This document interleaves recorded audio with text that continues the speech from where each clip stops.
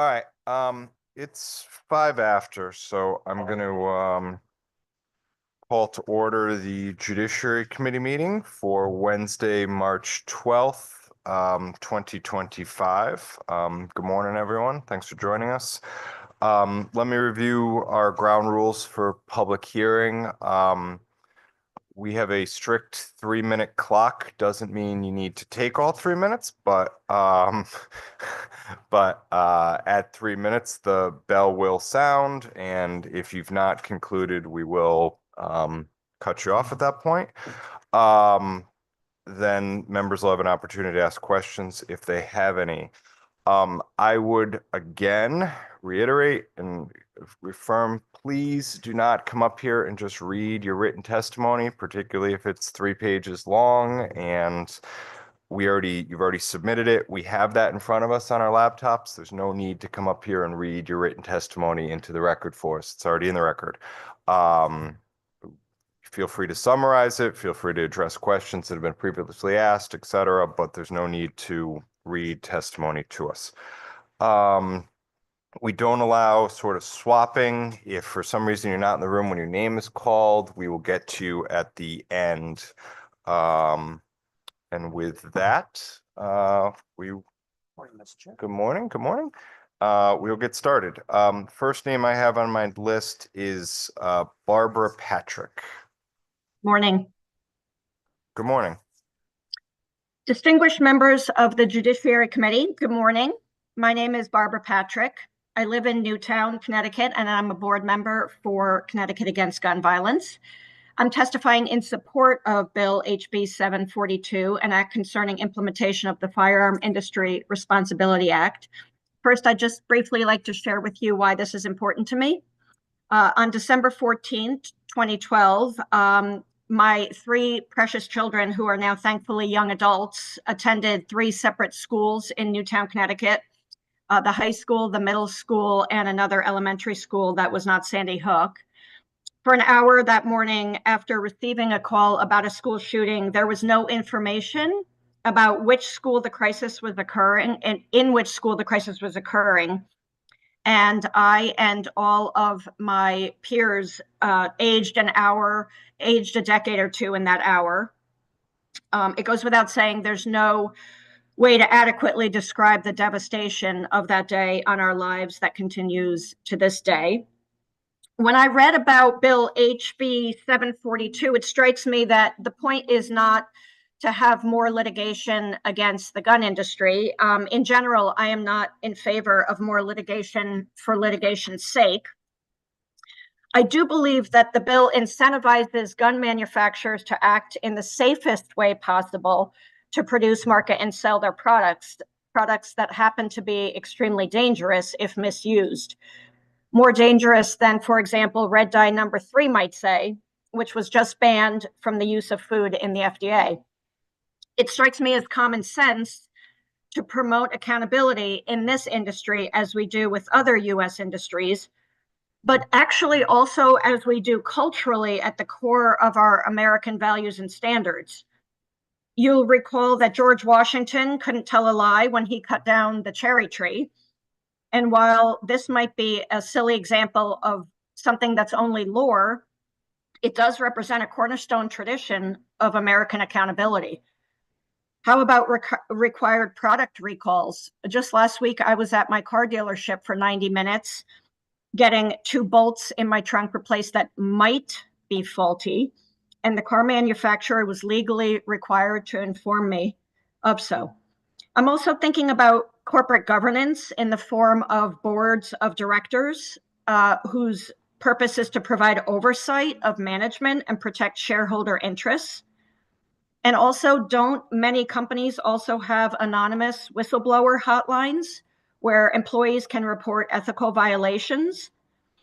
I'm also aware that various American industry self-regulatory organizations exist to keep consumers safe and protected. I'm thinking, for example, of FINRA, which stands for the Financial Industry Regulatory Authority that regulates the securities industry.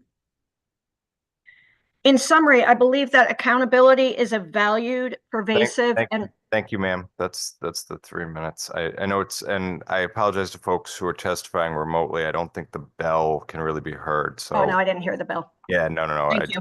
For those who are testifying later, I know it's hard to hear it. So that's why we jump in on you. Is there questions or comments from the committee? Questions or comments, Rep. Fishman? Thank you, Mr. Chairman. Good morning, ma'am. You had mentioned that we regulate other industries in a similar manner. Can you give me an example of that? You know, I'm not an expert on that, and I know that there are experts who are going to be testifying after me about points like that. So I just simply wanted to testify about my support of the accountability of that industry. No, I understand, and I'm just testing the veracity of the representations that you've made to us, because I'm not aware of any industry that is treated in this fashion. So, I mean, I'm here sometimes to be educated, and just I take it that you're unable to point me to any industry that's regulated in this fashion. Is that correct? In which fashion specifically?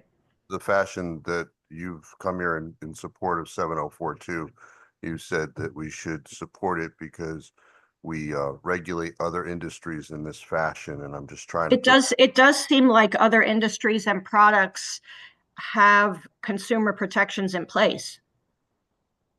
Okay, the examples, FINRA is, I believe FINRA is not regulated by the government. That is like self-regulation, right?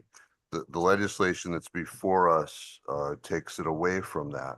Certainly when an automobile accident happens on the highway, no state in this country allows the manufacturer, unless there's a, product liability issue, but a mere, a drunk driving accident, let's say, we don't sue the manufacturer or the seller of the car. And that's sort of what we're dealing with here. But I thank you for coming here today and offering your testimony. Thank you, Mr. Chairman. Thank Further you. questions or comments from the committee? Further questions or comments? Seeing none, thanks for being with us. Earl Bloodworth?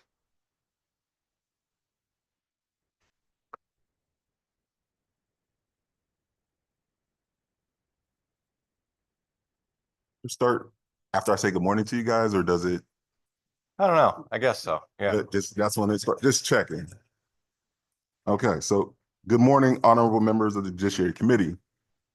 My name is Earl Bloodworth, and I serve as the Executive Director of Connecticut Against Gun Violence. I am testifying in strong support of HB 7042, an act concerning implementation of the Firearm Industry Responsibility Act. I will provide written testimony in support of HB 7137 and in opposition to SB 1441, HB 7070, and HB 7194. Gun violence is a crisis that devastates families and communities across our state. It is a public health emergency. And like any public health crisis, prevention must be at the center of our approach. This legislation is about deterrence and prevention, ensuring that bad actors in the firearm industry cannot operate with impunity, and that the cost of negligence and misconduct is borne by those responsible, not by the victims and not by their families. Currently, there is an accountability gap when it comes to firearms. Unlike virtually every other industry, firearm manufacturers and dealers operate under a unique shield of federal protection that makes it exceptionally difficult to hold bad faith actors in the firearm industry responsible when their reckless practices contribute to crime, violence, and death. This has created a perverse incentive. Bad faith actors in the industry face no meaningful consequences for cutting corners, engaging in irresponsible marketing, or failing to implement basic safeguards that could prevent illegal gun trafficking and mass shootings. We know that just 5% of firearm dealers are responsible for up to 90% of firearm crimes. Many of these life-destroying weapons flow into our communities through straw purchases and illegal trafficking. If auto manufacturers, pharmaceutical companies, or any other industry allowed their products to be so recklessly diverted into illegal markets, they would be held accountable. But today, in Connecticut, the firearm industry largely escapes scrutiny. This must change. This legislation does not target responsible gun owners. I repeat, this legislation does not target responsible gun owners or responsible businesses. It sets clear, enforceable deterrence measures for those in the firearm industry who fail to implement basic safeguards, who knowingly supply traffickers, and who profit from products designed to evade the law, such as ghost guns. This is why 9 other states have passed similar legislation and courts have upheld these laws. This bill is necessary. It's a necessary step toward making sure that firearm industry follows the same basic standards of responsibility that we demand from any other sector in the state of Connecticut. In Connecticut, we have led the nation in common sense gun laws. We have saved lives. In Connecticut, this is about a path to justice, and it is about saving lives, but ultimately is about prevention. They say an ounce of prevention is worth a pound of cure. I will take saving lives via preventative measures over lawsuit wins from loss of lives any day of the week and twice on Sunday. I urge you to pass this legislation and send a clear message. If you profit from firearms, you also bear responsibility for ensuring they do not end up in the wrong hands.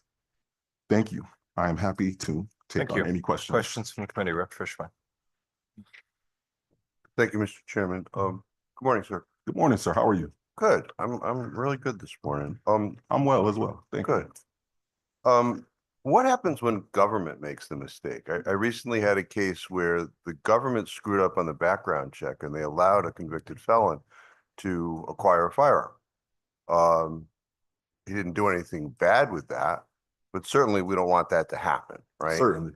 And it appears the law that's before us is silent as to that situation. So what would you have happen when the government screws up? So I will try to answer your question, but if I cannot thoroughly answer, I will defer to some of the experts that'll be testifying behind me. But when you say the government messed up, was this the government messing up with a resident that shouldn't have a gun in the state of Connecticut? Because this law specifically focused on the state of Connecticut. Yes, but are you talking federally somewhere else? Or are you talking Connecticut specifically? Because this law is about Connecticut specifically. Yes, but in order to acquire a firearm in Connecticut, you need a national background check. Okay. You know that, right?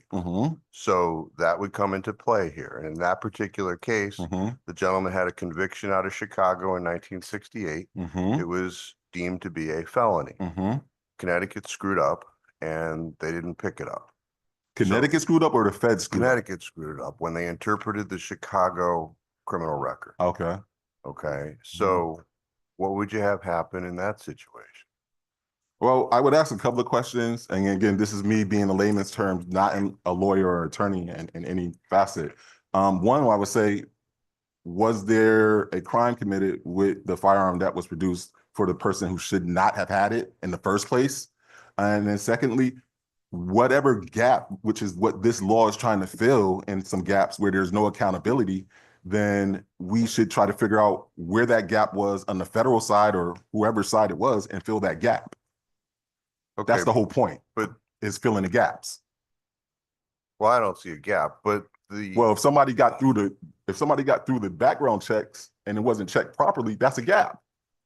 So, but the liability in that particular situation under this legislation would fall on the gun store that called SLFU, got a transfer authorization number, all of those things. You know, the gentleman standing in front of them has a permit to acquire a firearm, you know, so they've been through the system, the government system, but the liability would fall on the gun store under this legislation. Yeah, well, I'm not an expert on liability, but to me, there appears to be a gap. But I do have some folks behind me that could very more thoroughly answer that question. Okay. Now, I think, and I sorry, I had to step out for a moment. No worries. You were talking about other industries. Can you give me an example of another industry that falls under the purview of such similar legislation? Off the top of my head, and I mentioned in my testimony, I believe there was an industry that promoted and marketed cigarettes toward young folks, and that has been since stopped. And they were held accountable, and there were rules and laws put in place for that. You no longer have and I might be dating myself a little bit, but you no longer have those big giant cigarette machines that you just go in like a pool hall or somewhere and purchase cigarettes. So that was a regulation that was put into place based on some irresponsible marketing by a company in a different sector. Or you can talk about opioids, which is a case that's still ongoing. Again, this is me from a layman's person, you know, just watching the news and reading stuff. Okay, I'm just trying to figure. So if we take those two examples, cigarettes, believe it or not, I used to smoke 3 packs a day. Oh, used to? Yeah. Congratulations on stopping. Quit in 1997. Wonderful. I don't believe that the system is such in Connecticut Mhm, that if I got lung cancer, that I mhm. could sue Marlboro. No, that is not the case why those cases were brought to my understanding though. But again, when I said about the cigarette companies, it was around marketing. So just like alcohol, if you go into a package store and knowingly, and there's somebody's underage and they're purchasing it, you bear that responsibility to check the ID, correct? Sure, I'm just Okay. trying, I'm trying to put the two together with Right, this right, legislation. right. 'Cause So this if legislation you can doesn't- be shut down in a liquor store. Guys, I gotta jump in. All right, Okay. so we gotta have a record, we gotta have a transcript. So we need a question. When the question's finished, then we can start our answer. When our answer's finished, then we can start our question. Sure. So, Representative Fishbein, you have the floor. Why don't we try asking a question and then let the witness respond to it? Thank you, Mr. Chairman. Thank you. You were talking about the marketing aspect Mhm. of the legislation that's before us. Yes, sir. Right? And I believe this has to do with marketing in an unlawful way. Is that a fair characterization? It could be unlawful, unscrupulous, unintentional even, but nonetheless, if it's impacting somebody negatively who it shouldn't be, then, I believe they try to rectify that. Okay. So, a gun manufacturer that has a picture of a firearm, the caliber, how many rounds the magazine contains, puts an ad in a magazine, a individual goes to a gun store, purchases after seeing the ad, Mhm. and then and purchase it obviously legally, gone through the criminal background checks, all of that stuff, and then uses that firearm in a bad manner. Mhm. Under this legislation, the advertiser would have liability. I don't believe that the legislation actually states that, but again, I'm not an expert or a lawyer, so I would defer that to some of the experts that'll be coming after me, sir. Okay, and what about the gun store in that particular situation? I would defer to the experts as well. Okay. All right, well, thank you for coming here today, and thank you, Mr. Chairman. Thank you for the questions, sir. Anything else? Anybody else? Questions? Representative Howard. Thank you. Good morning, sir. I came in at the beginning of your testimony. You're the executive director for CAGV. Yes, sir. Okay, thank you. You said that there was 9 other states that have enacted legislation similar to 7042 already. Did you say 9? Similar. Or similar? Yeah, right. Yes. Similar. Mhm. Of those 9 states, what does their process look like? Well, you must know the process in Connecticut to purchase firearms and ammunition, I would assume. Correct. I actually did apply for a permit myself. Okay, so in the state of Connecticut, as you know, you can't buy a bullet in this state legally unless you have a fingerprint supported background check. We're in agreement about that. Yes, sir. So of those 9 states, do they have similar legislation to us on that regard? That I am not aware of, sir. I'm not an expert in every other state's particular means of how they allow the purchase of firearms. Every state, as you know, is very, very different. I do recognize it. And that's sort of what I'm drilling down at. So because I think in Connecticut, I look at this legislation, I've read it carefully. I've read some of the testimony already. I look forward to hearing more of it today. But what I'm driving at is in the state of Connecticut, we have what I believe is the most robust background check to purchase firearms in the country. So to say, well, 9 other states have passed similar legislation, but they don't have the robust foundation and framework that we do, it may not be a fair comparison. Would you agree with that? I probably would agree with that if I knew the exactitude of their laws to compare it to our to what you state is our robustness, but I don't. So I would defer that to our experts that may be coming after me. Okay, well, turning to Connecticut, are you aware of any gun owner, retailer or manufacturer who has been charged, prosecuted, or investigated for illegal sale in this state?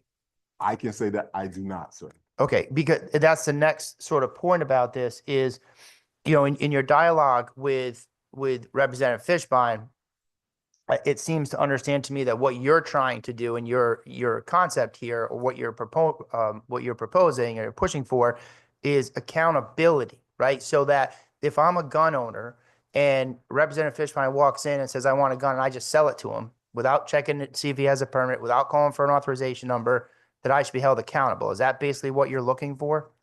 To a certain extent, reading through the text of the statute, yes, but also using some common sense. If I were a gun store owner or firearms dealer, and you coming to my, my business and say, I want to purchase 200 guns, I think that would make me a little curious. And I think that's the kind of aspect we're just asking folks to do due diligence. I also said this is more a prevention and deterrence as opposed to allowing somebody to have an avenue just to sue frivolously. I didn't see anything in the legislation that requires gun owners to report. Gun owners or gun shop? Excuse me, gun shop owners, Okay. thank you. Gun shop owners to report. Is that your understanding of legislation, that would require them to report suspicious purchases like that? I didn't necessarily say report, but do their due diligence, why somebody will be purchasing 100 or 200 guns. What is their due diligence?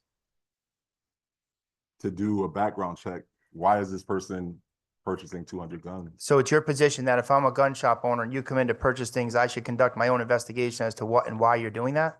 I believe you should do some due diligence. That's my own personal belief, but whether the legality of that, I don't know. So again, I defer that to our experts that will be forthcoming. Okay, jumping forward, you talked about in your dialogue with Rep. Fishbein, you kept using the word gap. So he articulated to you a scenario where somebody applied for a certificate or a permit and the state authorities conducting that background check missed a disqualifying conviction. Mhm. And you called that a gap. So is it your testimony that there's a gap in the law when somebody fails to properly enforce it? Because that's what happened there, right? So if I'm in charge of background checks, which I was in charge of background checks and pistol permits for a long time, Mhm. and I miss a conviction, is that a gap in the law or is that a failure on my part? Based on how you presented, I would say that was a failure on your part. But again, the legalities of that, or whether that's a gap that this particular bill that we're pushing for is covering, I would defer that to the experts that will be forthcoming. And then my last sort of follow-up to your dialogue with Rep. Fishbein is you used an analogy that we did away with the vending machines for cigarettes because there's no way to prove how old these kids are, or I guess people, but focused on children buying them, right? Correct. But would you agree with me in your work at CAGV? There's nowhere in Connecticut where you can legally purchase a firearm without presenting documentation to prove that you have a fingerprint supported background check proving that you have no disqualifying criteria. Would you agree with me about that? I would agree with you about that. So how is that analogy making sense? Like, I mean, it seems to me that's a pretty unfair stretch of an analogy to say, okay, it's the same as a kid walking in and buying something out of a vending machine is the same as walking in and buying a firearm when you've already gone through a rigorous process. Do you really think that's a fair analogy? My analogy wasn't about the fairness of the situation. My analogy was to answer the representative's question regarding what other industry had issues that were addressed by legislation. So one of my concerns on this bill is most of the requirements, what would seem to be requirements in this bill to prevent firearms ending up in the wrong hands, right? That would seem to be the impetus of the bill is to discourage illegal transfers of firearms, et cetera, and firearm accessories, which, we could drill down on that forever. I don't even know what that means. To me, a firearm accessory, I carry firearms. I have red dot sights. I have flashlights on them. I have stickers on them. I have batteries in the flashlights. I mean, are these all firearm accessories, do you think? Scope, sights, and what else did you say? Holster? Flashlight? Flashlight? Possibly. I'm not a gun expert either, sir. Holsters would be a firearm accessory, like sold on Amazon. But there are also accessories to make semi-automatic guns automatic guns. Is that also not true? What are those? There are kits or accessories you can buy to enhance the firearm that you have, which I believe is illegal in the state. So those are firearm conversion kits. Oh, those are conversion kits. Sure. Those wouldn't be considered accessories. Okay, thank you for that. And then going back to my question here, it seems to me that this legislation is aimed at preventing those sort of, illegal sales for safety reasons. And that seems to be your testimony. Correct. I would submit this to you, and I'd like for what CAGV in your position as executive director's response to this would be. I would suggest to you that the laws that we currently have on the books already prevent those sort of illegal sales, straw purchases, illegal transfers of firearms, et cetera. We have a law on the books now, the number of handguns somebody can buy in a month. We have all of those laws existing. I would submit to you that this piece of legislation is aimed at driving up the cost of insurance, driving up the cost of doing business for firearm manufacturers to run them out of this state. And I would let you know that I have an OFA estimate that last year alone, $5 million in revenue came from firearms dealers in this state in sales tax alone. That doesn't include jobs, real estate taxes for their shops. That doesn't include income taxes for themselves, their businesses, and their employees. I would submit to you that this legislation is aimed at running those businesses out of this state and driving up their insurance costs because everything else is already addressed in statute. What is your response to my concern there? That could possibly be a very valid concern, sir. But again, I believe it's hypothetical, and to get more into the weeds of your concern, you'd probably be better off talking to some of the experts that'll be forthcoming after. Well, I look forward to it. I have education, public hearing, and a screening meeting today too. I'll be bouncing back and forth, but hopefully I can engage with enough folks to try to get that concern addressed. I thank you so much for being here, and I thank for you, and I mean this sincerely. I thank you for the work that you do with CAGV. Thank you very much, sir. Thank you, Mr. For the Chairman. work that you do as well. Further questions or comments? Representative DiCaprio online. And thank you for being here this morning. You mentioned about statistics about percentages of dealers that are, I believe you said 5% are concerning. Can you just elaborate on that point, please? Yeah, there's a statistic from Brady, the Brady Foundation. You can go on the website, and it clearly states that roughly 90% of the illegal firearms are roughly from about 5% of gun dealers or firearm dealers that act unscrupulously and do not act or comport within the confines of the laws in various states, and how they sell or help in trafficking firearms to people that should not have them. And I'll be happy to provide the committee, the link to that information directly. I was gonna ask that if that information was available. Do you know off the top of your head, where Connecticut stands with that? I do not know the number specifically. I mean, if you're talking about hypothetically, say we have 100 firearm dealers, you're talking about 5% that may be contributing to guns that make it into our communities illegally or illicitly. It's a national statistic, is that right? Yeah, correct. That was a national statistic. Okay, thank you very much for that. Thank you, Mr. Chair. Further questions or comments? Representative Fishbein for the second time. Thank you, Mr. Chairman. Sir, you were talking about those conversion kits, right? That make a semi-automatic into a fully automatic firearm. Are Correct. you aware if those are sold anywhere in Connecticut legally? I do not believe that they are, but please don't quote me on that. Again, I would defer to the experts, but I believe they're not allowed in the state of Connecticut based on some of the laws that we have already put on the books as far as what type of guns folks can have, residents can have in the state of Connecticut. Okay, thank you for They would that. have to be ordered online. Well, I think you're accurate. Well, they can't be ordered online, but Mhm. the 200 gun scenario. Mhm. So are you aware that every transfer of a firearm in Connecticut has to be approved by the state police? Are you aware of that? Yes, sir. Okay. So your 200 gun scenario, it would be true that the state police would have to approve those 200 transfers, right? Yes, sir. And what would stop the state police from, in their due diligence, raising a question, perhaps looking into, doing an investigation of that individual? Is there anything that would stop that? From my mouth to God's ears, I would hope nothing would stop that. Well, because that's,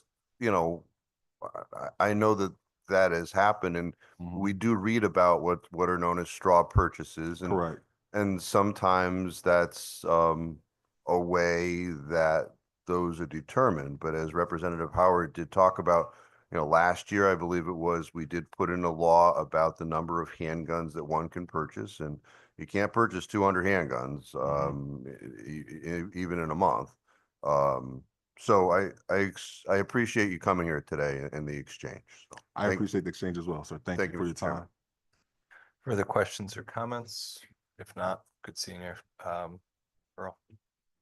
Thank you. Everyone be blessed. Next up will be Tom Maloney.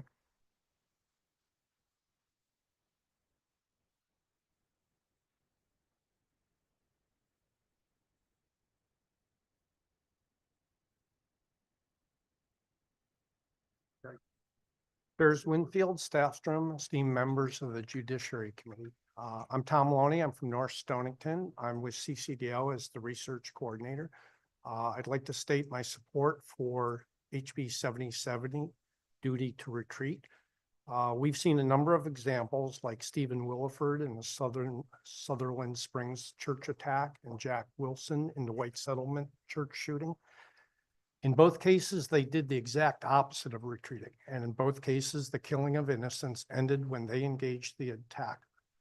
A house of worship is not like being caught in a robbery at a convenience store. The perpetrator is there for the purpose of harming as many people as possible. Anyone in a position to stop that killing should be able to legally do so. I also support HB 7194, the magazine and assault weapons transfer bill.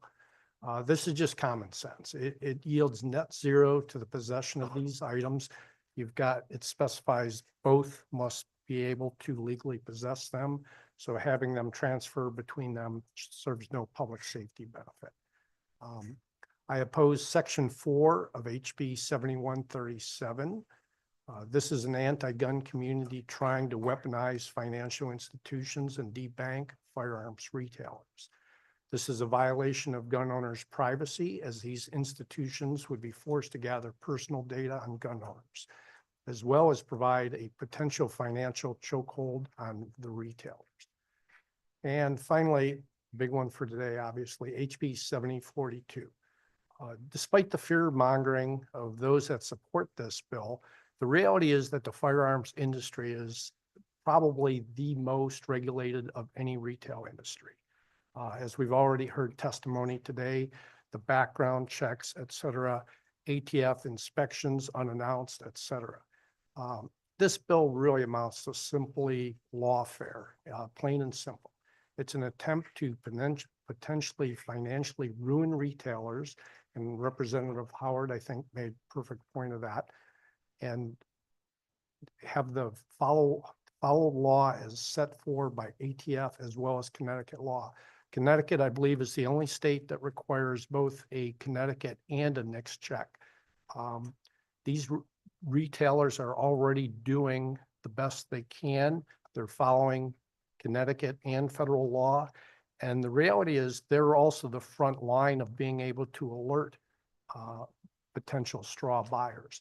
And ATF often receives a flag from dealers when they feel it might be suspicious and it could be a straw purchaser. So driving legal dealers out of business is certainly going to just continue to push these dealers out of business. And Thank you. Question, Senator Kissel. Thank you very much, Chairman Staffstrom. Thank you so much for coming out to testify this morning, and admire your organization, the Connecticut Defense League, Constitutional Defense League. I've often, when I've gone and debated this issue, and I have constituents that take both sides regarding gun regulation and further gun laws. And it's a natural thing for a lot of people when they see these terrible acts that take place across the country.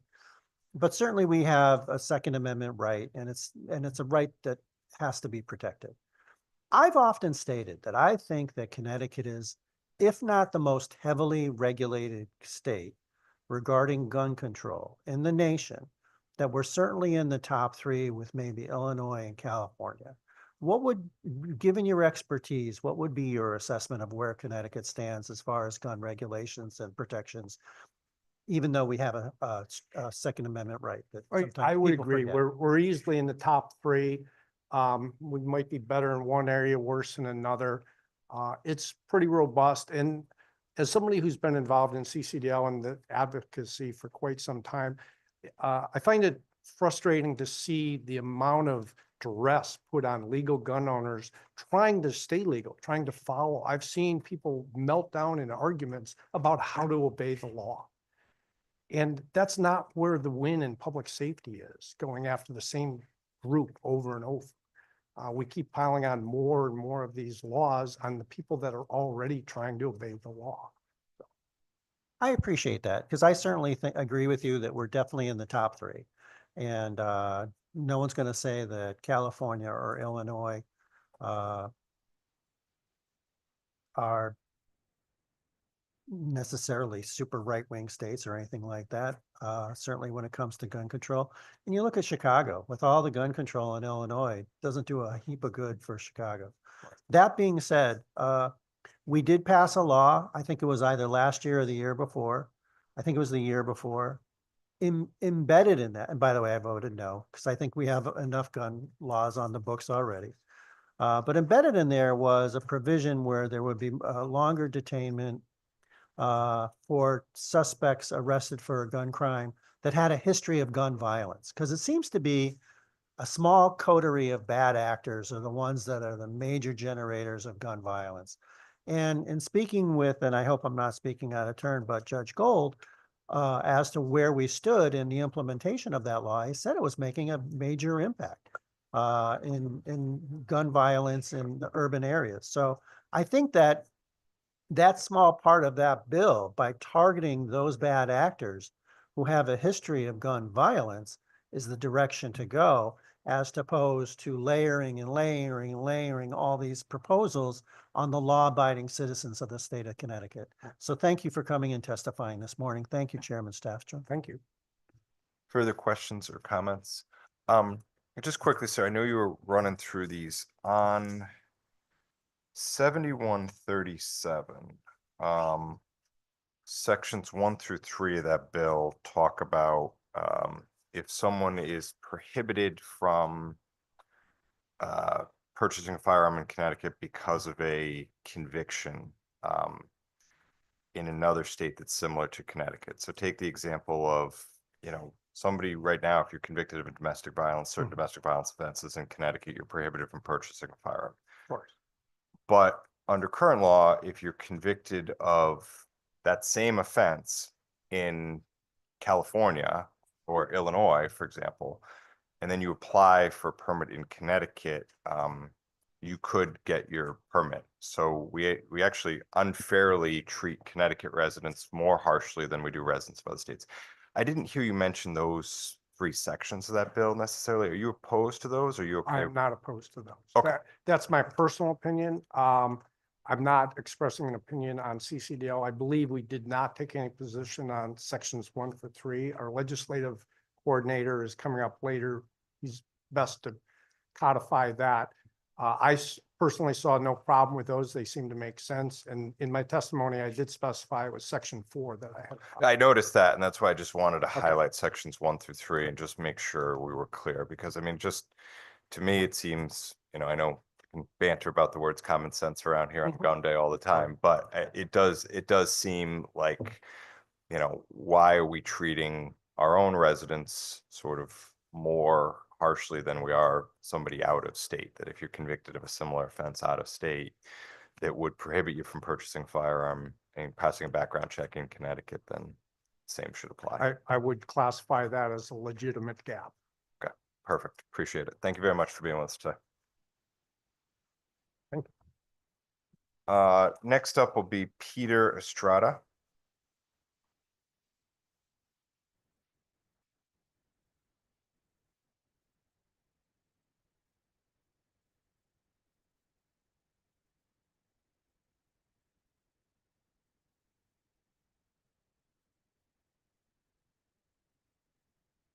Good morning to all the members of the committee. My name is Peter Shutter Jr. I am here today to ask everyone to vote in favor of HB 7070, an act concerning the duty to retreat in a house of religious worship. One of the reasons I would like this law to pass is because I think about what might happen while I am at church. One of the first things I do when I arrive at church is I go to say hello to my friends. I then find my way to my seat with my mom and my sister. After worship is done, I then go to the kids' classroom for a lesson. I wonder what were to happen if while I was in class and a bad guy was going into the area my mother is at and yells saying things like, "I'm going to hit someone." The law states that if there is an exit, you must take it to get out safely. But I'm pretty sure no parent would want to leave their child behind while there's a dangerous person trying to hurt people. I know my parents would not want to leave me alone while there's a dangerous person in the building that I am in. My mother now has to go to the back to the classroom to get me, but now she has to go through the bad guy and possibly fight him to get to me in the other room.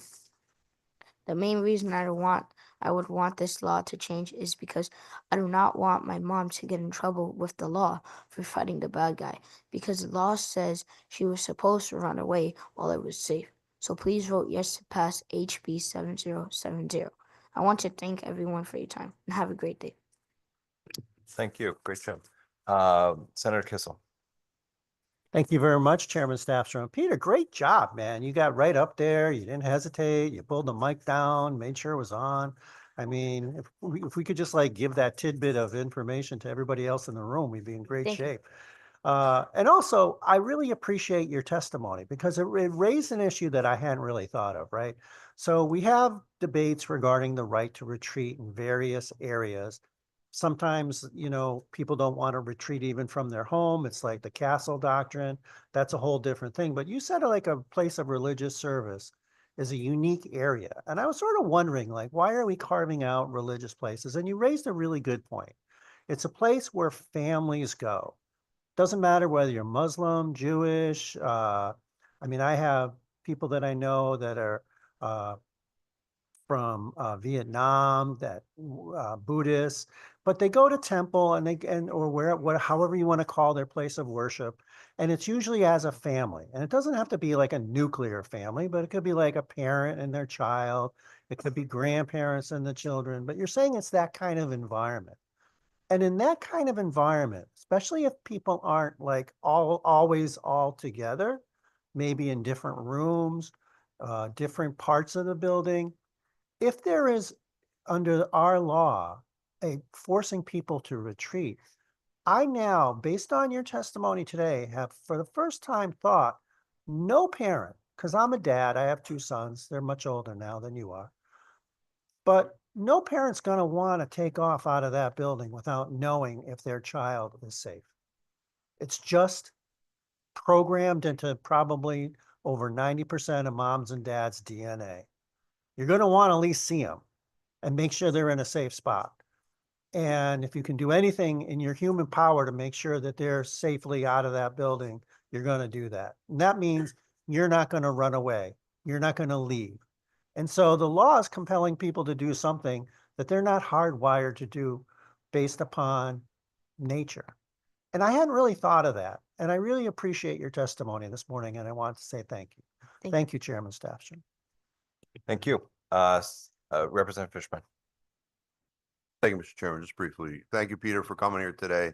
You certainly put a different light on our laws. And when you get a second, when you get off, if I can talk to you outside, it would be great. Thank you. Thanks. Senator Winfield.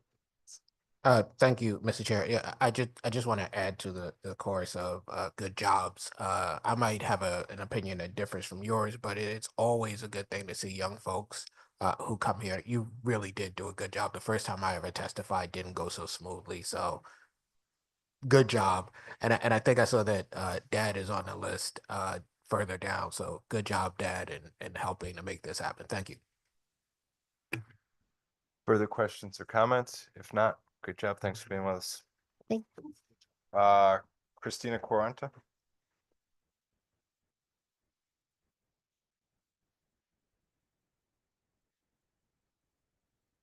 Christina Quantaros. If not, Marty Isaac.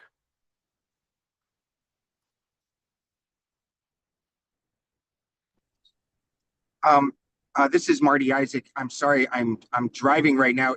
Is it possible I can have 5 minutes so I can pull over safely to testify? You know, Marty, we'll get you at the end, okay? Brook Cheney.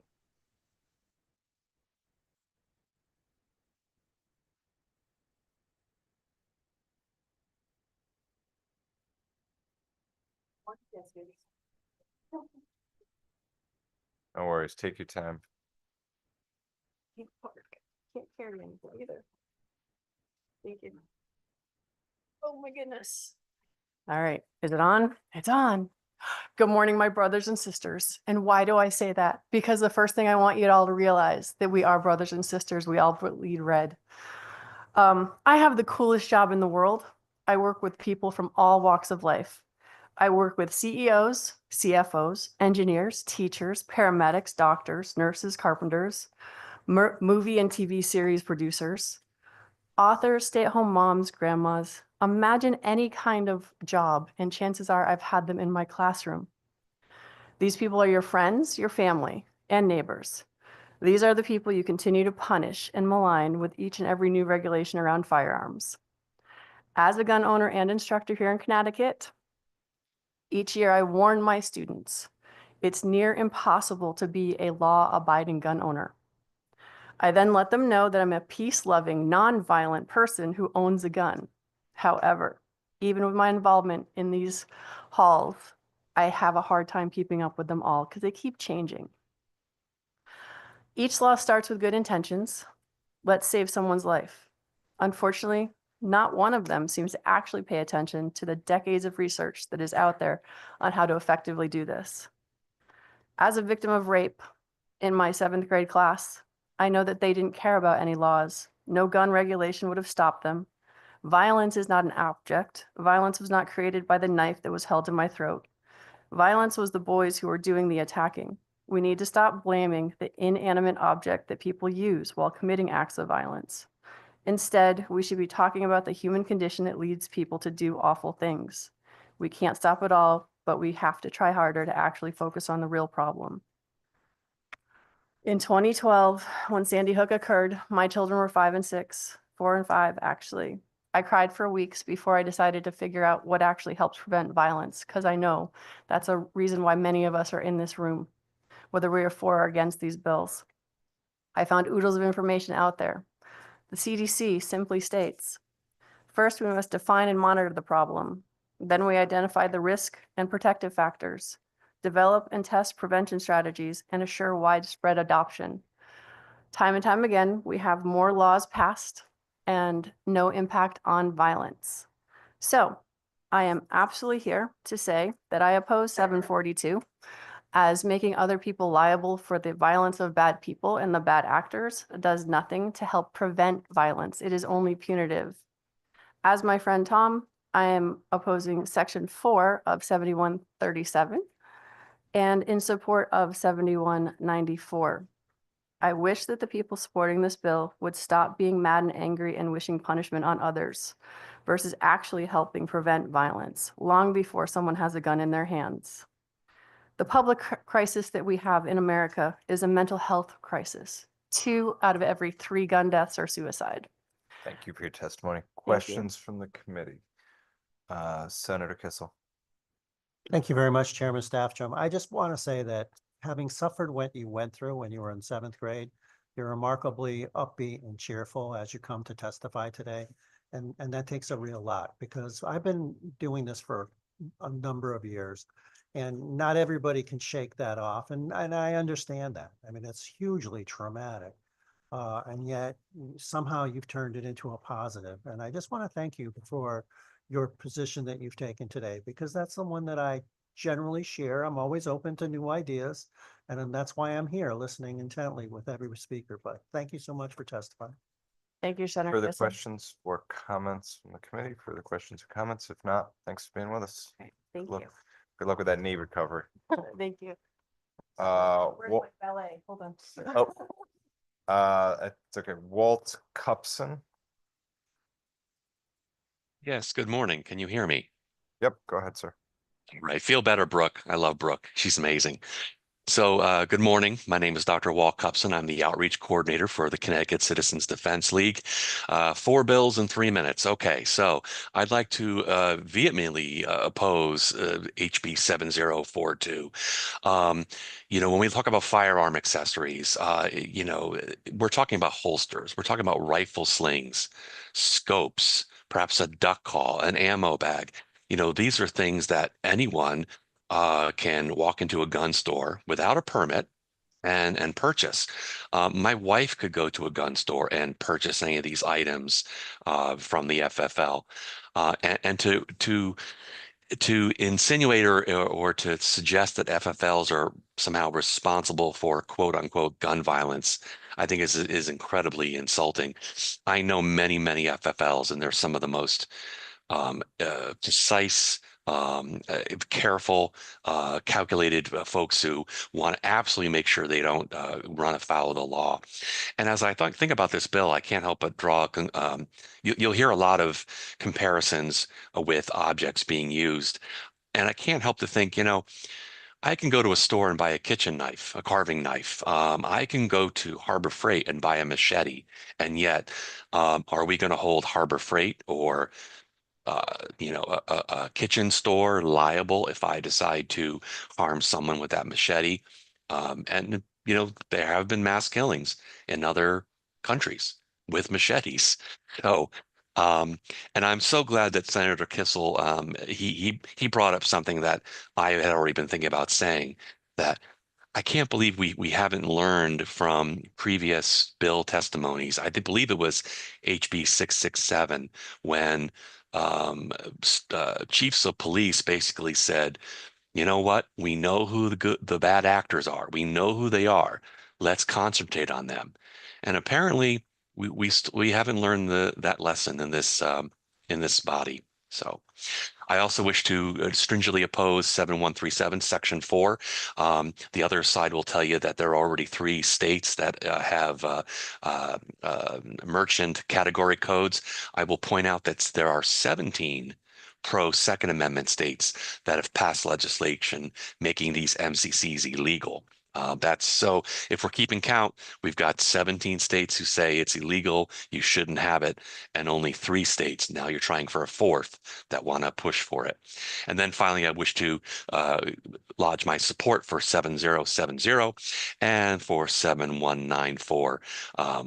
Again, the shooting in White Settlement, Texas in 2019. 6 seconds, an armed parishioner stopped the attack, and thankfully only 2 parishioners died that day.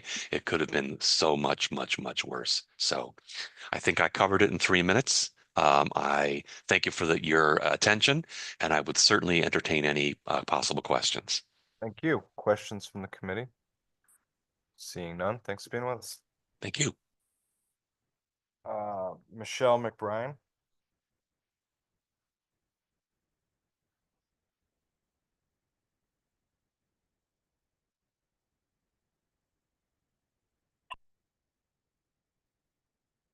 Can you hear me? Yep, go ahead. Okay. Hello, Judicial Committee. Thank you very much for having us here today. My name is Michelle, and I'm a legal gun owner. I also co-own Patriot Wear holsters with my husband. Excuse me. This bill that is on the table will literally put us out of business with one civil lawsuit. We sell holsters. I don't sell firearms. I sell holsters, I sell belts, and I sell weapon lights and carry needs. I don't understand how it would be okay for this body to think that prosecuting the industry for bad actors, as it's been said over and over, we can't control whether you're a gun store, whether you're a manufacturer, it doesn't matter. You can't control who takes that item, whether it be an accessory or a firearm, and harms someone else. Nowhere in this country, we have regulations, A lot of companies, as they were mentioned, a lot of industries are regulated. None of them are held liable when somebody criminally uses their item or uses it just to harm someone. There are already laws on the books. If someone steals a firearm out of your house, out of a store, whatever the case may be, there's already laws on the books. We don't charge those criminals in Connecticut. We are light on crime. But yet you want to hurt the law abiding that is actually working hard in this industry to follow the law. I don't understand it at all. It was mentioned, the 200 gun purchase. We're already regulated down to how many guns a month we can buy as far as handguns. And there's a multiple form both on the federal side and state side that we have to fill out as an FFL. We have to send to the town, to the state, and to the feds. Those are already in place. And I just don't, we are constantly attacked year after year. I have a clean record. There is nothing on my record. And yet I have to worry every day that I'll be shut down or that I'll be doing something because these laws are so convoluted that will get me in trouble. And I don't understand how that thought process makes sense to anyone here. And I'm done. Thank you. Questions from the committee? Questions from the committee? Seeing none, thanks for being with us. Thank you. Next up will be Thea Alfez.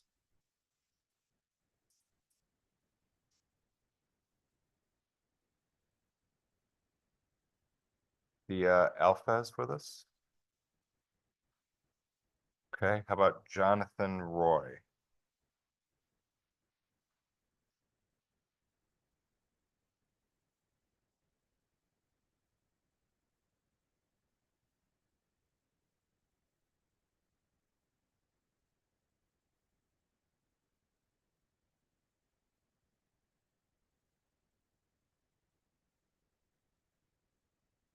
Good morning to all the distinguished members of the Judiciary Committee. Thank you for the opportunity to address you all today.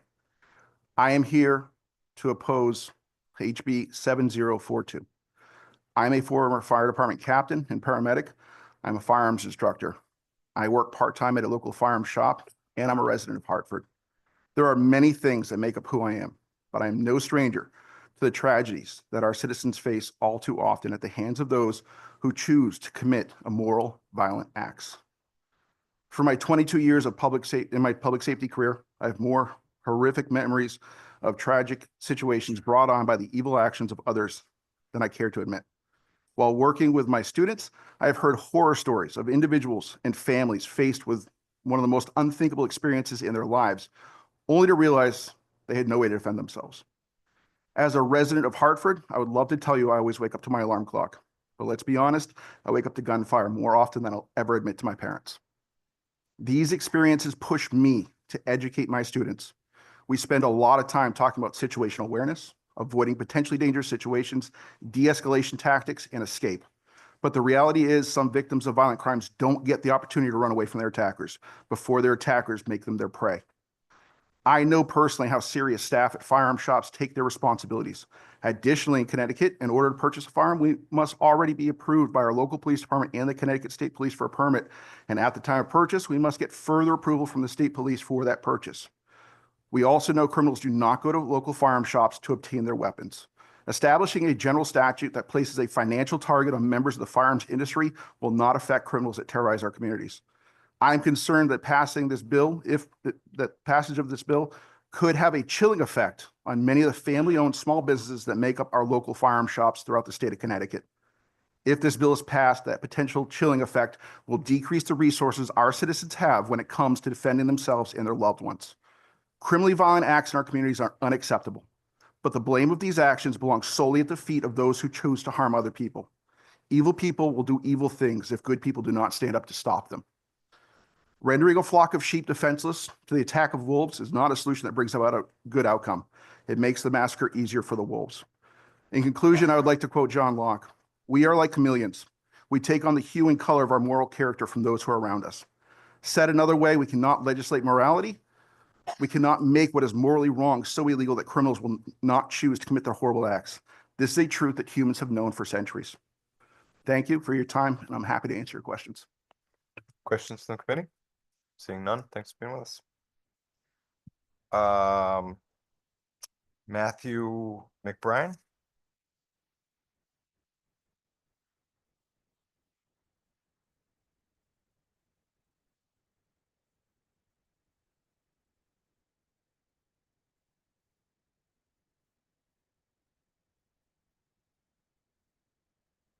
Good morning, members of the Judiciary Committee. My name is Matthew McBride. I'm the co-owner of Patriot Wear Holsters LLC. We're a holster manufacturer in Waterbury, Connecticut. I want to talk a little bit about the language in this bill.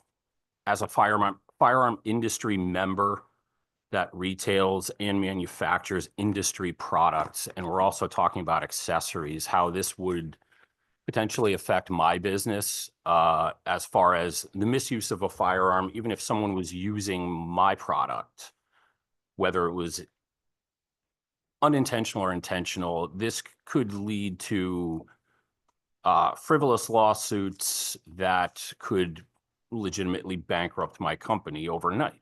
We're a very small business. It's my wife and I and one part-time employee. I'd also like to talk about possibly insurance. You know, we are insured for liability, and should a lawsuit come through against the company, it could affect the ability of my company to obtain insurance after the fact if we are not dropped by an insurance company to a heavy payout because of such lawsuit. Also, it could potentially damage the current and future contracts we hold with law enforcement departments that we supply for off-duty or admin holsters and accessories. So I just think the language of this bill needs, if nothing else, reworded, reworked, or just done away with completely. Thank you for listening to my testimony. And I'm in opposition to this bill. Thank you, sir. Just for the record, I don't think you mentioned it, but I assume you're referring to 7042. 7042, correct. Yeah, I apologize. No worries. Just if folks could, when they come up, just make sure you identify the bill, just so we have it for the record. Appreciate your testimony. Seeing no questions, appreciate being here.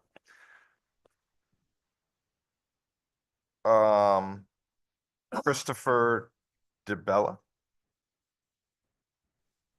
There you go. You gotta pop up. There we go. Good morning, members of the Judiciary Committee. My name is Chris DeBella. I'm an 07 FFL in Connecticut. I own Tobacco Valley Guns in East Windsor. And I, of course, oppose HB 7042, support 7070, oppose HB 7137, and support HB 7194. Pretty much every year, you guys probably see me enough as it is, going through all the bills and everything else. Been in the industry for 17 years. And obviously this new bill right now, of course, hurts me as an industry. Obviously, if I can't be held legally liable and civilly liable for the actions of people that I sell to, our store, for example, we have plenty of things in place to prevent people from doing things illegally. We have federal and state laws that we follow, and being civilly liable for something that I sell isn't fair to anyone in the industry. And what this law is right here too, if I sell something and then it gets resold again, does that still come back to me as an industry person? I mean, we follow every state law to a T. We work closely with ATF. Even as of recently, we've had police departments call us because of all the laws that CT has put in place to figure out what's legal and what's not. And of course, we work with them very closely.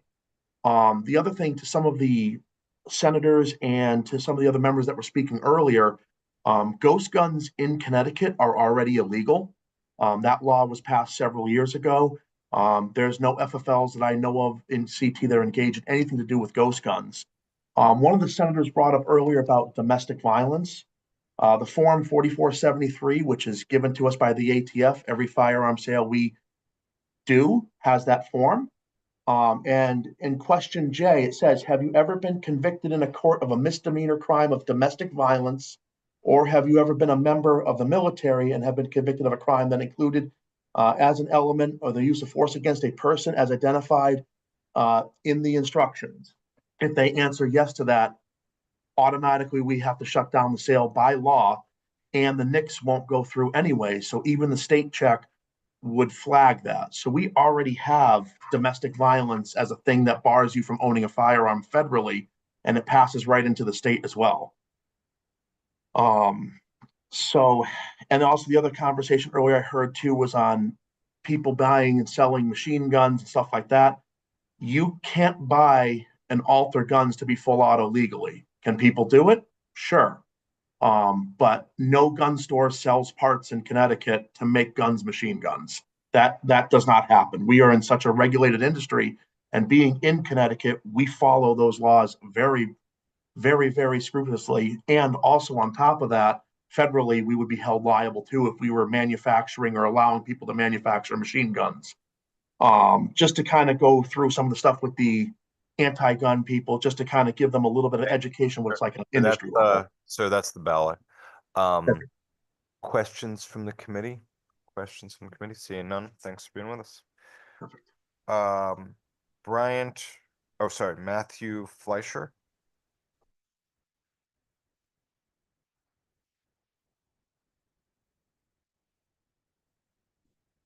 Good morning to the committee. My name is Matthew Fleischer. I'm from Niantic, Connecticut. I am one of the owners of Ron's Guns in East Lyme, Connecticut, and I am in opposition of 7042. What I want to explain a little bit, I had a conversation with some people that were sitting next to me here that I don't think fully understand the process of buying a gun in the state of Connecticut. So when somebody comes into our shop and even wants to look at a gun, they need to have proof that they have a Connecticut pistol permit. So they've got to show the permit. And then when they want to purchase the gun, again, they have to supply proof that they have a driver's license and a pistol permit. And now before we can sell them the gun, they've got to fill out a lot of government documentation. As that documentation is being filled out, we reach out to the state of Connecticut, sometimes through the internet or sometimes through a phone call if the internet is down. And that is called a NICS check. So they cannot buy that gun, even though they have a pistol permit in the state of Connecticut, until they are approved by the state. So it's a double check. So for this law to hold me liable for something that somebody does with that gun after the state of Connecticut's checked, the government is checked, and then it comes back to us, I don't understand that process. So again, I'm in opposition of it. And one of the other things that Representative Howard talked about is the finances. So if this law gets passed, we will probably no longer be able to get insurance in the state of Connecticut. So therefore, you're going to put potentially 650 gun shops out of business. So, I mean, the financial burden is huge. He talked about 5 million. I have numbers that are a little bit higher based on the internet, but here nor there, how does the committee going to fill that gap for the state budget, whether it's 5 million or 40 million, and you're going to lose jobs? I'm going to put my people out of work. There's no way that this can be sustained if this passes. The insurance companies have already said they will no longer insure us. It's going to be a real problem. That is my testimony. If anyone has any questions, I'm more than happy to answer. Questions from the committee? Senator Kissel. Thank you very much, Chairman Staffstrom. While you're here, like, how much insurance do you carry now and how much is your premium, if you're willing to say? $20,000 a year. Gives you how much coverage? For occurrence, 2 million aggregate, and then there's coverage on the inventory. Okay, you All know, right, well, that's not working. Hold on. Sir, are you going to testify later? He is. Okay. Okay. So then I'll defer. I'm sorry. Save that question. Okay. I'll defer. Sorry about that. That's okay. No. I just want to make sure we. I just wanted the question answered properly. That's all. No. I appreciate it, and I appreciate you not speculating and guessing. We'll let him answer it when he comes up later. Then, further questions or comments? If not, thanks for being with us. Thank you very much. All right. Next up will be Bryant Mercado.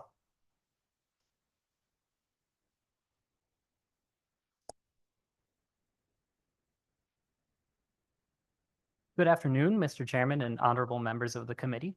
My name is Bryant Mercado. I'm the membership coordinator of CCDL, and I am testifying in opposition to HB 7042. A good tort system accomplishes three things. It compensates injuries for wrongful conduct, deters actions that produce harm, and punishes people who wrongfully harm others. This bill does not properly achieve any of those goals. This bill goes beyond just compensating people who have been hurt. The statute offers punitive damages for simple negligence actions and gives standing to additional plaintiffs who have not suffered any direct harm. The burden shifting provision of this bill on line 80 does not deter actions that produce harm, nor does it properly punish actors who actually do harm people. The bill contains two circumstances in which a plaintiff can create a rebuttable presumption an industry member failed to implement reasonable controls. This section makes it easier to punish one industry member for the actions of another and makes it easier for plaintiffs to target additional parties rather than solely hold the actor closest to the harm responsible. Perhaps the most egregious part of this bill is the fee shifting provision on line 104. This fee shifting provision will have the effect of driving up the settlement value of cases without regard to their merit. This isn't a new idea. The effects of fee shifting provisions are widely known and discussed in detail by the Harvard Center for Law, Economics, and Business going back to the 90s. The effect will be to discourage industry members from litigating disputes in good faith for fear of being bludgeoned with attorney's fees if they lose. It's a clear limitation on the ability of industry members to defend themselves in litigation. This bill is not going to help us accomplish what this bill is not going to help us accomplish what a good tort system ought to do. This bill is not going to prevent gun violence. The only thing this bill will accomplish is stacking the deck in court against members of the industry. This bill unfairly singles out the firearms industry in a way that would be appalling anywhere else in any other industry. I urge the members of this committee to oppose HB 7042. Thank you for your time. Questions from the committee? Seeing none, thanks, Mills. Joshua Serafino.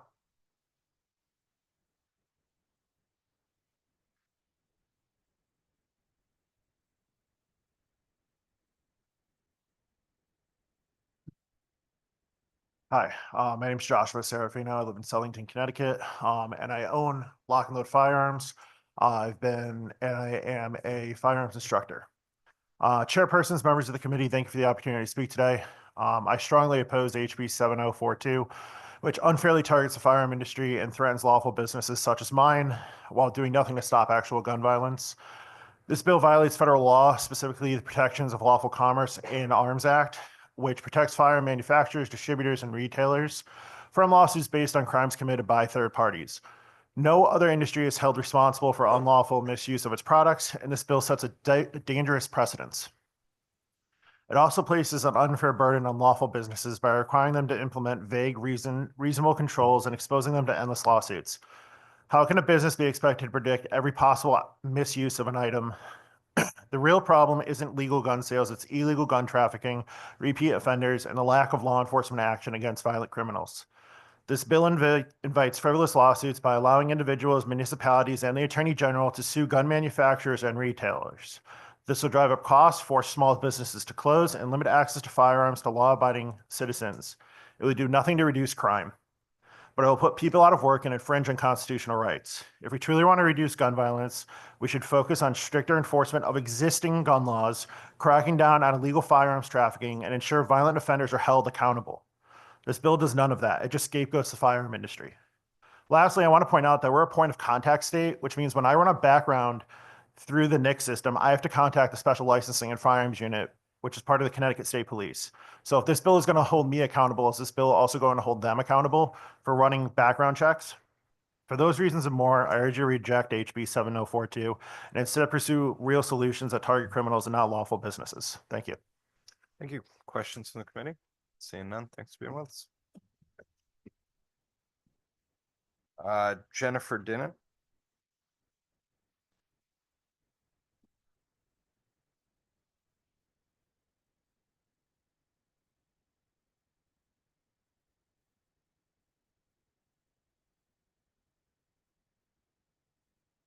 Good morning, Co-Chair Winfield, Vice Chairs Flex, Gadkar Wilcox, and distinguished members of the Judiciary Committee.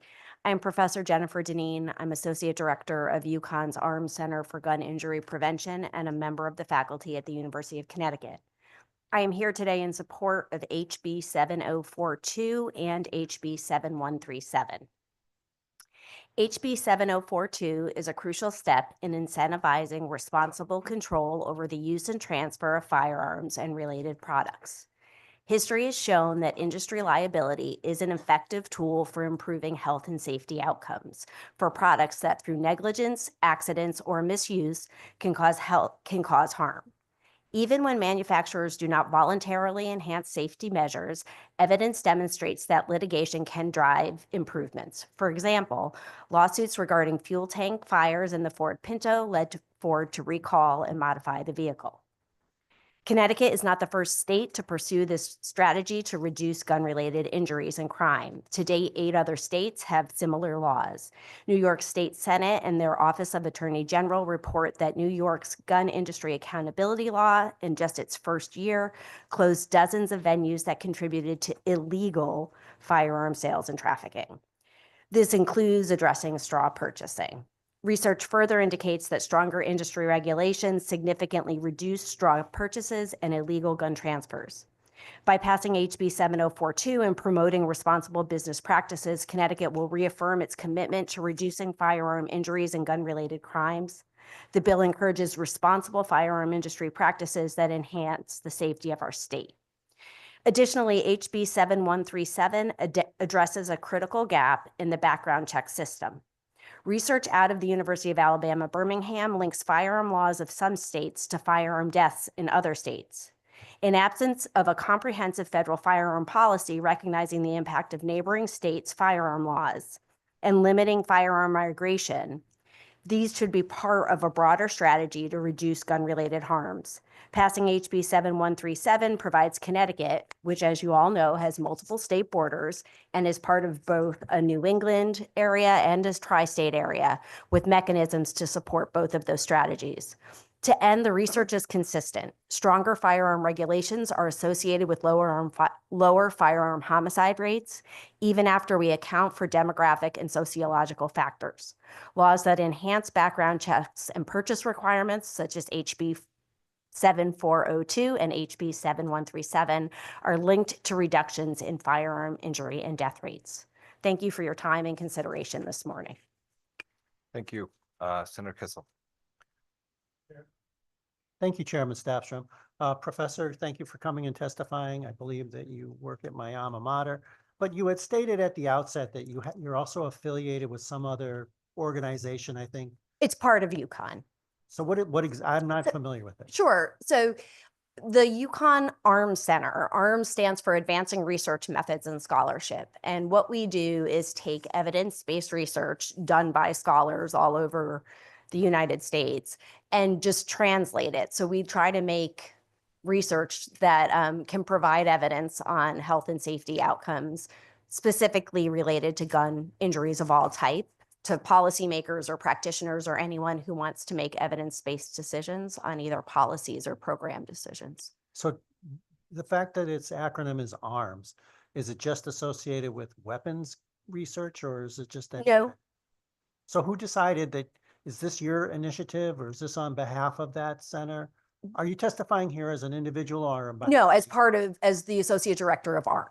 So ARMS is all about firearms related research. Yes, if that answers your question. Right. And I am here as a researcher, not as a general citizen. And so who decides what approach to Second Amendment issues and guns that this group is taking?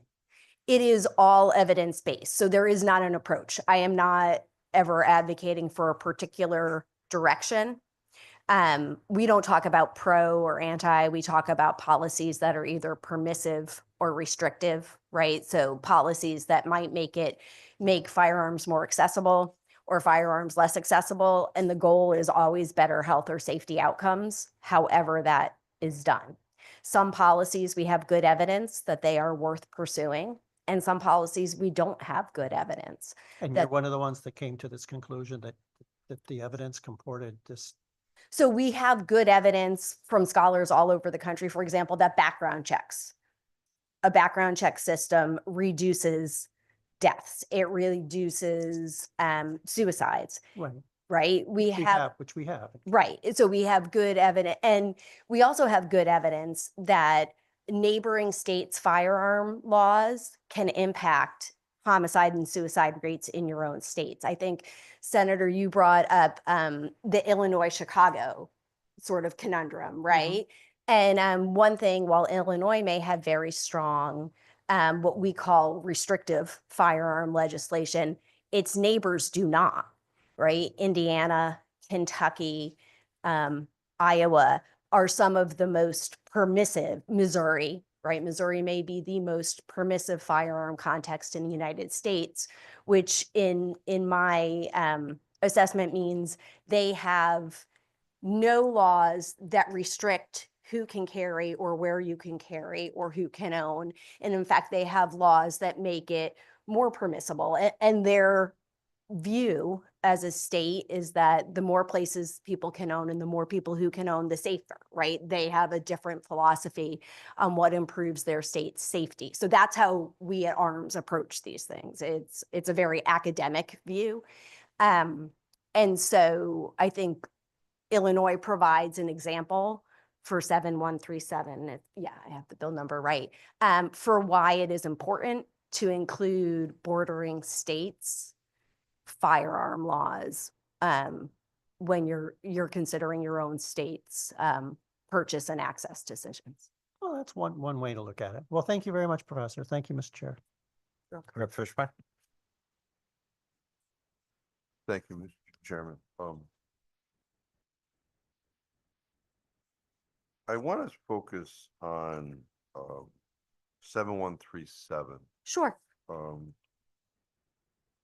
And understanding that we have 11 misdemeanor disqualifiers in Connecticut.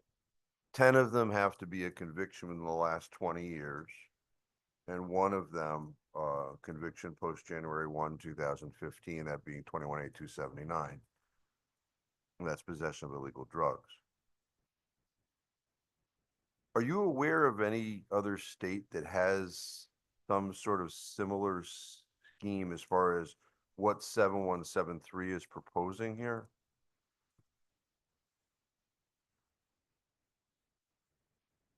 To get into the nitty gritty, I would defer to the lawyers who will come after me. Okay, I keep haven't hearing that, but you're here in support of this bill, and I'm just trying. Yeah, so what I can tell you is that when we look at states that consider their neighboring states' firearm policies, they have better outcomes, lower firearm homicide rates than states that do not consider. Okay, well, their consideration is subjective, right?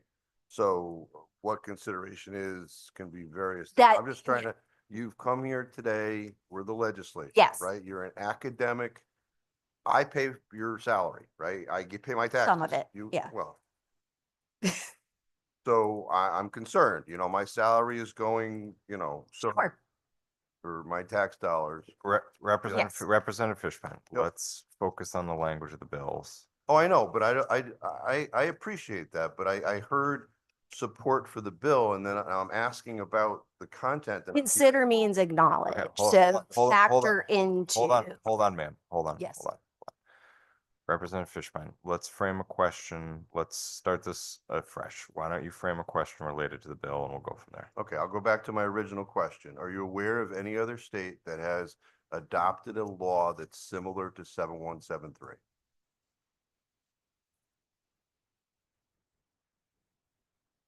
let me get back to you on the exact state. I want to give you an accurate information. So you might think that there's one state. I will pull the paper that I cited in my testimony and make sure I give you an accurate answer as to which state or states. Yes. Okay. So assuming that to be the case, do you know how law enforcement in Connecticut determines whether or not somebody is in violation or, well, I mean, that's a bad question. It's quite clear that if somebody has one of the 11 misdemeanors on their record, they're disqualified, right? They can't be issued a permit. Okay. Yes. So are you aware of how law enforcement in Connecticut would review the laws of 49 other states to ascertain whether or not it's possible that the crime would fit into the same disqualifier? I am not. Okay. You know, I tried to play with this and just, okay. So one of our misdemeanor disqualifiers is stalking in the second degree. Okay. And I just picked a state, and it happened to be it's either South or North Dakota. And they don't have a stalking in the second degree. Okay. They have a stalking. And they talk about a course of conduct. It's a pattern of conduct consisting of 2 or more acts evidencing a continuity of purpose. Now, when we look at the Connecticut statute, stalking in the second degree,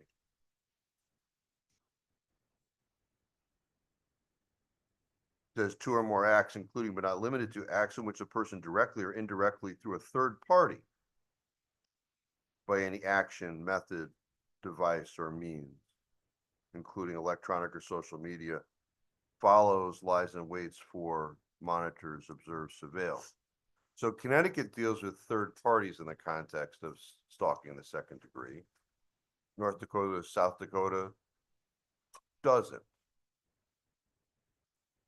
Do you agree with me that maybe law enforcement would have a difficulty figuring out whether or not the two fit into each other? I That's agree. just one state. I agree with you that there would certainly need to be a system put in place that would expedite that process, that law enforcement couldn't do that on the fly each time. Okay, so, and I appreciate that, right? Because, you know, I don't want bad people to have guns. I've been in support of a lot of things that we've done up here, okay? But the problem from my perspective, we have 169 different municipalities, right? So, on pistol permits, the application initially goes to the local police. And they're the ones initially that decide whether or not to misdemeanor disqualifier. So now you've got one detective in Shelton that looks at this examination of this one particular situation and may feel that it's close enough. I'm going to err on the side of caution and I'm going to say yes. And then you've got one in New London who says, no, it's not the same elements, because the statute says essentially, for which the essential elements of the crime are substantially the same, right? It's a subjective test. So I'm just trying to figure, I guess the other problem is in Connecticut, we have erasure, right? There's many misdemeanors and felonies, right? That are being automatically erased under operation of law. And we are an outlier with regard to that. So you may have somebody that has one of those outlying conviction that would have been erased in Connecticut. However, it's still on their record from the other state. And when we look at equal protection and we're saying that people in Connecticut are being treated differently than people from other states, that conflates the problem here. So I look forward to looking at your written testimony and the identification of that one state. I'm not aware of any state. Yeah, it's not one state, and I'm happy to follow up. I'm looking at it's a number of states, and the group of states varies by the particular laws.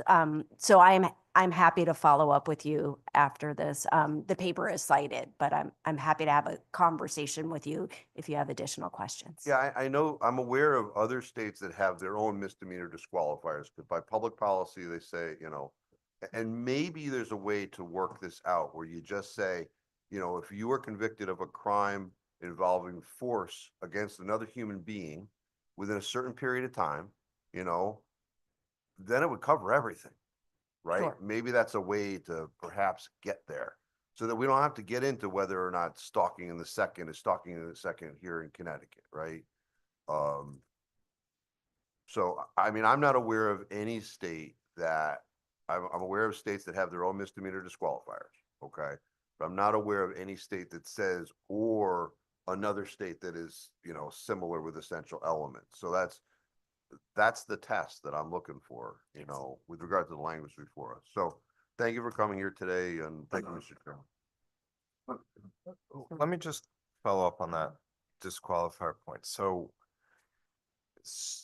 somebody under current law, someone who was convicted of stalking in North Dakota, Mhm. they move to Connecticut sort of the day after they're convicted. You know, Yes. maybe they had a suspended sentence, they're on probation, but allowed, you know, so they move to Connecticut as soon as they're able. What stops them under our current automatic disqualifier from applying for a firearm permit that first day they move to Connecticut? I'm not sure. Right. That's the point. There is nothing. I mean, but if somebody was convicted of stalking in the second degree in Connecticut, they're prevented from getting a firearm. So we are treating our own citizens more harshly in that regard than someone who literally just moves into the state, may have no ties to the community, Correct. may have, you know, the police know nothing about, other than they just moved here from North Dakota. They're allowed to apply for a firearm permit. I mean, maybe the police department can deny it on suitability grounds, but then it gets appealed up, as opposed to the person in Connecticut who they're out, they can't get it. It just doesn't, from a public policy perspective, from a It does research not. And if that stalking had been related to a domestic violence offense, they would be, and in order of protection, they would be federally prohibited, I think. That's my understanding. but Right. And so, and there is a lot of good literature that is a predictor of future homicide or violent behavior. Right. And so when I say we're closing a critical sort of gap, I mean, Connecticut has very robust background check laws, and the state takes responsibility very seriously. And I think we try very, very hard to balance protection of a Second Amendment right with public safety. Well, and I don't. But I think that this is a gap. Yeah, I mean, I don't hear an outcry from folks saying we need to get rid of automatic disqualifiers in Connecticut. I mean, if No. people are convicted of certain crimes that we've determined should disqualify you, sure. Maybe if you go a certain period of time and that's erased from your record, then yes, of course, you can apply for a permit. But you know, that year after you're convicted or 2 years after you're convicted, you know, we as a society have said you should not be able to get a firearm permit here in our state. And I don't hear a whole lot of opposition to that. No, and I mean, to get back to, I can't recall, I apologize whether it was Representative Fishbein or Senator Kissel, but the approach that we take at the University of Connecticut Arms Center, the decision is not just one of it makes sense. The decision is based on a good amount of rigorous research that shows that those behaviors are precursors to other violent behaviors, right? And that when you restrict access to firearms for people who have been convicted of those behaviors, you reduce injury and death rates by firearms, and that there's not a replacement effect by other weapons. And so it is a policy decision that is very much evidence-based. Appreciate it. Representative DiCaprio? Thank you, Mr. Chair. Thank you, Professor, for sharing today. Do you know when New York passed that legislation that we're talking about in 7042, similar to 7042? I can give you the exact date. I think it was 2021, but if you give me just a minute, it was July 6th of 2021. Okay, thank you for that. You're welcome. And in your research, were you able to determine, whether violent crime in New York has been affected by, that legislation being in place? So there is reports that violent crime went down. I have not, it's a little soon to make a definitive causal argument for that. So the states that have passed these laws have done so relatively recently, New York being the one with the most, the longest track record of 2021. Everybody else has been 2022, but most in 2023 or 2024. And so that doesn't give a lot of time for rigorous evaluation. New York claims that the crimes that they were targeting with this bill decreased significantly. But that came out of their own report, and I haven't seen external research, so I'm a little bit cautious about using numbers. Because I would be interested in the data, what the data is showing for that, and Yeah, so in my and, written the trend. I know that this may not be the only factor, but certainly, would be good for us to have data. certainly behind that. in my written testimony, I have cited New York's report. So you can access it, and I'm happy to send it to you if that's easier. But I have not seen another academic study. Okay, thank you very much for that. Thank you, Mr. Chair. Thank you. Just brief follow-up on that. From the New York data, do we know how many local gun manufacturers have gone out of business as a result of the New York law being passed in 2021? I do not. They only cited a brief period of time, and they talked about illegal traffickers, and so they didn't talk about the overall number or the number relative to the total number of businesses. So we don't know if there's more or less gun No. stores in New York than there were in I 2020. can't answer that question, no. Okay. For the Representative Howard? Thank you. Good morning. Yeah. I had to take a look, running between three places. Yeah, I was listening to your dialogue with the chairman when I came in regarding the comparisons and him making a point that we're treating Connecticut residents more strict, and I inclined to agree with him. As written, we are. However, the clean slate language that we passed in this legislature erases many of the statutory statutory disqualifiers that are in misdemeanors in statute, right?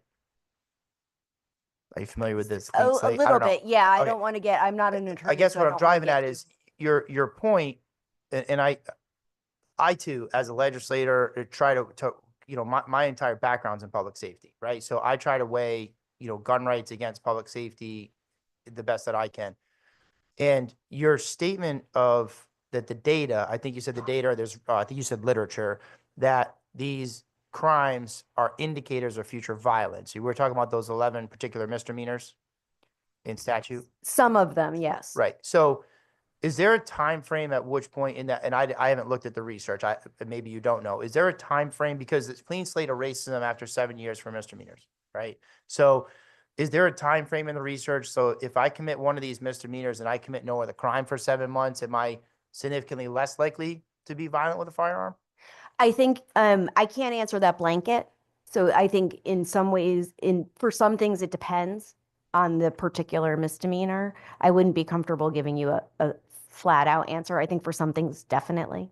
What if I said to you that somebody moves into the state of Connecticut and assume we can define a comparable statute, because they're not, I mean, New York's kind of easy because our penal code was, largely replicated from New York, Sure. right? But Massachusetts, Rhode Island, New Jersey, Pennsylvania, other places that people move here from, if I were to suggest to you that we adopt language that says that if there's a comparable statute to our disqualifier within the last 7 years and narrow it to that, what's your opinion on that?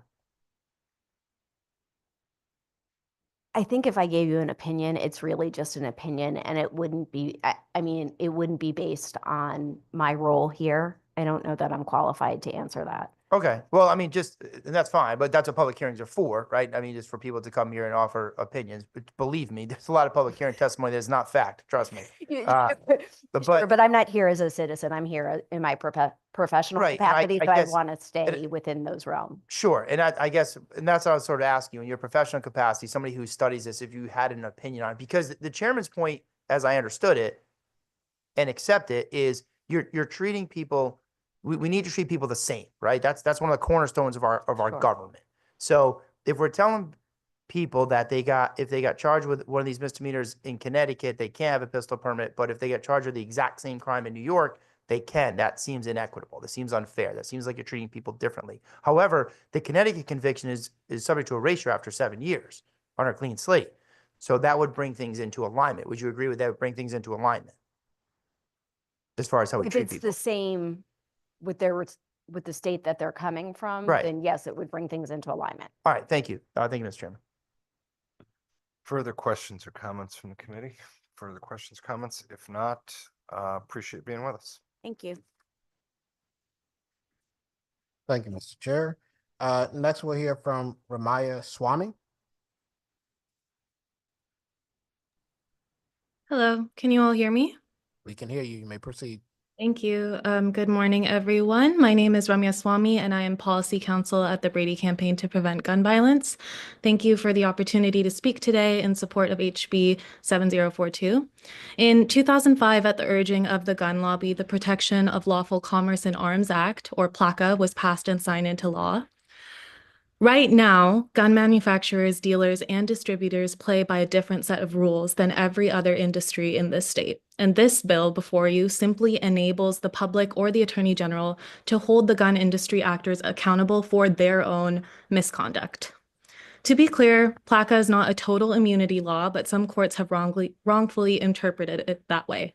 These protections have often resulted in dismissed cases that drag on for years pending appeal, and have had a chilling effect on cases brought against the gun industry, all too often shutting the courthouse doors to those who have been injured as a result of irresponsible, negligent, or dangerous gun industry conduct that would otherwise be actionable under civil justice principles. Not only is this a barrier to justice for victims, but PLACA has emboldened the gun industry to put profits over people. HB 7042 rectifies this injustice by creating a law that would fit within the requirements of one of the exceptions to PLACA that permits civil actions to proceed when the gun industry members knowingly violate a state or federal statute applicable to the sale or marketing of the product. This bill would establish a state statute explicitly tied to the sale and marketing of firearms and firearms-related products. Expanding pathways to civil liability within the state will not only provide civil justice to victims and survivors and entire communities, but will also incentivize the gun industry members to engage in reasonable and safe business practices, which will prevent gun violence before it happens and curb the flow of crime guns into communities that are disproportionately impacted by trafficked firearms. I want to be clear. This bill does not create strict liability or guarantee a favorable judgment and will not allow frivolous lawsuits to proceed. Rather, it will ensure that the gun industry is treated like and is subject to the same measures and mechanisms of accountability as every other industry in the country, because no industry should be above the law. When gun industry members irresponsibly, negligently, or recklessly manufacture, sell, or market firearms, they should be held accountable. This bill will simply ensure that that path is possible to the people of Connecticut. I respectfully urge you to vote yes on this bill. Thank you. Thank you. Comment or question from members of the committee, Representative Fishbaum. Thank you, Mr. Chairman. You mentioned that it would not lead to frivolous lawsuits. Can you indicate to me why in the language only a successful plaintiff is entitled to attorney's fees? Somebody brings a lawsuit and the lawsuit was frivolous. Why shouldn't the defendant be entitled to attorney's fees? So the particulars of that bill language, I can actually defer to the attorneys after me at the Giffords Law Center who will be testifying in support, as they are the architects of this bill. What I meant by saying that this will prevent frivolous lawsuits from being brought is that in our civil justice system, when you are filing a lawsuit, you have to make a showing to a judge when you're doing those filings that there is evidence to support your claim. No other industry that has these protections or these pathways to civil liability in place has these frivolous lawsuits being made against them. What this simply allows is someone who has actually made a showing of harm to have their day in court and get their foot in the door to see if they can have their claim heard by a judge and a jury. So I just want, you just said something about having to show the judge the basis of your claim. What are you talking about there? So in our civil legal system, when you are filing a lawsuit, you do have to make a showing of facts to support your claim to show a judge, hey, listen, I have actually been harmed. These are the facts, or this is the reason why I'm entitled to discovery to learn more facts about why I think I have been harmed. This is the process that everyone in the country who is filing a civil lawsuit has to go through in order to make sure that we are not wasting the court's times with frivolous claims that are unsupported by evidence. So this is just holding the gun industry to the same standards that every other person and every other entity in this country is held to. Okay, I'm just being someone who's in court just about every day that I'm not here. What is your knowledge as to the civil procedure process in the state of Connecticut or any state? I'm not barred in the state of Connecticut, so I don't think legally I'm actually allowed to say any of that. I'm barred in the state of California. But I also don't know that that has bearing on the specific substance of the bill. So I'm happy to answer questions about the specific substance of the bill. No, I know. And you were talking about the civil procedure that you have to prove to a judge when you file a case that your case has merit.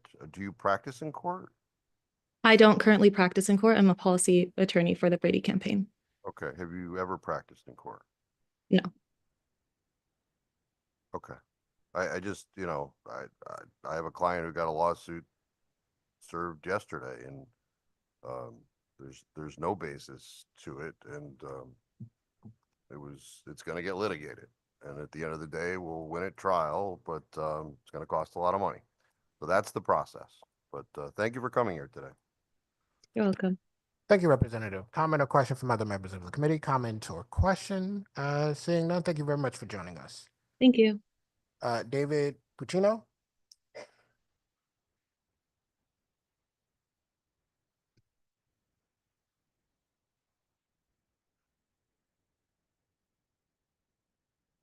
Good afternoon, Mr. Chairman, members of the committee. Good morning, I guess still. My name is David Puccino. I'm the legal director of Giffords Law Center to Prevent Gun Violence, which is the gun violence prevention organization led by former Congresswoman Gabby Giffords. I'm testifying in support of HB 7042. I want to note one thing that I think this bill will do that we haven't touched on today, and then several things that it will not do. The first thing that it will do is it will allow for a path for out-of-state gun suppliers to be held liable in Connecticut court, because we know that less than half of the crime guns in Connecticut originate from in Connecticut. The majority are coming from outside Connecticut, and this will be a path for Connecticut courts to resolve cases against the irresponsible companies supplying them. What it is not unprecedented. 9 states have enacted this statute. It is not a burden on responsible gun dealers, responsible gun ownership. You can still buy a gun in all of those 9 states. All of the gun shops in those states can still get insurance. It is not a special burden on the gun industry. Civil liability is the standard when there is misconduct.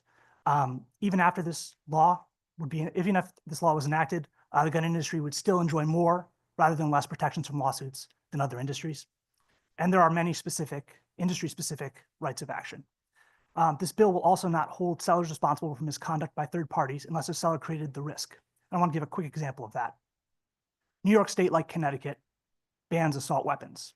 And an assault weapon is defined as a firearm that has a detachable magazine and certain additional features. So you can comply with that law if you make a detachable magazine fixed. And there are companies that sell magazine locks that are designed to make these detachable magazines permanently affixed. but some of them aren't actually permanently affixed. Some of them are easy to remove. You can do it with a screwdriver. You can follow a YouTube video to do it. There are companies that manufacture these things. There are dealers that sell them. And say a dealer told somebody who came in wanted to buy an assault weapon, you can take this thing off and have a detachable magazine for it. Say that buyer then took that gun to a supermarket in Buffalo, New York, and murdered 10 people with it. This bill would allow for a path against the irresponsible conduct that put that shooter in that supermarket, that gave him that gun with those detachable magazines. I think that those manufacturers, those sellers should be held responsible. They should be held accountable. And if that had happened in Connecticut instead of Buffalo, I think it should have happened in Connecticut court. So thank you very much. I urge you to pass this out of committee, and I look forward to any questions. Thank you. Representative Fishbaum. Thank you, Mr. Chairman. I just want to come back to the out-of-state gun store situation. You did speak very quickly, and I appreciate it. But can you just give me the scenario that you're looking to address about the out-of-state gun stores? Sure. So majority of crime guns in Connecticut originate from outside the state of Connecticut. It's a phenomenon called the Iron Pipeline or the 95 pipeline, where firearms from states like Georgia and Pennsylvania are trafficked into the state of Connecticut. A small number of the dealers are going to be responsible for unlawful sales that get trafficked up into the state of Connecticut. So if one of those dealers has knowledge that their guns are being trafficked to Connecticut, then this would provide a path to hold that dealer accountable in Connecticut court for sales that they knew were going to be ending up in Connecticut. Okay, so let's unpack that. When you use the adjective trafficked, actually it's a verb in that, are you talking about a lawful transfer? So I, as a Connecticut resident, go to Georgia, purchase a firearm, bring it back to Connecticut. Is that the trafficking you're talking about? No, trafficking is going to refer to unlawful sales. Oh, so we're talking about things that are already illegal. Yes. Okay. Yes, we're talking about So chains of can you transactions. give me this scenario? So a resident of Georgia lawfully purchases a firearm and they illegally transfer to a Connecticut resident. Is that the trafficking that you're talking about? The pattern that we usually see is somewhat along those lines. So you'll have a local straw purchaser who will walk into a gun dealership in, say, Georgia. They'll sell a firearm that will then be resold to the actual buyer, will be given to the actual buyer. The straw purchaser will take a cut or some other form of compensation. The trafficker will then bring that up, drive it, take a bus up into states with stronger gun laws than in Georgia, Connecticut, very high among them. And then that gun will be sold on the street in a sale that is illegal in Connecticut. The point in which that transaction can be stopped, there are several of them. You can have the law enforcement response in Connecticut. You could have the interstate response. You could also have the dealer not make that sale in the first place. And there are a lot of dealers that make a lot of money making unlawful sales. Okay. And those unlawful sales are already investigated by the federal government. Too often they are not. So the federal government. So can you give me an example of a transaction that was not investigated by the federal government? When you say too often, that means more than 50% are not investigated by the federal government. The federal agency that is tasked with regulating the FFLs across the country, as you well know, is the ATF. They are able to inspect under 10% of the FFLs in this country every year. They do not have the resources to be able to do the kinds of investigative work, the kind of enforcement work that would hold those irresponsible companies that are providing the guns that go into those trafficking channels responsible. There are not enough prosecutorial resources to be able to do that either. Our federal system does a lot of work in this space, but it can't do everything. And there are huge gaps that are left and huge numbers of people that are harmed as a result. The purpose of this bill is to allow for the civil liability system to work out some of the problems in that gap, to allow for the people who are directly harmed, whether that's individuals or whether that's municipalities or the state attorney general, to be able to take actions when the federal government doesn't have the resources to do it or doesn't have the will to do it. Okay, that had nothing to do with the question I asked. You said that too often or more often, they don't investigate these transfers.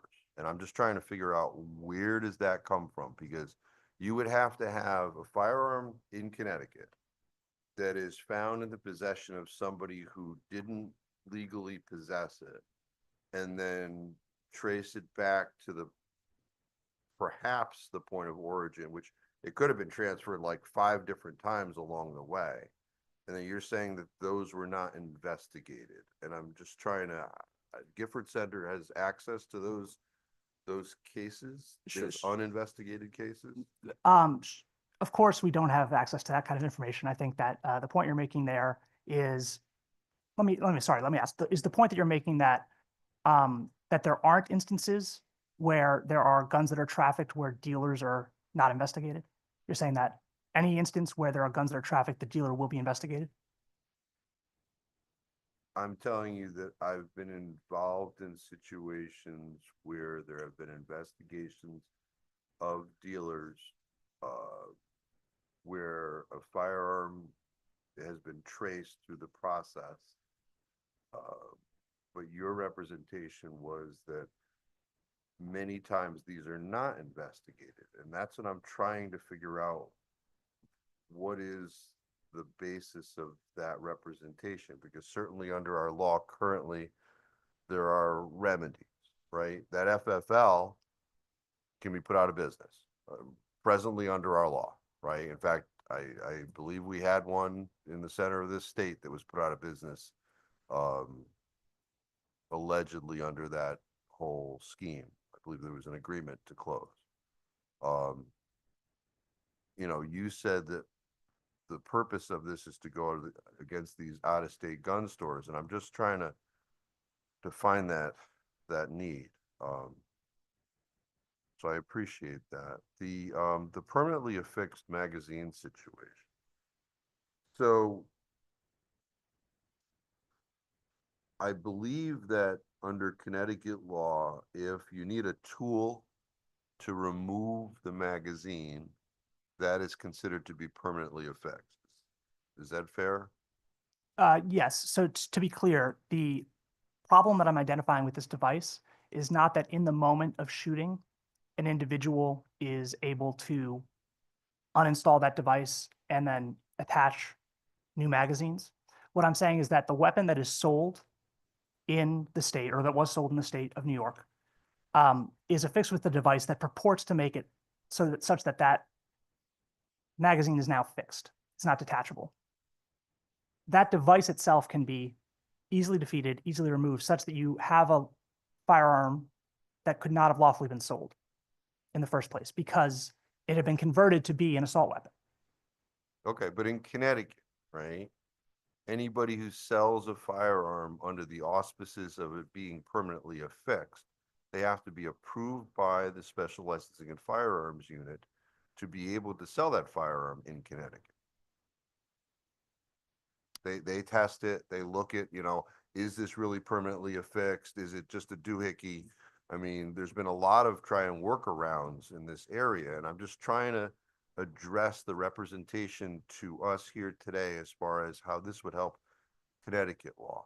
Yeah, I think those workarounds are exactly the issue. They're exactly what's at issue. There are actors who try to do all kinds of workarounds on our laws. Sometimes they are successful. Sometimes they're caught by regulators. Sometimes they're not caught until after a tragedy has occurred. In that situation, the tragedy has occurred. This is a vehicle to allow for accountability and justice. And most importantly, it's a vehicle to make it so that that kind of monkeying around with our laws is not profitable. It doesn't pencil because that accountability is on the back end. It's not something you can get away with. So let's unpack that a little bit. A firearm manufacturer, long gun, basically is what we're talking about with assault weapon, applies to the state of Connecticut to be able to sell a firearm in Connecticut under the auspices of fixed magazine. And the government, state of Connecticut, reviews that firearm and agrees, fixed magazine, authorizes the sale of that firearm in the state of Connecticut. Individual purchases the firearm. They modify the firearm so that it doesn't take a fixed magazine anymore. This law would have liability on the authorized seller. Is that fair?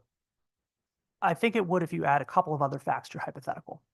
The manufacturer puts out either directly or directs individuals to instructions and videos on how to defeat the permanently affixed portion of the firearm and convert it into one that accepts detachable magazines, convert it into an assault weapon. I think that would be a path towards liability against the manufacturer. And if the dealer did that, if the dealer who was selling this long gun to a buyer told the buyer, you know, if you wanted to have detachable magazines, here's how you do it. It's super easy. I've done it myself.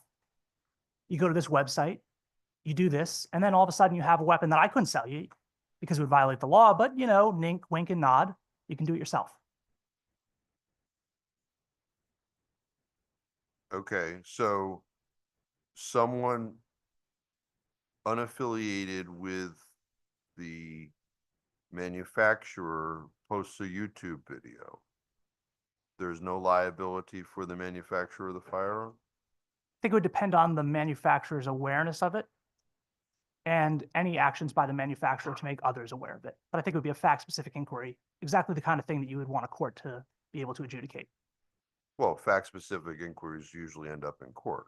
Well, So they that's- sometimes do. Sometimes you don't get to that stage because there are broad barriers to being able to get there. And Yeah, that's something that's the case in the gun industry and something that this bill is intended to ameliorate. I understand your representation. Thank you for coming here today. Thank you, Representative. Oh, no, we're not done with you. That's just Representative Fishbein. Wiping my brow. Representative Howard. Thank you. Thank you, sir. Thank you for being here. You reference, as a previous speaker did, the 9 other states. Do you know, you're an attorney, I am. but okay. Do you know in the work that you've done on this, if those 9 other states have the similar safeguards to procurement of firearms and ammunition that we do? They do. They 2 do? of those states, Okay. California and New Jersey, have stronger protections. The other states, that's Colorado, Delaware, Hawaii, Illinois, Maryland, New York, and Washington, have comparable or slightly lower standards. But I'd say that fully seven have equal to or greater than standards in Connecticut. California and New Jersey require a permit to purchase ammunition? California does. New Jersey, I'm not sure as to New Jersey, but that's true of California, yes. California does. It's true of California, yes. Okay. And the other question I have for you is, do you know if any of these FFLs that you refer to go through any sort of training to recognize emotional disturbed persons, people who are, so police officers in the state go through that training because we have a statute that allows them to send them to a hospital for psychiatric evaluation. Do FFLs and gun shop owners go through any of that training? Are they required to? Are they able to? So I think any responsible FFL would do that. There are some state law provisions that require that level of training. There are organizational bodies that suggested and recommend it. But I don't believe that there is a federal law that's going to be requiring sufficient training for FFLs. If somebody is not providing the kind of training that is necessary to do those kinds of things, then that's something that I think should be ameliorated. And this is the thing that this law is designed to do. It's to set standards for reasonable conduct by somebody who's selling guns, which would include adequate training for those sorts of things. So it's your representation that somebody who wants to be an FFL or own a gun shop or be involved in the retail sale of firearms should attend training to recognize individuals, like a social worker would? I'm not sure I would say at the level of a social worker, but the training should be sufficient to know if somebody comes into your gun shop looking to buy a gun, if you should sell it to them or not. And in line 30 of the bill, where it defines reasonable controls, it uses the term, there is reasonable cause to believe such person is at substantial risk using a firearm to harm themselves or other. Reasonable cause is a pretty low legal bar, wouldn't you agree? No, I don't think so, Okay. particularly because the line 30 also includes substantial risk. So Well, reasonable cause to believe that there's a substantial risk. I think that reasonability standard is really very small. the sentence may, because of the word substantial, but reasonable cause is a low bar. It's a standard bar in terms of civil liability. It's a standard level that's set in cases of civil liability as opposed to criminal. My next question, legal question for you, is in line 82, where it creates a rebuttable presumption. Can you explain what that means? Because representations have been made that that nothing in this bill puts gun owners at an unfair advantage in civil liability. My understanding of rebuttable presumption does just that. Well, the rebuttable presumption will only come into place if, one, the firearm industry members, act or omission, created or increased a reasonably foreseeable risk of harm, of the alleged harm occurring, specific harm occurring, or two, if the industry member could have established and implemented and enforced reasonable controls to prevent or lower that risk of harm. So in either case, that risk of harm is the antecedent to that burden shift. So what would be an example of reasonably foreseeable risk in a legal standard when we talk about, you know, reasonable belief or whatever the term was?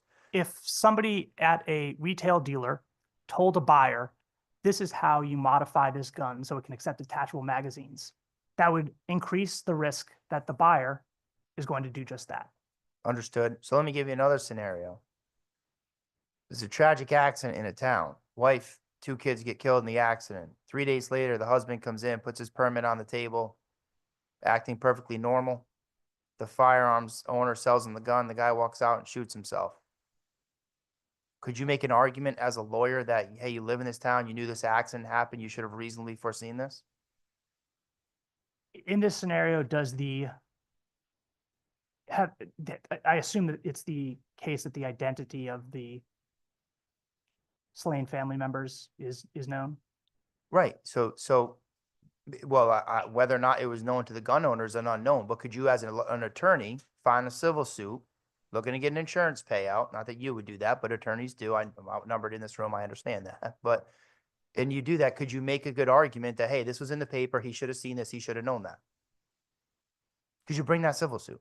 I think it would be a fact specific inquiry. I think if the fact pattern looks like everybody in town knew that this father was grieving in a moment of crisis, and he came into a gun shop asking for a gun, and there were indications that he was going to do something terrible with it, then yeah, I think that case could be brought. But if the indication was simply the tragic accident and the gun owner can say, listen, I don't read the paper, I don't go on social media, I didn't know, he still has the lawsuit he's got to deal with, right? Well, it would be a question about whether it's a factual question about whether any of that was true and if it was reasonable or not. And I think that would depend on the nature and notoriousness of the incident. And then mostly it would depend on how the person who came in trying to get a gun was acting. I think the goal here is to set standards so that gun dealers know that they should behave the way the most responsible gun dealer would behave. The most responsible gun dealer out there, if they know that the person who's trying to buy a gun from them is going to be at risk of suicide, they're of course not going to complete that transaction. There are unfortunately a small number that would. And this is to put those irresponsible companies on the same legal footing as the responsible folks, the same financial footing as the responsible folks. Because right now there's a competitive advantage, a perverse one, for the least responsible companies to make the most sales. You mentioned insurance earlier. So your representation here, what I just heard was that most gun owners in the state of Connecticut probably don't need this legislation because they do things right, but we need to enact this legislation for the few that don't. Is that fair representation, what you just said? Of the sellers. Not the gun Sellers, that's owners, right. yes. Yeah. What'd I say? Did I say gun owners? You said gun owners, but yes. Sorry. Well, usually it's gun owners get attacked here, so bear with me. So sellers, okay? So, but you'd mentioned insurance earlier. Do the rest of the gun dealers, do you think the gun dealers in this state, if this passes, that we'll see an increase in their insurance because of the increased risk as an entity? I don't know if they will or not. What I can say is that 9 other states have enacted this. New York was first among them. We have not seen the kind of catastrophic consequences that some have suggested here today. We've not seen a massive number of gun dealers going out of business. We've not seen it become difficult to obtain a gun in the state of New York. If you're a law-abiding person, you can still just as easily obtain a gun in the state of New York. So you don't know whether or not insurance rates increase for the gun dealers in those 9 states? I don't, but I can say that it was not at a significant enough level that it would impact the ability of somebody who wants to buy a gun to buy a gun. Well, I'm more talking about the retailer themselves. Will an increase in insurance affect their ability to do business and their overhead? The obvious answer to that is yes. An impact on the cost is going to impact on an ability to do business. But I don't think the kinds of cost increases that we're looking at from this legislation would have a substantial impact on the body of gun sellers. And I think that the quantity of gun sellers is going to look very similar after this is enacted as before. And as evidence for that, I would point to the 9 other states. And as far as liability, what happens when a retailer doesn't actually engage with the individual? Like they make a sale online, for example. Well, I think it would, again, depend on the nature of the product being sold, but I can give you an example of a sale online. State of Connecticut prohibits ghost guns. You can't legally buy a ghost gun in the state of Connecticut. You could go online right now to a website, a major seller of ghost guns.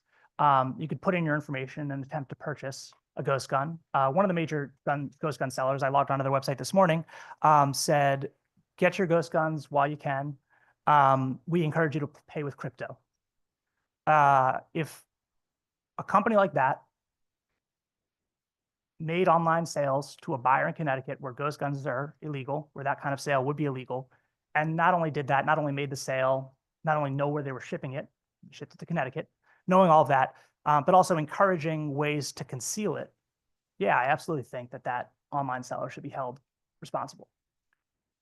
I don't disagree. But I was thinking more of when, like a company like Amazon, for example, right? I mean, Amazon sells firearm industry products. They're a firearm industry member by this legislation. We'd agree on that, Yes, right? Because they sell things like holsters. yes. Would a holster be a firearm accessory?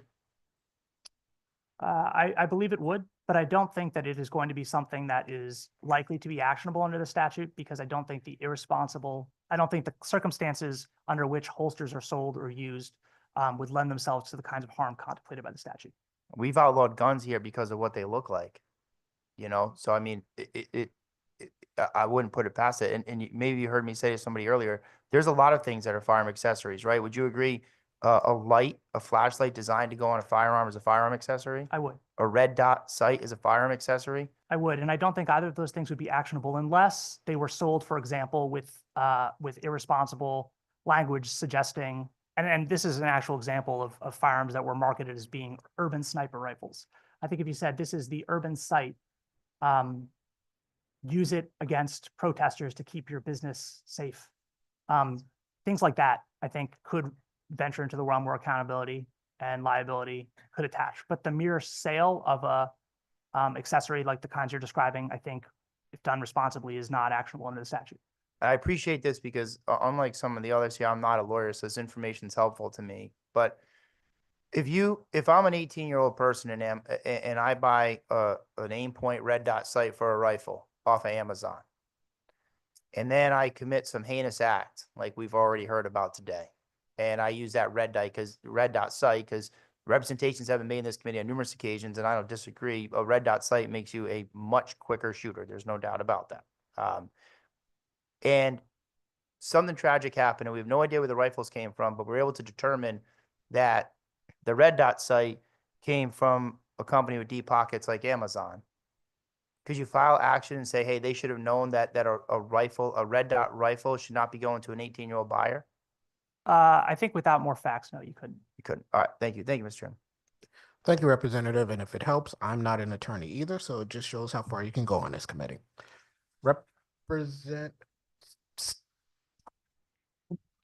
Representative Blumenthal. Thank you, Mr. Chair, and we're very glad you have. A few questions, Attorney Pacino, and I appreciate your testimony so far. I'll try not to double down on too many of the questions that have been asked already. I am also an attorney, just for fair warning for everyone out there who doesn't already know that.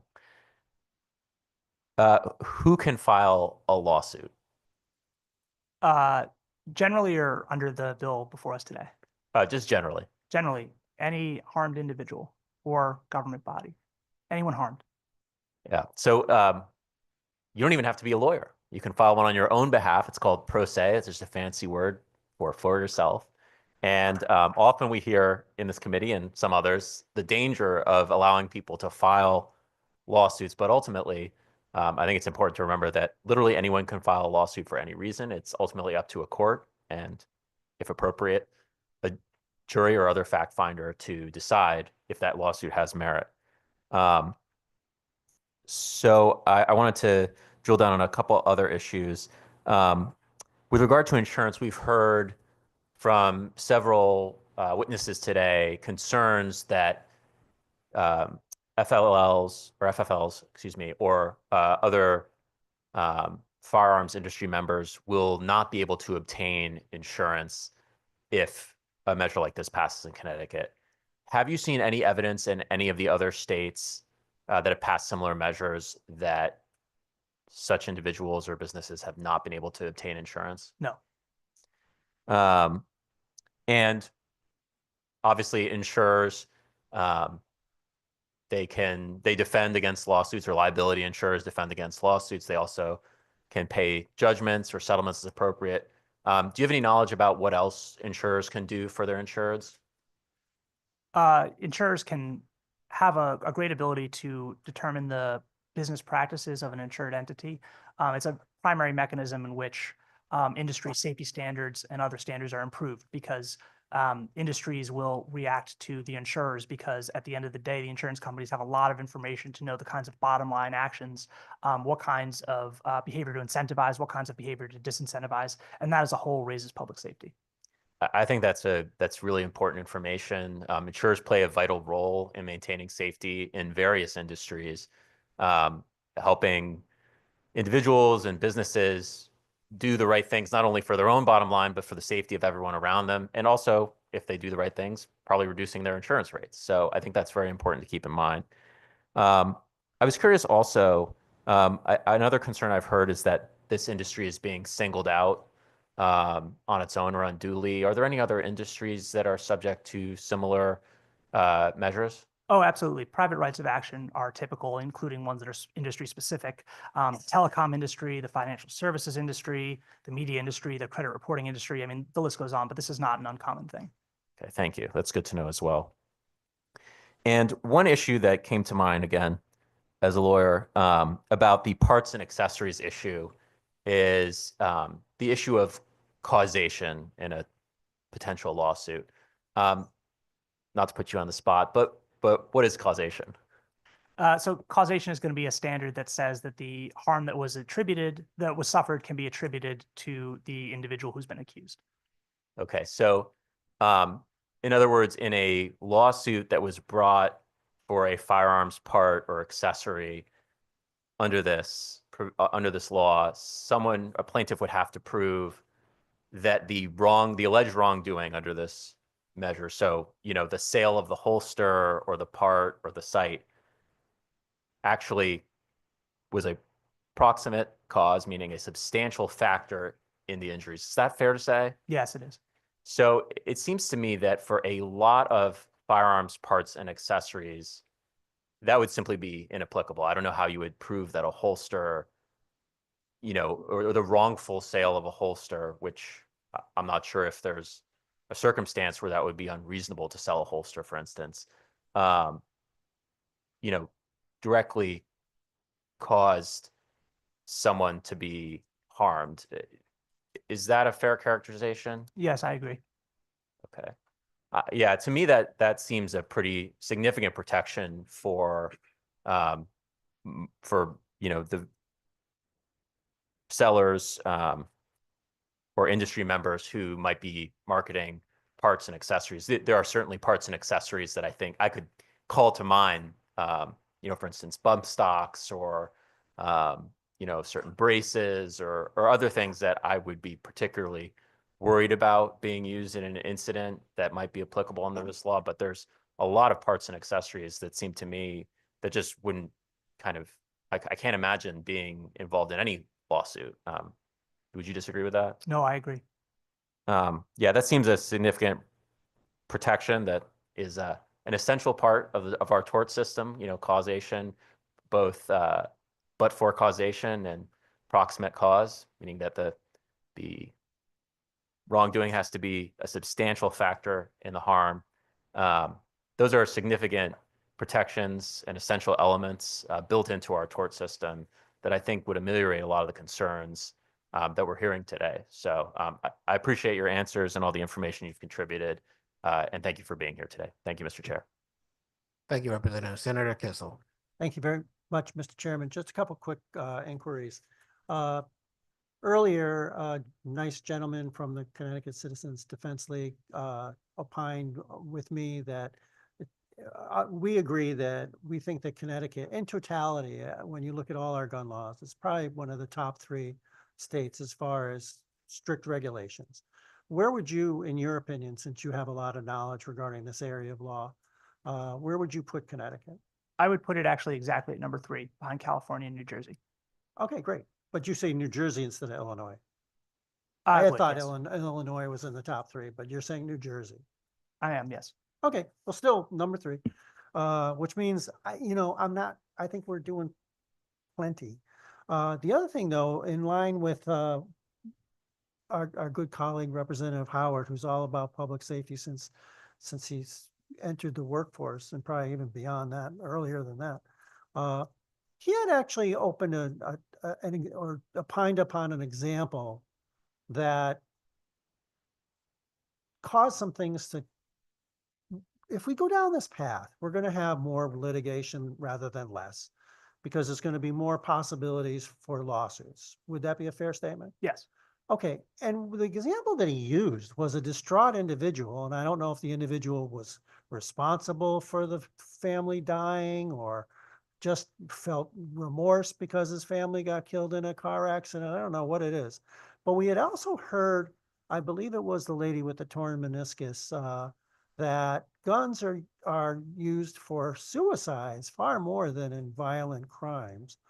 And we do have a huge unspoken problem with suicides in the nation. And Connecticut is no different than any other state.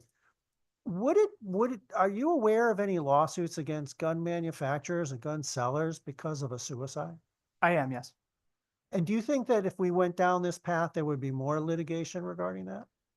I think my hope is that with enacting this litigation, because of actions of dealers who are put on notice, as well as the actions of insurance companies setting standards, that we would have fewer such tragedies and therefore fewer such circumstances. But I can tell you about one of the circumstances I know where there was a lawsuit that was brought based on a suicide.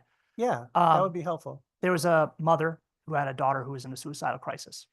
The mother calls up a gun dealer and says, "My daughter is coming to your shop. She's going to try to buy a gun. Do not sell to her. She's suicidal." She bought the gun. She killed herself with it. Now how old was the girl?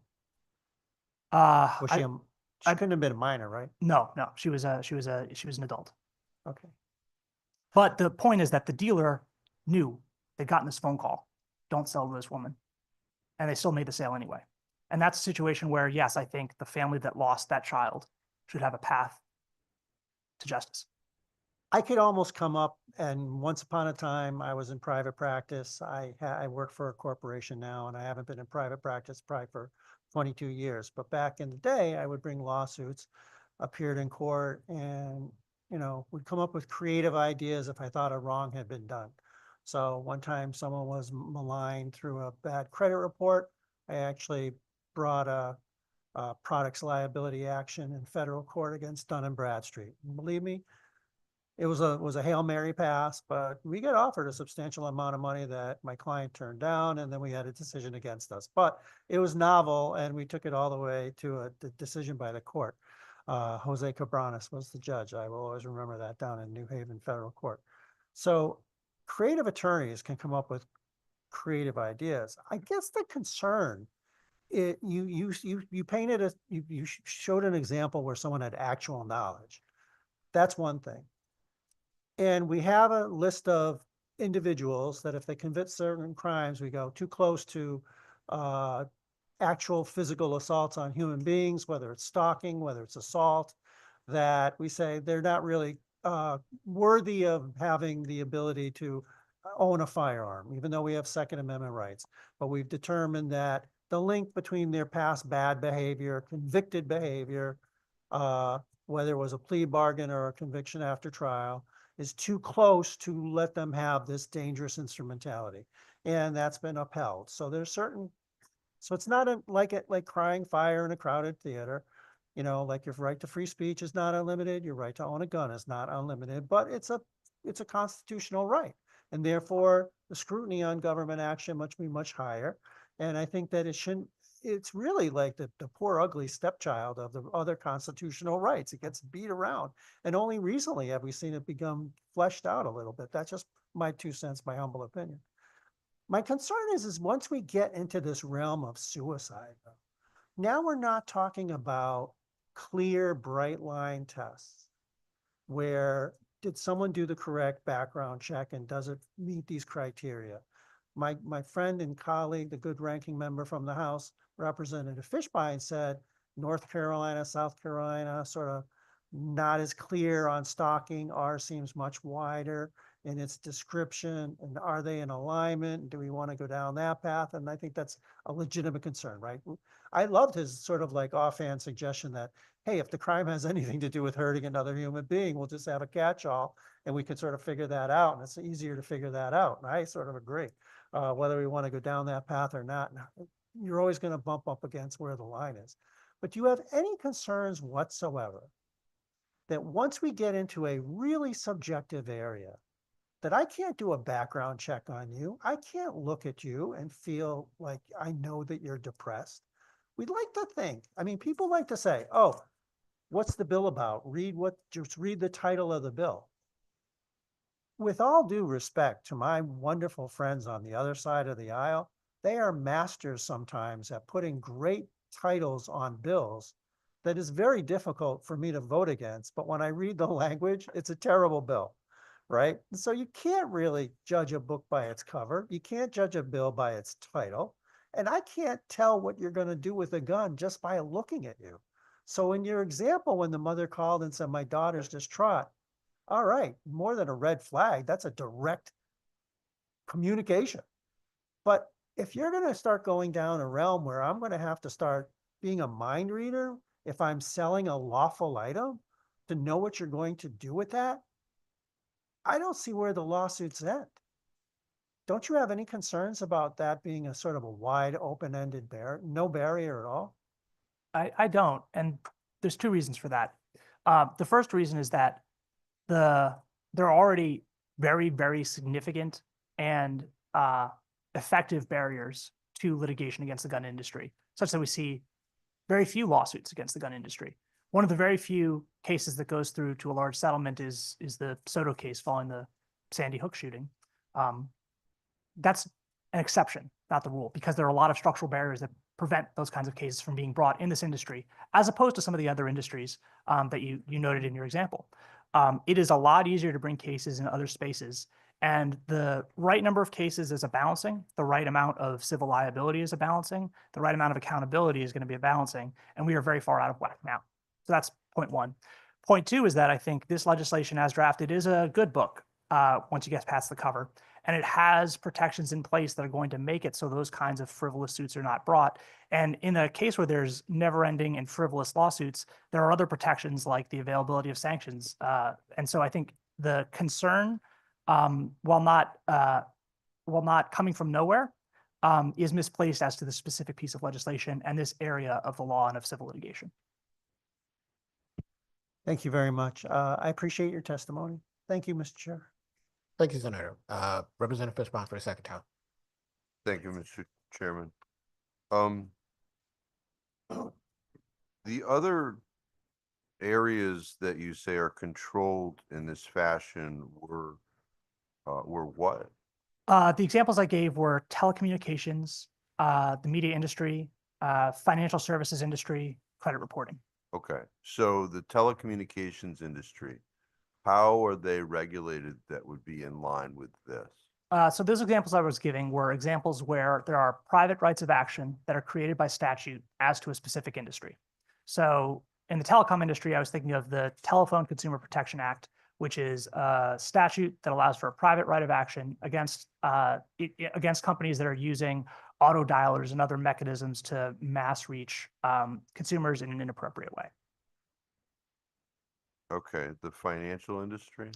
There's the Truth in Lending Act, which is going to require the disclosure of terms of a loan and allow for private right of action if those are violated. And then the Fair Debt Collection Act, which provides standards under which debt can be collected, what's reasonable and unreasonable, and allows for private rights of action for unreasonable efforts to collect debt. So it's your representation that those laws are in line with what's here today?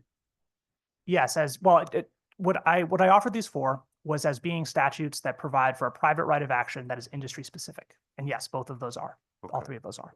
So you agree that a firearm accessory could be a holster? Yes. Okay. So let's go back where we started originally, and we have this transaction down in Georgia lawful transaction and the gun ends up in the possession of somebody in Connecticut who, let's just say, intends bad act, right? It was an illegal transfer to the individual in Connecticut. Now that individual has purchased a holster, a firearm accessory. Now, under this legislation, it requires the purveyor of firearm accessories to put in reasonable controls to make sure that to prevent, and I'm looking at line 27, prevent the sale or distribution of a firearm industry product, which the holster would be, to a person prohibited from possessing a firearm under state or federal law. So now that individual takes their illegally possessed handgun and they put it in their holster that they lawfully purchased, and they commit a mass shooting. Isn't the holster seller liable? No, I don't They're think so. not. They're insulated. I do not believe that they would be liable under any scenario based on your fact pattern as you But laid out. as a lawyer, the argument is, I mean, if I was representing the family, I mean, but for the possession of the holster, the firearm would not have been trafficked to, or would not end up at the place, and the person wouldn't have done it, right? It's right in the law. It's a firearm accessory. Well, And you, seller, did not put in reasonable controls to make sure that this mass shooter didn't end up with the holster. It's exactly right in line with the language. the causation standard would be the approximate causation standard rather than a but-for causation standard. I can break down what that means, but it's not any little thing that in the butterfly flapping its wings scenario could have contributed to the action. It's having been substantial enough for that action to be attributable to the harm. So I can't imagine, if we're talking about holster sellers, a scenario where there would be liability that would attach. I can invent one and it's going to sound silly, but if somebody designed a holster, for example, to take illegal guns. So this is the Glock switch machine gun holster, marketed as such, has a special catch-all where you can keep spare Glock switches or something. I mean, this is silly, but that kind of scenario where somebody's selling that sort of product, I think maybe you could think about liability there. But if somebody's simply selling a holster, has no reason to believe anything else other than that, they just made the sale of a holster, I don't see how you could have liability. I think you're proving the point. The individual who sold the firearm to begin with had no reason to believe. So, Well, if I the understand. original person who sold the firearm had no reason to believe for unlawful sales and had procedures in place to prevent unlawful sales, then there's no liability under this law either. Well, they all have procedures to prevent illegal sales. But the scenario that I gave you, the firearm ended up in Connecticut by an illegal transfer. This didn't go through a gun store. Well, it went through a gun store originally, right? Right, and if that So- original seller did something wrong, I then there's will, potentially. one moment, I will just remind you all that there are folks listening, both here in the room and on television, and it helps if a question is asked, completed, and then an answer is provided and completed. You may proceed. I didn't know if you. No, I apologize, please. No, I'm done. So we're good. Thank you, Mr. Chairman. Okay, that was effective. That- Thank you. Thank you very much. Comment or question from other members of the committee? Comment or question from other Representative Quinn? Thank you, Mr. Chair. Just diving back into the insurance issue for a moment. Your testimony before was that you weren't aware of any manufacturer company in a state that had a similar law being denied insurance. But have the rates gone up because now they're potentially exposed to greater risk? I don't have that information, but what I can say is that any increase in rates has not been reflected in an inability of companies like this to stay in business. So while I'm not speaking to the specific P&L impact, what I am saying is that on an industry-wide basis, there has not been an impact that is going to be something that would prevent consumers from getting a product that they want to buy. So a responsible person who wants to buy a gun legally in the state of New York, where this law has been on the books, can buy a gun in the state of New York, notwithstanding any insurance impacts. Okay. All right. Thank you. Thank you, Representative. Comment or question from other members of the committee? Comment or question?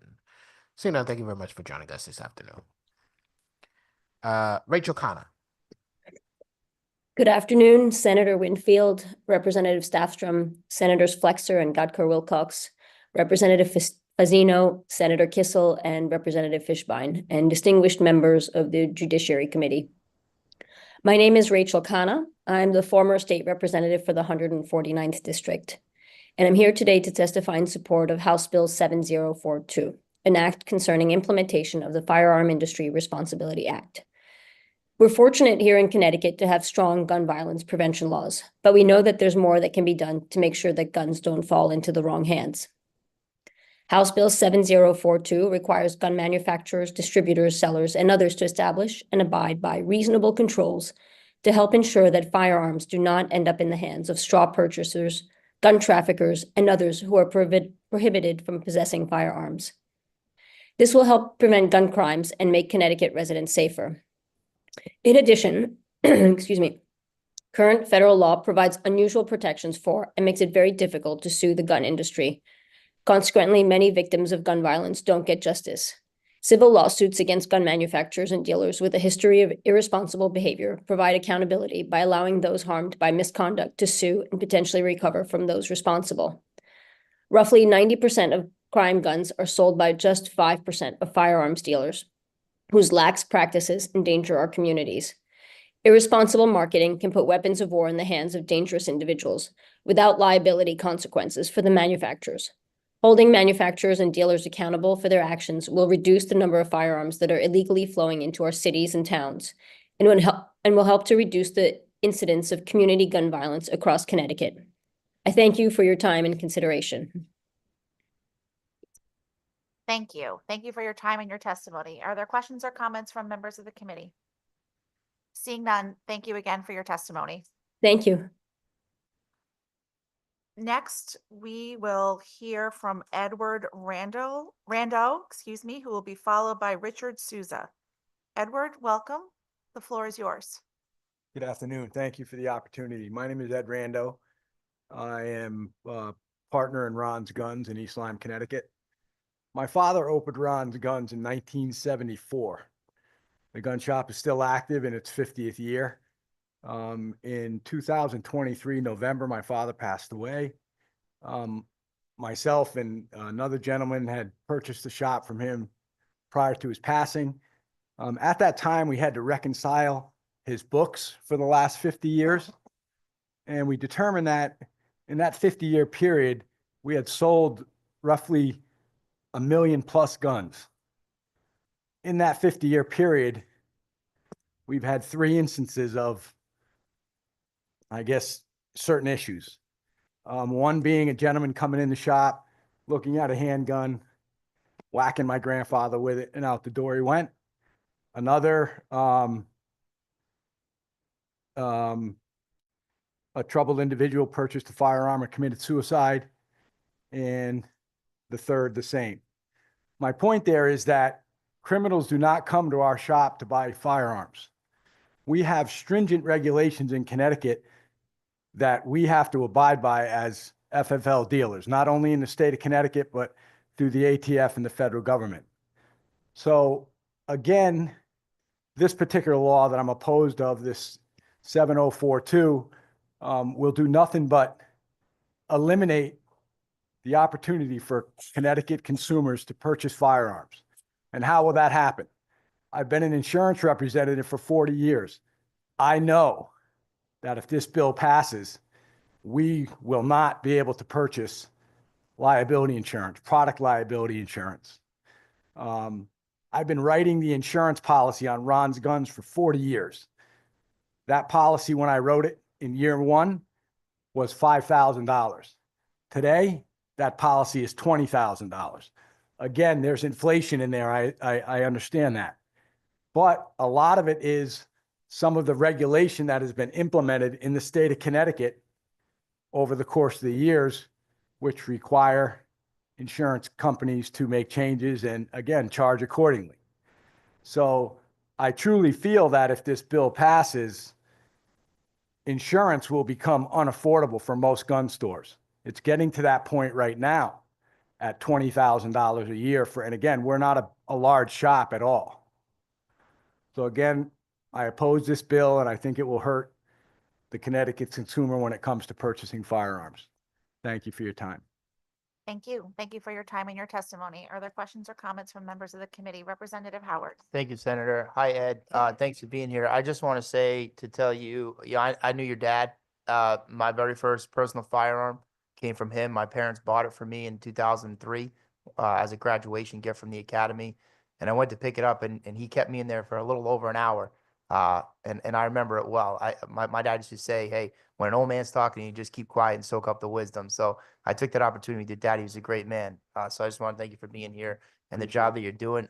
You take, before you leave, you have an interesting position because you heard me ask other people about this insurance thing. And you're an insurance agent by trade. And then of course this gun store that you inherited, but you're sure even writing your own policy, you're going to have major problems. I would think so, yes. I would definitely think so. I believe so, yes. And without this legislation today, right? Because this piece of legislation doesn't exist. This is a bill. It's not a law. So do you sell guns to people illegally? No. Do you sell guns that you have any indication they were going to use to hurt themselves or hurt anybody else? No. And besides your good conscience, which I know you have, why don't you do that? Because that's not the right thing to do. Well, that's your good conscience. But do you think that without this And legislation, we have, like I said, we have regulations on the books that don't allow us to do it. right? And if you did it and and something happened, do you think you could be sued now? Most definitely. Okay. Thank you. And thank you again for being here. Thank you, Thank you. Madam Vice Chair. Thank you, Representative. Thank you again for your time and your testimony. Next, we will hear from Richard Souza, who will be followed by Jeremy Stein, who will be followed by Margaret Donovan.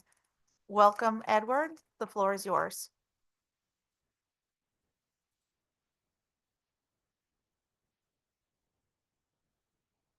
Is Edward here?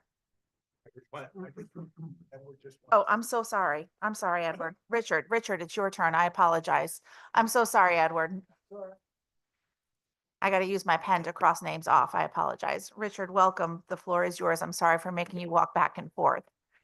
Thank you for coming. I need the exercise. Thanks for the good humor. All right. Good afternoon. My name's Richard Souza. I'm from East Hartford. Testifying today, March 12th. I support the following bills: HB 7194, HB 7070, and SB 1441. And I oppose HB 7042 and HB 7137. First, with regard to the bill about removing a duty to retreat in a house of worship, I'm telling you right now that I will never do that. I'm a Christian. The last command that our Lord gave to us the day before he was crucified was that we carry the sword, the same state-of-the-art military weapon that the Roman soldiers carried, and that we use it in a righteous manner to defend not only ourselves, but the innocents who were unable to protect themselves. Today's equivalent would be an M16 or an M4 assault rifle, because that's what our military uses. I carry a sidearm with me everywhere I can, and doubly when I go to church. Should the unthinkable happen, I can assure you that I will be running towards the danger, not away from it. Everything we know about mass shootings has taught us that maniacs like large crowds of defenseless people, and early intervention saves lives. In my written testimony, I described 2 church shootings in Texas. Compare the body count when there was early intervention to when there was not. With regard to the bill that wants to disqualify someone from receiving a pistol permit if they have a conviction in another jurisdiction, I want you to consider this. When I was a boy, there was a guy that was a real troublemaker. He was arrested and jailed 29 times in Georgia and Alabama for unlawful assembly, inciting to riot, breach of peace, disobeying a police officer, etc. His name was Martin Luther King Jr. I guess the Democrats who wrote this bill wouldn't want someone who did jail time in another jurisdiction, like Reverend King, to have a pistol permit in Connecticut. There's a lot of iniquity not just inequity in our legal and justice system. Why do you want to introduce more? I'm also against the creation of a merchant category code for firearms or ammunition retailers. It's illegal for our federal government to form a gun owner registration list like the German Nazis did. But it's not illegal for them to buy data from private companies. This bill gives our state and federal governments a backdoor gun owners list, a complete violation of our Fourth Amendment right. I saved the worst for last. HB 72 is a blatant slap in the face to honest firearm owners in this state. Mr. Souza, I'm sorry to interrupt you, but your time has expired. Can you please summarize and Okay, I just wanted to say that your own research, it showed that most of the crimes that are done in the state, it's all repeat offenders, okay? For the most part, the gun crimes, thank you. okay? Thank you for your time and your testimony. Are there questions or comments from members of the committee? Seeing none, thank you again for your testimony. Next, we will hear from Jeremy Stein, who will be followed by Margaret Donovan, who will be followed by Stacy Mayer. Thank you, Vice Chair Flexer, Chairman Winfield, Chairman Representative Staffstrom, Ranking Member Senator Kissel, and Representatives Fishbein, and distinguished members of the Joint Committee on Judiciary. My name is Jeremy Stein, and I am the Executive Director of States United to Prevent Gun Violence. And for those members who don't know me already, I'm also a Connecticut resident. This is a bill that would, I'm testifying in support of House Bill 7042.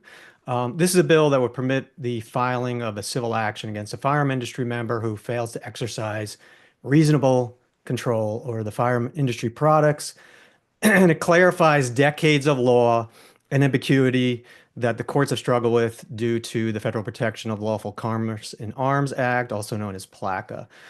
Which is a bill that grants immunity to the firearm industry members, even if they are otherwise legal or responsible. The firearm industry is the only industry in America that has afforded such wide-sweeping immunity from civil liability, which is especially troubling because their products cause such harm to over 120 Americans every day. Firearms, as you all know and have heard, are the leading cause of death for children under the age of 18 in the United States. And while Connecticut has some of the strongest and most effective gun laws in the country, which allow for the criminal prosecution of violators of those laws, there's very little accountability on the civil end for the gun industry, for manufacturers and sellers of those firearms that may be civilly liable for causes of harms to victims of those same crimes. Our system in the United States allows for punishment of criminals, but also allows for victims of wrongdoing and negligence to seek redress in our courts in an attempt to be made whole by the filing of a lawsuit against those responsible. And there's plenty of precedent for this in the past of people who have been wronged who have been allowed to file lawsuits, and then sometimes either won or the firearms industry or government settled. And according to the Duke Center for Firearms Research, where they studied a 5-week period in 2022, there was they looked at millions of dollars in settlements and judgments over a 5-year period of time, and some of those cases that we know about, which involved finding people civilly responsible, included Sutherland Springs mass shooting, the Charleston mass shooting, the Parkland mass shooting, and of course the Sandy Hook shooting, which you're all very familiar with. Even our Supreme Court in the Sandy Hook case, in their opinion, recognized the difficulty that the federal courts have when faced in trying to distill a clear rule around PLACA. So this law, 7042, would help to distill a clear rule, as the Connecticut Supreme Court suggested, and would allow a clear path for victims and families to be compensated for a loss that they could never really be compensated for. I'd be happy to answer any questions that you have about this bill. Questions from the committee? Seeing none. Jeremy, thanks for joining us. Good seeing you. Appreciate it, Steve. Good to see you. All right, next, we're going to be joined by Margaret Donovan, who is going to have Laja Karjika come up with her as well, I believe.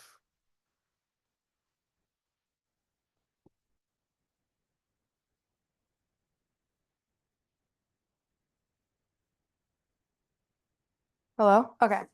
Um, hello, distinguished members of the Judiciary Committee. Margaret couldn't make it today. She had a conflict. But my name is Laya Kerjak. I'm a sophomore at Newtown High School and a member of Junior Newtown Action Alliance. I'm here today to testify in support of HB 7042, a bill concerning the implementation of the Firearm Industry Responsibility Act. I joined Junior Newtown Action Alliance to be an advocate for my community that has been irreversibly hurt by a senseless mass shooting. I've seen the effects of the Sanhyuk Elementary shooting tragedy on the families who live near me. Families who lost their children, innocent children who lost their lives, community members who lost their friends, and students who lost their childhood.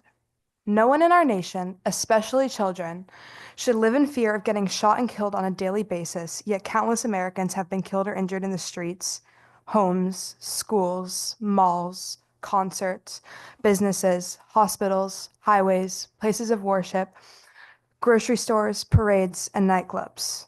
Too many lives have been irrevocably changed by gun violence.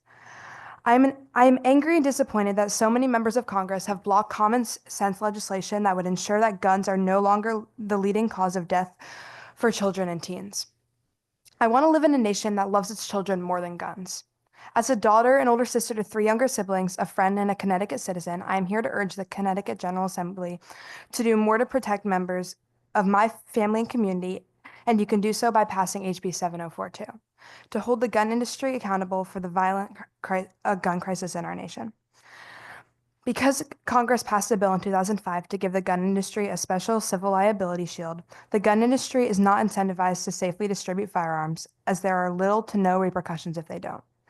Instead, they profit from distributing guns irresponsibly as they market guns to children and minorities to pursue their any guns to everyone, everywhere agenda. Elected officials must stop incentivizing the gun industry to make unsafe decisions to line their pockets. HB 7042 will hold the manufacturers and distributors accountable for the harm caused by guns in Connecticut and allow Connecticutians who have been harmed by the unsafe use of firearms to take legal action against the gun company that put a gun in the hands of the perpetrator. This is a bill crafted to protect Connecticut citizens from harm by holding the firearm industry accountable for their weapons sold to straw purchasers or when a household item malfunctions in a way that makes it dangerous to people around it. I urge you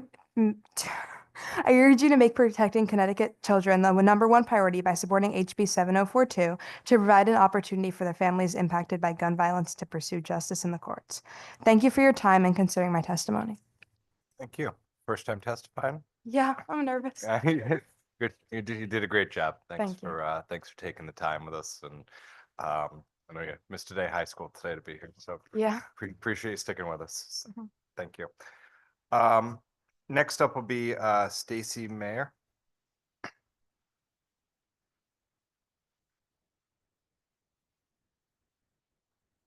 Have to follow that.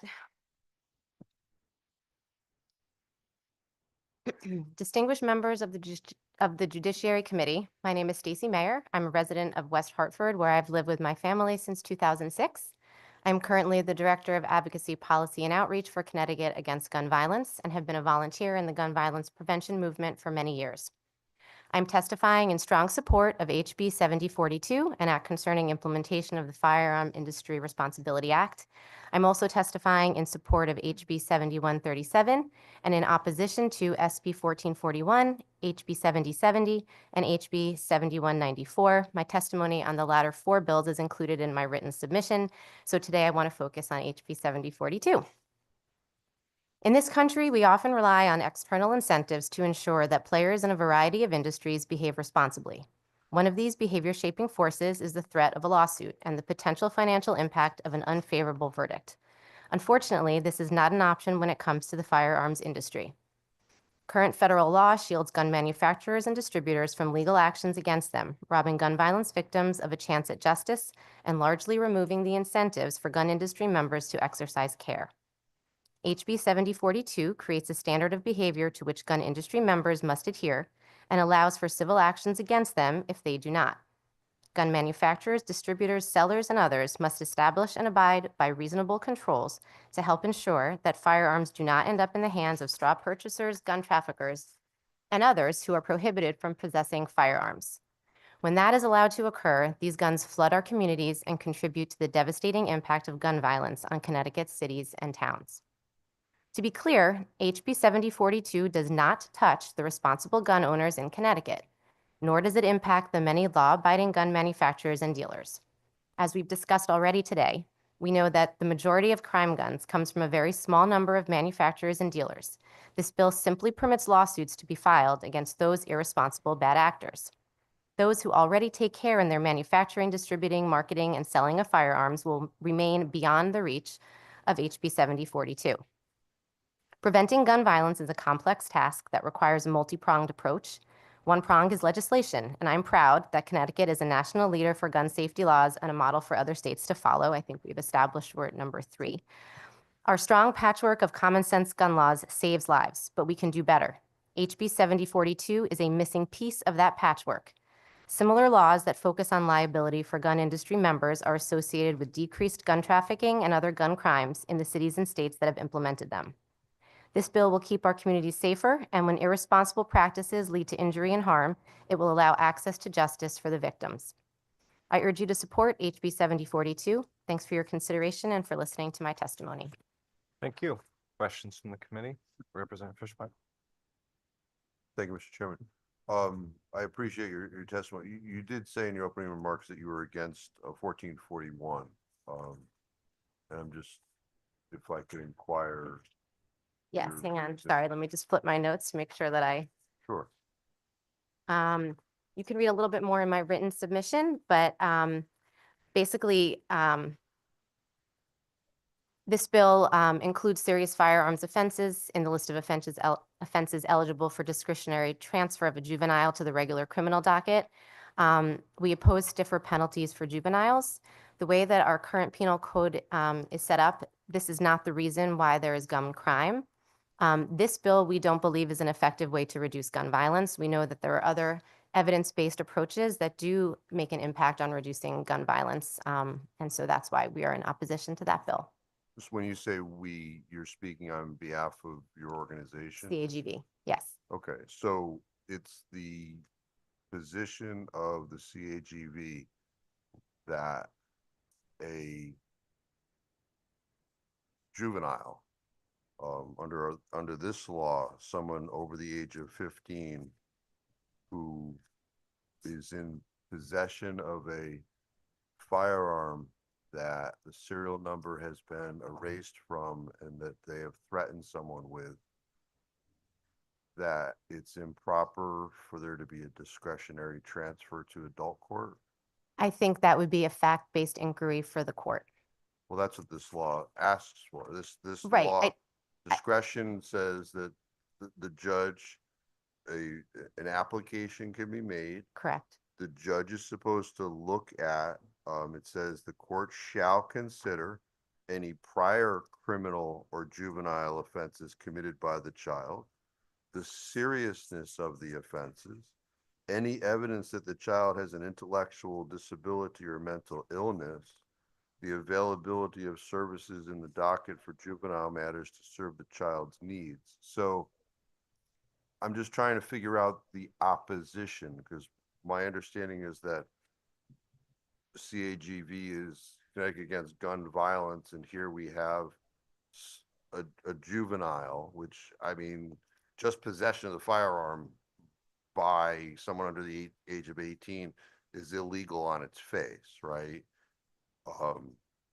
Why your organization would find that court, that a judge should not, under any circumstances, look at that case for transfer? I don't think we're saying under any circumstances. I think, again, it's fact-based, and I'm not prepared to testify beyond what I already have in my written testimony. I understand. I just, you know, I'm trying to figure out, I thought CAGV was against gun violence, and now we have a juvenile with possession of a firearm, because, you know, a juvenile convicted of that crime, the maximum sentence is 3 years, and at 18 that conviction gets erased. So I'm trying to figure out why, as an organization, that is, I think I don't know, it it's, seems high. I know, I think hypocritical, it's, actually. of course, we are against gun violence. It's in our name, it's in our mission. I think, again, you're getting into a factual situation that would be determined on a case-by-case basis. I'm not comfortable making a blanket statement about any case that would come up that would fall within that.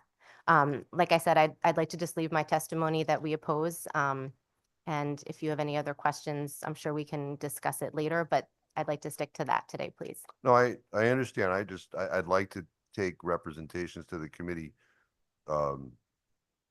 with some level of credibility.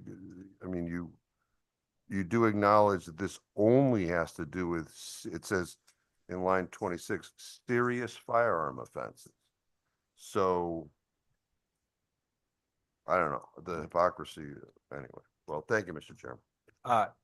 Representative Fishbein, you're allowed to ask questions and you're allowed to comment, but I don't think we need to make comments like that. I think that was a little, I don't often admonish on this committee, but I think that was a little over the top, sir. Further questions or comments from the committee? Representative Trubisky. Thank you, Mr. Chairman. Thank you for coming in. If with regard to Bill 7042, what would you have a firearm manufacturer do that they are not currently doing? I think we've kind of covered this a little bit in the previous testimony, and I know we have some additional lawyers who will be testifying, but I think the point of the bill is to create a standard of care that a manufacturer would need to adhere to. And then if they do not, then this is a path, an access to justice pathway for someone who is harmed down the line. Okay, and in that standard of care, what would you want them to do that they're not currently doing? So if I could look back at the wording of the statute. So a reasonable control would be to prevent the sale or distribution of a firearm industry product to a straw purchaser, firearm trafficker, et cetera, et cetera. And so, you know, it kind of goes up the chain to prevent the sale or distribution of that product if it was designed, sold, advertised, marketed, or promoted in a manner that foreseeably promotes conversion. I mean, we've kind of covered all of these different points. So I would expect, you know, for an industry member to have these reasonable controls and to abide by them. Okay, well, I apologize. I was in another committee meeting. I just got here. I know, it was a busy morning at the So LOB. that's why I'm asking you, is there something that manufacturers are not currently doing that you think this bill would force them to do? I think that there is a small number of manufacturers who perhaps do not abide by reasonable controls such as this and who don't always take care in the way that they distribute and the way that their firearms are manufactured. And so again, this would just create a standard of care to which they would need to abide. Okay, you said in the way that they are manufactured. Are you suggesting that they are manufactured with defects in them? I'm not, I mean, I guess that's a possibility. I'm not willing to testify to that. Again, I'm going to stick to my written testimony and defer on the legal side to the lawyers who have preceded me and will come after me. Okay, but all right, well, you support this bill, right? We support 7042, yes. Okay, so I'm trying to find out with regard to the manufacturers, which are in this bill, what is it that you would want them to do that you don't think they're already doing? Representative Trubisky, you've asked her the question 3 times. She's told you she doesn't have an answer. Move on to your next question. Okay. You understand that, is it your understanding that manufacturers sell firearms to distributors who are licensed I'm sorry. I mean, a manufacturer of a gun Yes, manufactures the firearm. I right. can't, I don't know the intricacies of the path, but I do know that they come from a manufacturer to either a distributor, and I'm not sure, maybe directly to other Okay. dealers, but yes. Okay, so if that distributor is licensed to distribute firearms by the government, is there some additional vetting that you think the manufacturer should do of that distributor more than the government has already done? I really can't answer that question. I think, like I said in my testimony, we expect, this bill would create a standard of care that would need to be followed. And then if harm happens down the line, there would be a cause of action. Again, fact-based. We had a lawyer testify previously about certain hypotheticals and scenarios that could be imagined. But if everybody is following the law and being responsible, then this doesn't impact them. Okay, so once a distributor has the firearms in its possession, it under current law, it's allowed to sell them to a licensed dealer, right? Is that your understanding? Yes, Okay, and that dealer is licensed by the government, correct. and the government has presumably done some vetting of that licensee before giving them a license, correct? Correct. Okay, is there something more than the government has already done that you would think should be in the standard of care for a distributor before selling firearms to the licensee? I think that there are situations where not every gun industry member is acting responsibly. We've already discussed this morning that it is certainly not the vast majority. In fact, it's a minority of the industry members. This legislation is designed to offer a pathway to justice in the hopefully rare situation that someone is not following the rules. So I'll Okay, leave it at that. And those rules are that they could only sell to licensed dealers? Well, it would be reasonable controls at their point in the process. So, again, if in the wording of the statute, it will cover what the expectations are for each person in the chain. Okay, and who determines what those reasonable controls are? Again, I'm going to defer to the lawyers, but I know that reasonable controls in general are it's sort of a typical standard of care for a civil liability bill such as this. But again, if I'm just going to look now, I mean, some of the things are enumerated in the statute. There's certain things like they shouldn't be selling to someone if there's a reasonable cause to believe that they're at risk of harming themselves or others, and other things like that. But beyond that, I defer to the lawyers who helped craft the language here. Okay, but that one would be directed at a retailer. I'm talking about the distributor. The distributor doesn't distribute to an individual. I mean, again, I could. Representative Trubisky, again, I understand you were not here for the first 3 hours of this hearing. A lot of this was already covered, so I'm not going to allow us to retread over areas that were covered this morning. You're welcome to go review the tape. But more to the point, she has told you 3 times she does not have an answer to your question. Maybe somebody else this morning did, or somebody that'll come later, but to sit here and continue to ask the same question, frankly, is not fair to this witness nor to the other members of this committee. Well, do you have a question that has not been covered yet?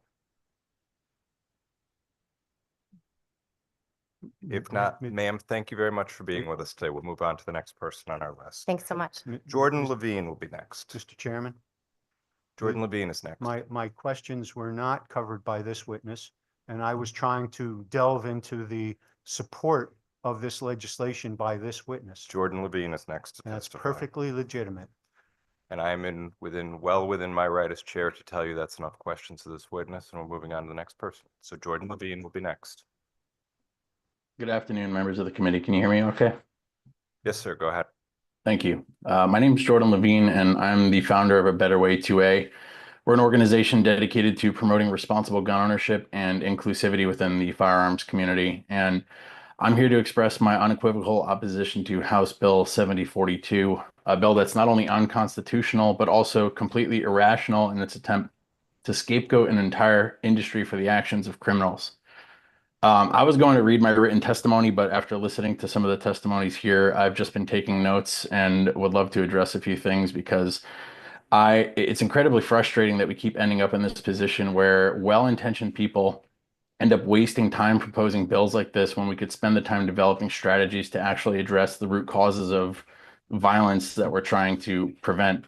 Sing that song. We have people testifying about safe marketing practices who don't even know how guns go from a manufacturer to a store to a private owner. And I don't understand what people in these groups are trying to learn or doing if they're not trying to learn more about how these things work in order to propose better bills. A couple people before me was talking about marketing to minorities. What does marketing to minorities look like? The fastest growing group of new legal gun owners in this country is Black women, and it's not from marketing. Trans women are buying guns in record numbers. It's not from marketing. It's from the crazy world that we live in where people are trying to erase people's human rights from legal protections. And these are things that we should be working together on in order to figure out policies that best address the root causes of the problems. But instead, we have people talking back and forth at each other and way past each other without actually listening, to what the person is saying. Everyone's too concerned with being right and not with learning about how to best address these problems. Marketing is not the reason for gun violence or school shooting. And it's a misguided distraction that distracts people from the social, economic, and psychological factors that actually contribute. I mean, we've got the war on drugs is the single greatest contributor to gun crime. Yet, I don't remember the last time I heard somebody talking about legalizing drugs and creating support systems for people who are addicted, because it's such a partisan talking point that we never hear. The conversation ends at party lines. And these are things that will have real marketable change on gun crime, on crime in general. But we're so distracted about trying to hurt somebody that we've never met before by placing these restrictions on them that are going to financially cripple them or that are going to perceive to take away their rights. And it's just, I feel like we're having the same conversation every year. We come back here and nothing actually changes. The left gets farther left and the right gets farther right. And meanwhile, it's the average person who has to suffer in the middle. Thank you, sir. Thank you. Questions from the committee? If not, thanks for joining us. Peter Estrada? Is Peter Estrada still with us? Okay, how about Matthew Strasser?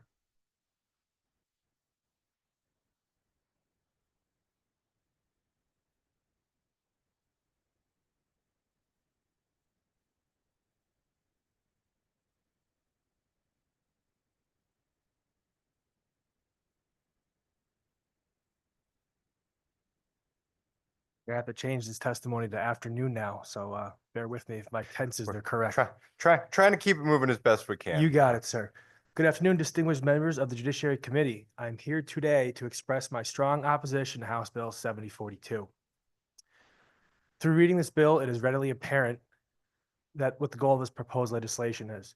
This legislature has done almost everything they can to slow the sales of firearms in the state of Connecticut, with assault weapons bans, magazine capacity restrictions, dictating on how you can carry your firearm, out of sight, out of mind, pushing gun owners and our gun culture to the edges of society. We live in a time where just the sight of a firearm can land a person in jail. The state's position on the legal gun owner is not lost on me. I know where we stand. The gentleman from Giffords mentioned that this bill will provide the avenue to sue out-of-state firearm industry members for misconduct in the state of Connecticut. Attorney General Tong has been placing orders for home-built firearm kits all over the country, and he hasn't had any issues suing those manufacturers or retail outlets. if their product shows up in Connecticut. I would also like to address the earlier question on obtaining insurance after a violation of this statute. If time allows, I will bring up an incident involving stolen firearms further in my testimony, where the gun store owner shopped for insurance for nearly a month after his store was burglarized. He was closed during that month looking for insurance, along with an increase in his premium, and that's in a scenario when he was not liable because he was in compliance with all local, state, and federal requirements as an FFL. House Bill 7042 continues to punish those who are operating within the law for the actions of someone who is not under the control of a firearm industry members. It is telling when there is proposed legislation written to financially cripple a firearm manufacturer or a retail store, but we don't see comparable legislation geared towards going after the criminal who committed the illegal act. In 2022, 29 of the 26 families victimized on that terrible December morning in Sandy Hook announced a landmark victory against Remington Arms, the manufacturer of the rifle used in the massacre. They were awarded $73 million, the maximum allowed by Remington's 4 insurance policies. The press release from Koskoff, who I believe is testifying today, says this is an obvious celebration and a claim to victory. Is there any new legislation since 2022 during that victory that would prevent a future victim of gun crime from submitting and winning the same lawsuit? I believe this law is written to put the rest of the state's gun stores and manufacturers out of business. It is intentionally broad in scope, using an open language like reasonably foreseeable.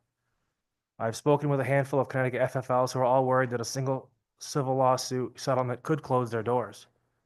There are plenty of wholesalers who won't sell to Connecticut already, as they're worried of either failing to navigate our complicated gun laws or shipping their product directly to Attorney General Tong's office. Particularly troubling are lines 80 through 83, where the legislation establishes. Thank you, sir. You got it. Questions from the committee?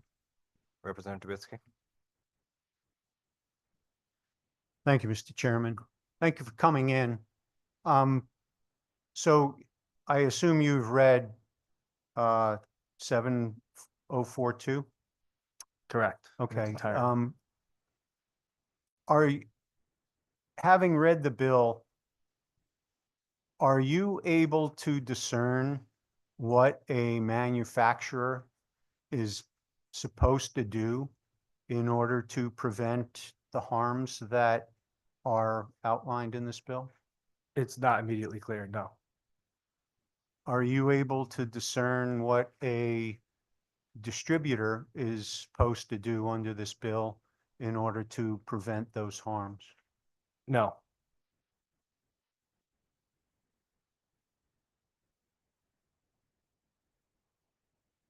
Thank you. Absolutely. Further questions or comments from the committee? Seeing none, thanks for being with us. Appreciate you guys. Thank you. Afternoon now, I guess. Now you got me going. All right, Brian Donahue. Yes, thank you, legislators on the Legislative Committee. My name is Brian Donahue. I founded a group called Not Just Us. We are over 875 different members, organization groups, communities across the state of Connecticut. We all come together to see how we can reduce violence and crime for children and students and for their families. And we fully agree with 7042. We feel that what I've been listening to today had talked a lot about people who are showing up and who are doing what they're supposed to do. But there are a lot of people who, from my understanding, that are not doing what they need to do. It is a minority, but we need to protect all of our children and all of our students and families.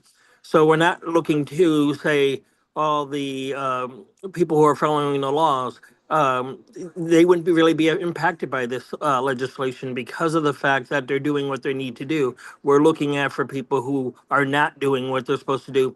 You may be licensed, but it doesn't mean that later after you're licensed, you're not going to be following, that you're going to be following the laws. So we have to look at the people who are and hold them accountable, people, manufacturers and gun sellers who are not taking their community into safety and who are doing things that they're not. Just because someone's licensed does not mean that they're going to be following the law every single time.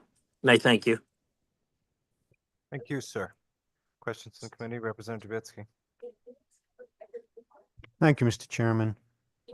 Thank you for coming in or testifying, even though you're not here. You're testifying about 7042? Correct. Okay, have you read that bill? I have. Okay, under that bill, what is a manufacturer supposed to do to prevent the harms that are foreseen in this bill? I would have to refer back to it. Right now, I'm not in a position to, testify outside of my testimony because I'm not in front of my desk. I am out in the community right now. But what I would say is, as long as manufacturers and drugs, the gun sellers are doing what they're supposed to do, then they're not going to be impacted. It's the ones who are not doing what they're supposed to do. We have to hold them accountable, not for the people who are doing what they need to do again, but for people who are not doing what they're supposed to be doing. Okay, and when you say doing what they're supposed to be doing, you mean following the law? Correct. Just because someone's license does not mean that they're following the law. If later on a child or a student gets hurt and injured because somebody did not follow the law, that person needs to be accountable. So this is not for, this law would be for bad actors, not for people who are doing what they're supposed to be doing under the law. Okay, so if they're doing something they're not supposed to be doing, it's already against the law, right? Well, yes, but as heard earlier in earlier testimonies, it's not necessarily prosecuted the way it should be. So what we need to do is have backup legislation that will help the communities not lose family members and loved ones. Okay, so your understanding of this bill is that this only affects people who are already breaking the law? Correct. That who may have done something with the gun or any of the ammunition, altered it in a way, gave people advice that they shouldn't be giving. So it would be people who, the people who are following the law, there's no need for them. But the people who are not following the law need to be prosecuted.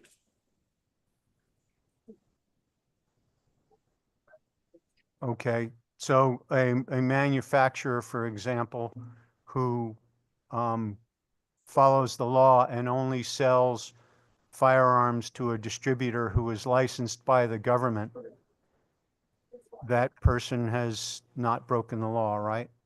My understanding would be that that person would not have broken the law. It would be the people who, who after they got licensed or manufactured and they did not follow what they're supposed to be, what's already stated in law, that they would be the ones who would be prosecuted. And that's what we really have to do, is we have to make sure that our community members are safe. Got it. Okay, thank you very much. Thank Further you. questions or comments? If not, thanks for being with us, sir. Thank you very much. Melissa. Take King. care.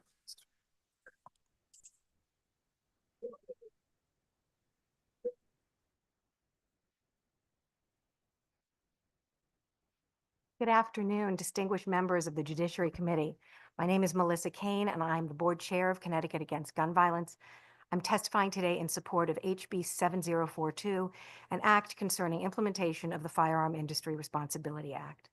Much of CAGV's legislative focus and success over the past 30 years, which has been supported both by legislators who share our belief that common sense regulation of firearms saves lives, and by facts which demonstrate that those regulations daily protect us from gun crime, firearm suicide, and unintentional shootings, much of it has been grounded in limiting access to firearms from those who shouldn't possess them, and in preventing firearm violence through deterrence. No one piece of public policy or ban will solve the crisis of gun violence that takes the lives of some 200 Connecticut residents each year.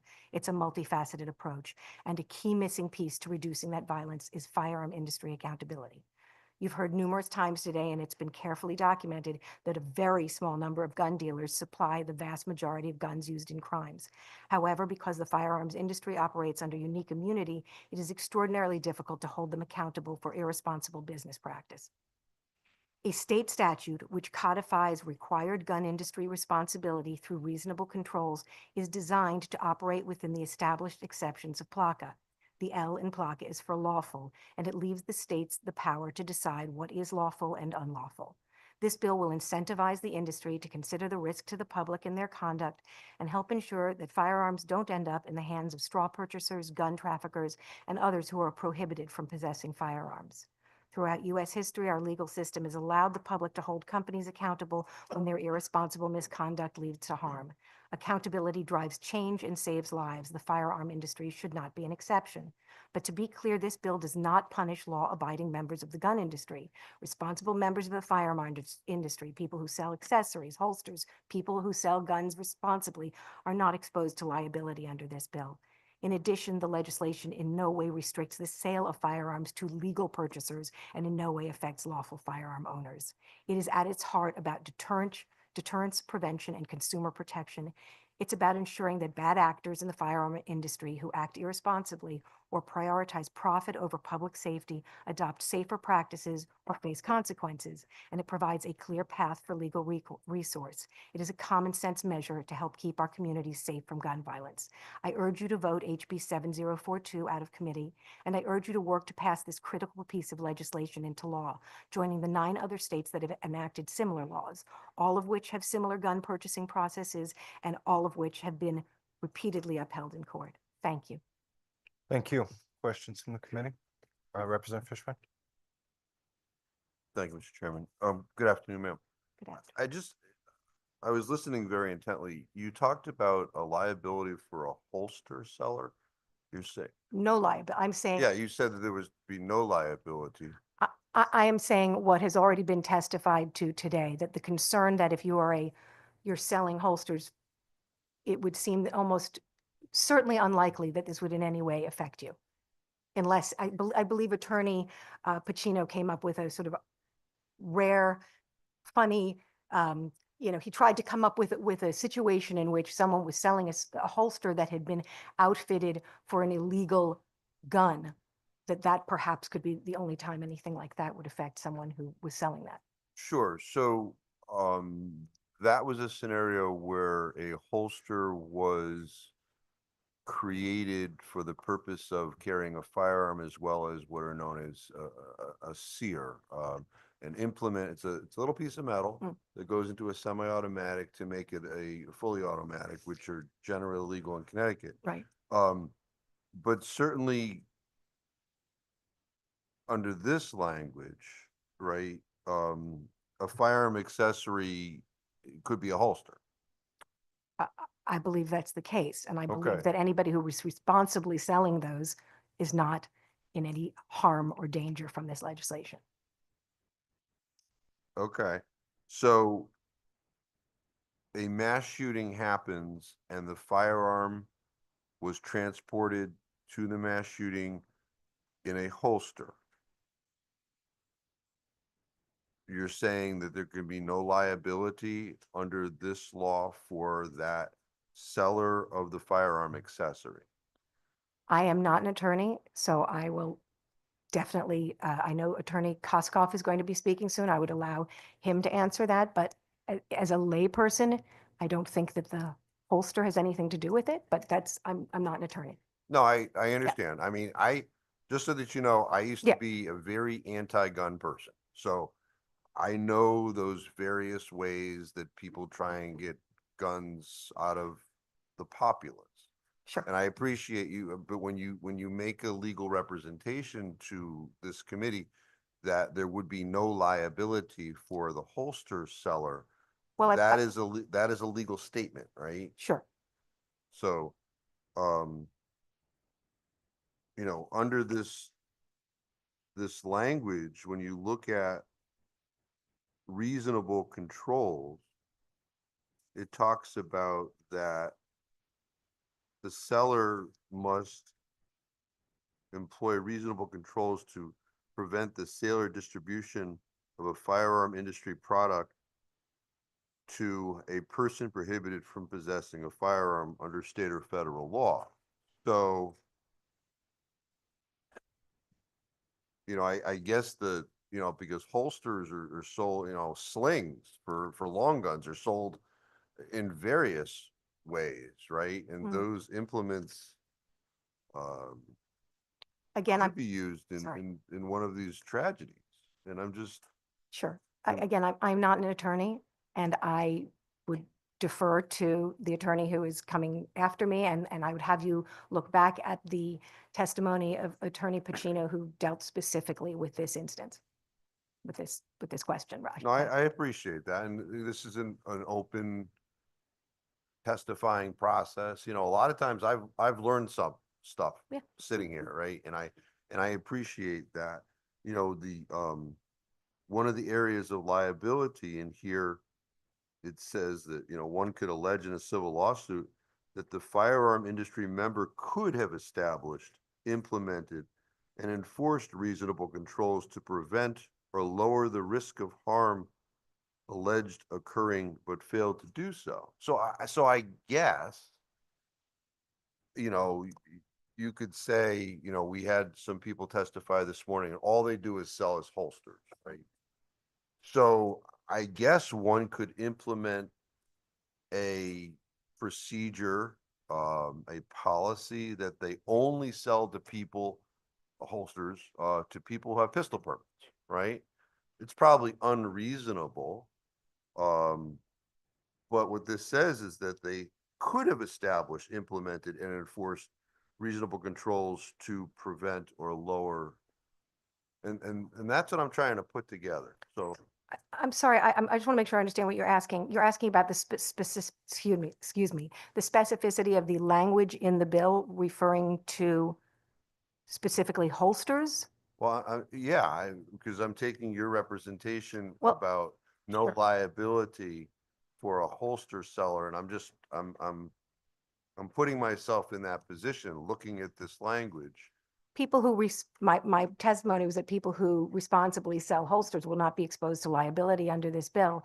Again, I would refer you to Attorney Pacino's example of some fantasy of how I guess a holster could be seen as being irresponsible. But other than that, I'm not sure how to answer your question. I apologize. No, I And appreciate it. sorry. Yeah, no. did you- No, I was going to say, I think, the language of the bill, you are the legislators, you're working on very specifically on the language of the bill. And it is up to you to choose the exact words that make the most sense. I appreciate it. I'm looking at the public policy because, Right. certainly one of the scenarios we talked about this morning was the lawful sale in Georgia. Oh. And, that seller not knowing that firearm was perhaps going to end up in some street transaction in Connecticut, and that this law would give liability on the Georgia seller is an extension. So, but I appreciate you coming here today. So thank you very much. And thank you. Thank you for the question. Further questions or comments from the committee, Rep. Trubisky? Thank you, Mr. Chairman. Thank you for coming in. Pleasure. Now, you're the chairman of the board of Connecticut Against Gun Violence? I am, yes. Okay. Are you speaking on behalf of your organization? I'm speaking on my own behalf, and I believe that what I'm speaking to, and the organization is very much in favor of HB 70542. Yes. Is carrying a firearm in public a risk to public safety? I'm not sure how that directly relates to this specific bill. I think people have different views on that. Okay. And what is your organization's view on that? Well, I think as long as, I'll go back to Connecticut Against Gun Violence, not Connecticut Against Guns. So we would like to make sure that people are safe, and there can be many different reasons that people carry guns. So I wouldn't off the bat just say carrying a gun is always unsafe. I don't really have a blanket answer for that. Okay. So It's not clear? It's not that it's not clear. I don't think it's, well, I don't think it's germane to this specific legislation, and I think that it's nuanced. I'm sorry, you think that it's what? I didn't, Nuanced? I think it's nuanced, yeah. okay. Nuanced and not clear are the same? No? Sure. Okay. Is shooting in your backyard a risk to public safety? Well, I guess it would depend on many different factors. Could Like, be. it could be, certainly may not be. Who decides? Well, I don't believe that there is a current state law. I believe municipalities at this point. I don't know off the top of my head. Um, I believe different municipalities have different, regulations on the books regarding that. Some do, some don't. okay. Is carrying 2 guns a risk to public safety? Representative Trubisky, are we on the bill? Yes, this is about the bill. Which line? Line 57. Okay, thank you.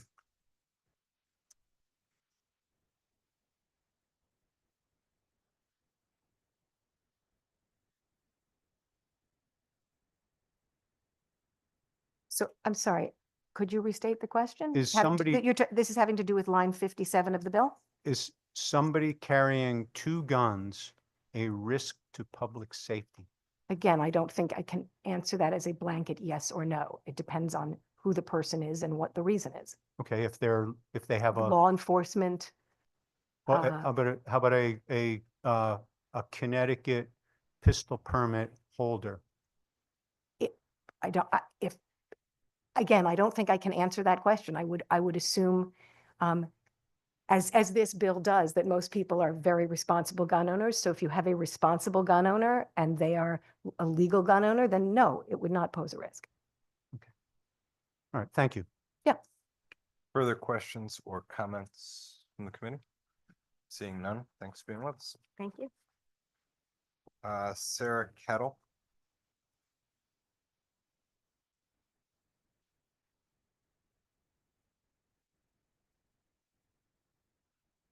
Good afternoon to the members of the Joint Judiciary Committee. My name is Sarah Kettle, and on behalf of the National Rifle Association, I would like to communicate our strong opposition to House Bill 7042, 7037, 7137, and our support for House Bill 7070 and 7194. House Bill 7042 is part of a national anti-gun effort to undermine the Federal Protection of Lawful Commerce in Arms Act, FLACA. It has the potential to bankrupt local firearm industry members through a litany of lawsuits that inflate business costs to a point where opportunities for law-abiding citizens to purchase firearms, ammunition, and firearm components for lawful purposes are severely limited. FLACA does not provide blanket immunity to firearms industry, as the predicate exception allows industry members to be held liable for harms that result from their own misbehavior. One of the main purposes of FLACA was to ensure that legislatures, not the courts, were the ones establishing the rules the industry members would have to follow. The predicate exceptions Congress had in mind were laws passed specifically for the gun industry that set forth clear, objective, and readily ascertainable standards of conduct. House Bill 7042, in contrast, is intentionally vague and invites judges to do exactly what Congress meant to prohibit: establish on a case-by-case basis additional best practices or other safeguards above and beyond what is clearly spelled out in statute.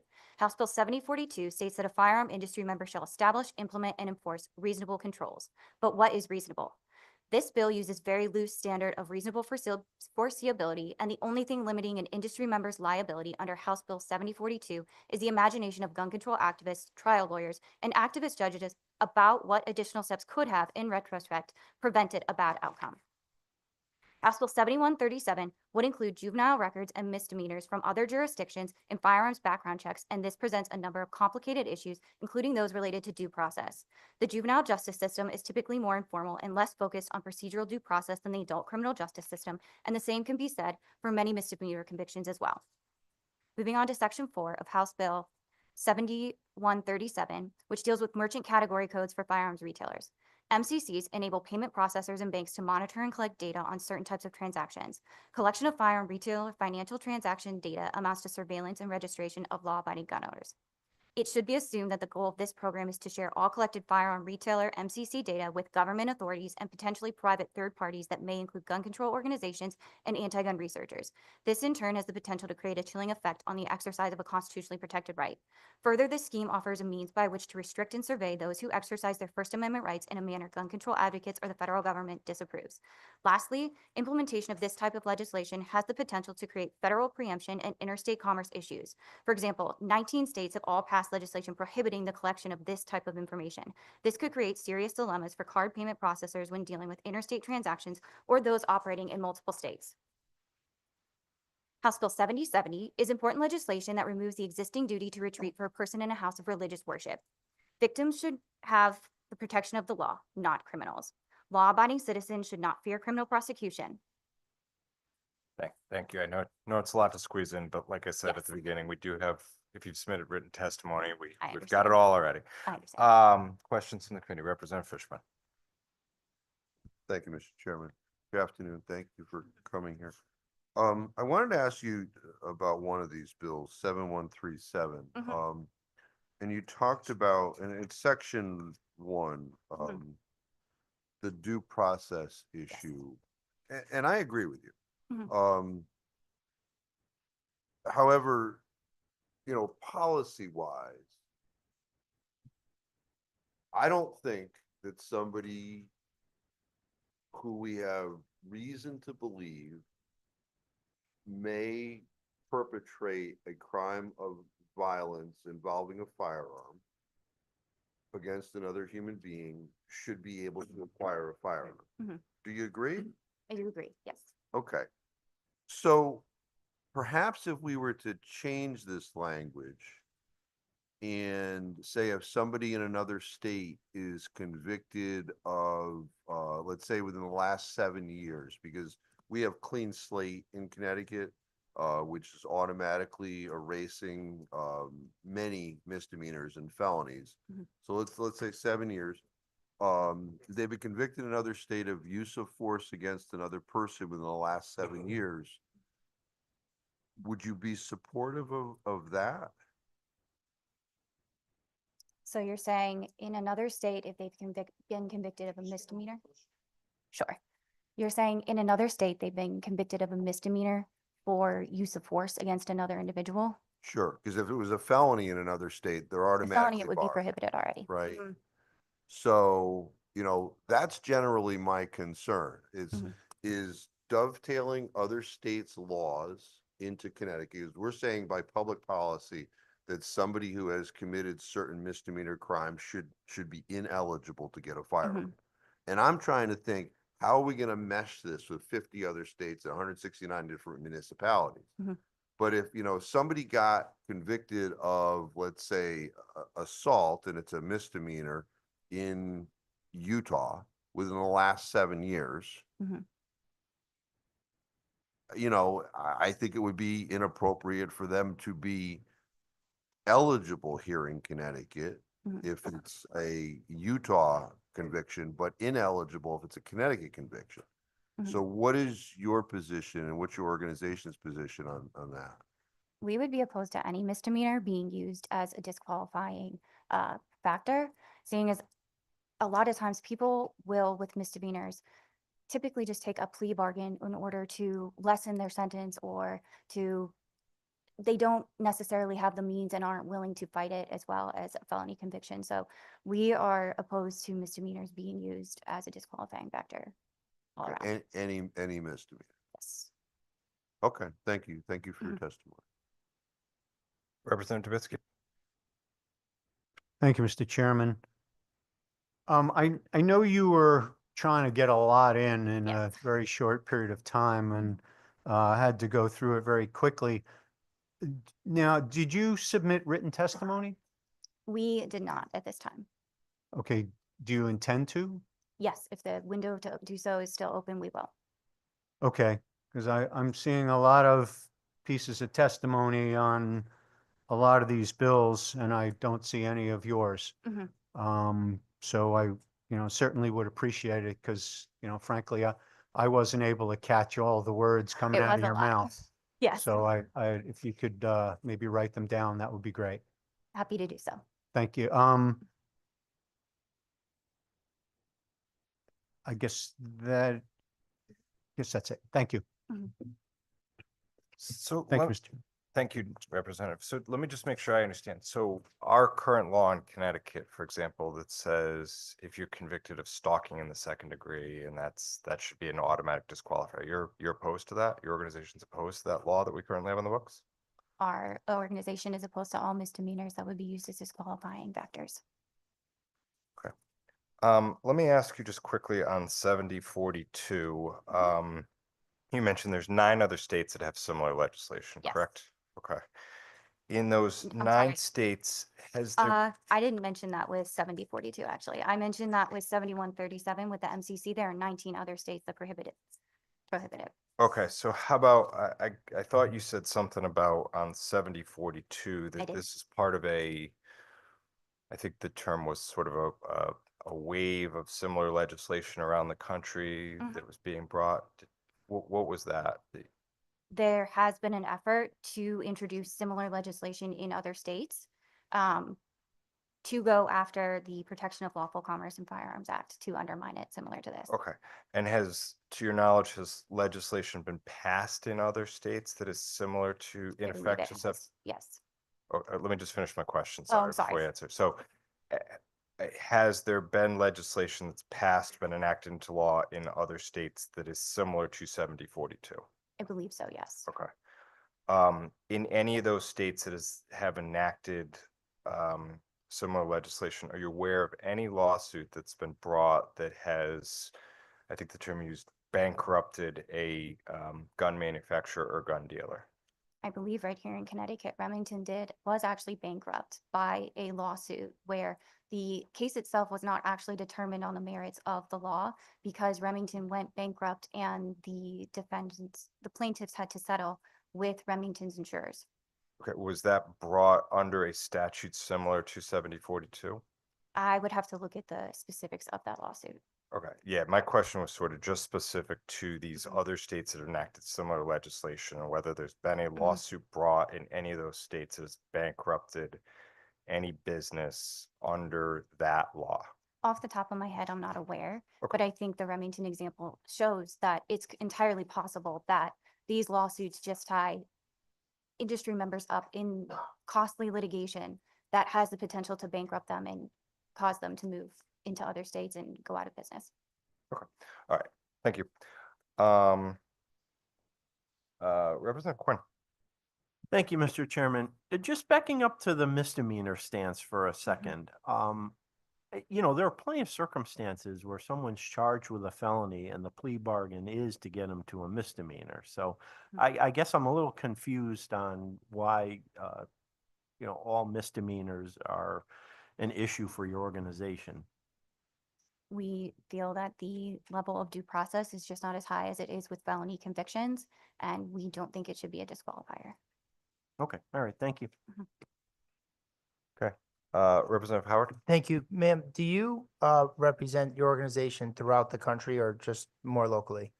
More locally, I have a couple other states, but Do you know there's been many references to these 9 other states have enacted legislation similar to 7042. Do you know of any direct impact that's had on the retailers in those states? Are you aware of any of that? As far as, it's been talked about insurance costs, et cetera. Can you talk about how enacted legislation in those 9 other states, if you know, has affected them? off the top of my head, I'm not aware, but I know it has the potential, has been seen with getting caught up in these costly litigation, how that can really ruin the business. Okay, so nothing specifically from those 9. All right, thank you. Thank you, Mr. Chairman.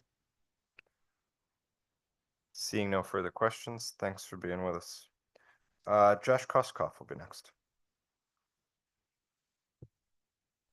Hello, thank you for this opportunity. I've never testified, believe it or not, in hearings, but I know I have limited time, but I think I want to correct the record of the last testifier. Remington did not go bankrupt as a result of our Sandy Hook lawsuit. Remington was a 150-year-old company, roughly, with roots right here in Connecticut, that was swallowed up by a private equity firm. And due to the gross mismanagement of that firm and the squeezing out of the old guard at Remington, and the search for profits in the back of the AR-15 markets, specifically peddling at AR-15s to kids, they bankrupted this 150-year-old company in a matter of years. So it is just simply wrong. And I'm not suggesting in any way, I mean, the only reason I know it is because I handled the case. So I'm not suggesting that that was intentional. I'm a private practice attorney from Bridgeport, Connecticut. Very proud to be from this state, as you all are. And our firm has been in Connecticut for over 80 years, and we represent families in all kinds of civil matters. And typically the matters involve some sudden or catastrophic thing that happens that upends one of our friends or neighbors here in Connecticut, and usually involving like death or serious injury. And in those moments, oftentimes you have profound sadness and shock. But what makes what's a common thing that happens for at least the people who consult with us are these scenarios are typically under circumstances that involve either a corporate or institutional or individual recklessness, or, if you will, wrongfulness or irresponsibility, something we call negligence generally. Oftentimes, the culprit when it comes to corporate misconduct is not surprisingly greed. And I had never handled a gun case. There aren't that many. You're being presented with a sky is falling picture about something that just is not true, which is there are not a lot of lawsuits. There wouldn't be a lot of lawsuits with this bill either. There've never been a lot of lawsuits against the gun industry because it's just a very hard industry to sue, even before PLACA. But that's what brought me to Sandy Hook Families and learning about this industry and some of the practices and wrongs and the marketing schemes that they were up to. It's heartbreaking as a lawyer to be involved in any case. I've been involved in cases with parents who've lost teenagers to drunk driving, who've lost children to drownings, cancer, and other medical conditions. But I can tell you that there is nothing I have ever experienced, and I don't think that could be experienced quite like sitting down, at least from the outside perspective, sitting down with families, stunned, shocked, in grief that you can't imagine, having had their children taken from them in a shooting in an elementary school, in a first grade classroom. I know that you all are heavily involved. That's the I know you can hear, but Man, I was just getting wound up. I haven't even talked about holsters. That I know. All right. Well, let's see. My guess is there'll be some questions for you. Okay. Questions. Holster away. Questions from the committee. Everybody's going to holster all their questions, I guess. Okay. Josh, let me ask real quick, because one of the questions that keeps coming up is there sort of similar instances where we hold sort of one industry or one group of folks potentially civilly liable for certain conduct or either an act or omission? And you know, you mentioned drunk driving, which is the one I keep coming back to. We do have a dram shop liability act on the books, and a bar that serves too much alcohol to somebody and they go out and they drive and they kill somebody. There's potential liability there. Are there other instances like this legislation in our tort system in Connecticut that you can point to as sort of analogous to what's proposed here? Yeah, I mean, basically, it's every other instance, every other industry, every other individual, for that matter, every other company. My company, the company of the gun dealer, not with the exception of the gun industry and associated, retailers and wholesalers, are operating under the same set of rules, which are the rules of reasonableness in their conduct. So what that does, obviously, is it doesn't list out, here's what you have to do to be reasonable in every circumstance. What it says is, hey, when you're thinking about doing something, think about the effects of it.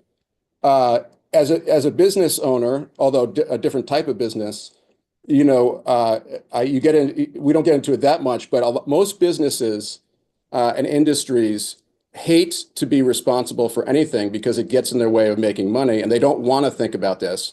But the difference between the gun industry and all other industries is all other industries have to think about it because they know that if they don't think about it, they don't take reasonable steps with whatever it is to lower the risk of the public or consumers or your constituents getting hurt, they're going to have to face a devastated family, God forbid, who are going to be looking for answers and learning about the decisions they made and asking the question of, were they reasonable? That's all it is. So I guess to answer your question, yes, there are in every other industry and retailer imaginable, they face that basic bond of responsibility that we all have towards each other. That's called, that's the reasonable man, or in this case, a reasonable industry, a reasonable corporation. Okay, great. Thank you very much. Further questions? Representative Fishbein? Thank you, Mr. Chairman. Josh, I just, the mirror that you gave us is the Dram Shop Act. Well, the one that you were discussing. You agree with Representative Staffstrom, the chairman, that that is a similar control, that we can examine that in line with the legislations before us? I'm sorry, Representative Fishbein. Maybe because it's lunchtime, I'm not following. Can you maybe restate that or? Sure. Go ahead. Sure. The underlying predicate being that, well, we already regulate industries in this. You agree with that statement? Industries, yes. I mean, the courts don't have the only role in holding industry feet to the fire, so to speak, or responsible. Obviously, as elected officials, you carry the people's voice to industry on our behalf as well. Yeah. So the question was, do we, in other areas of industry, regulate in such a fashion as 7042 would have? It seems like your question, we might agree on this, that if the Dram Shop Act is an additional, I'm trying to think about the Dram Shop Act, as I understand it, I don't do a lot of the work, but is a balance between, when you can hold a bar or alcohol service provider liable, and it provides some limitations. So there is some kind of a balancing among different interests in that particular example. I don't know if I even answered your question. I hope I'm trying to. No, I appreciate that. I guess in the Dram Shop situation, you have the purveyor of alcohol. The allegation is that they knew or should have known that the individual who was ingesting was already inebriated. Right. Sorry to interrupt. I interrupted you. But and then an accident results, and that's where Dram Shop gets risked to the table. Right. It draws a line between, I think, obvious intoxication, maybe. I'm not sure I'm nailing the statutory language. Again, it's not something I do. We've handled cases, but not me personally. But yes, there is some line drawing about what defines, when a dram shop is liable and when it isn't, effectively.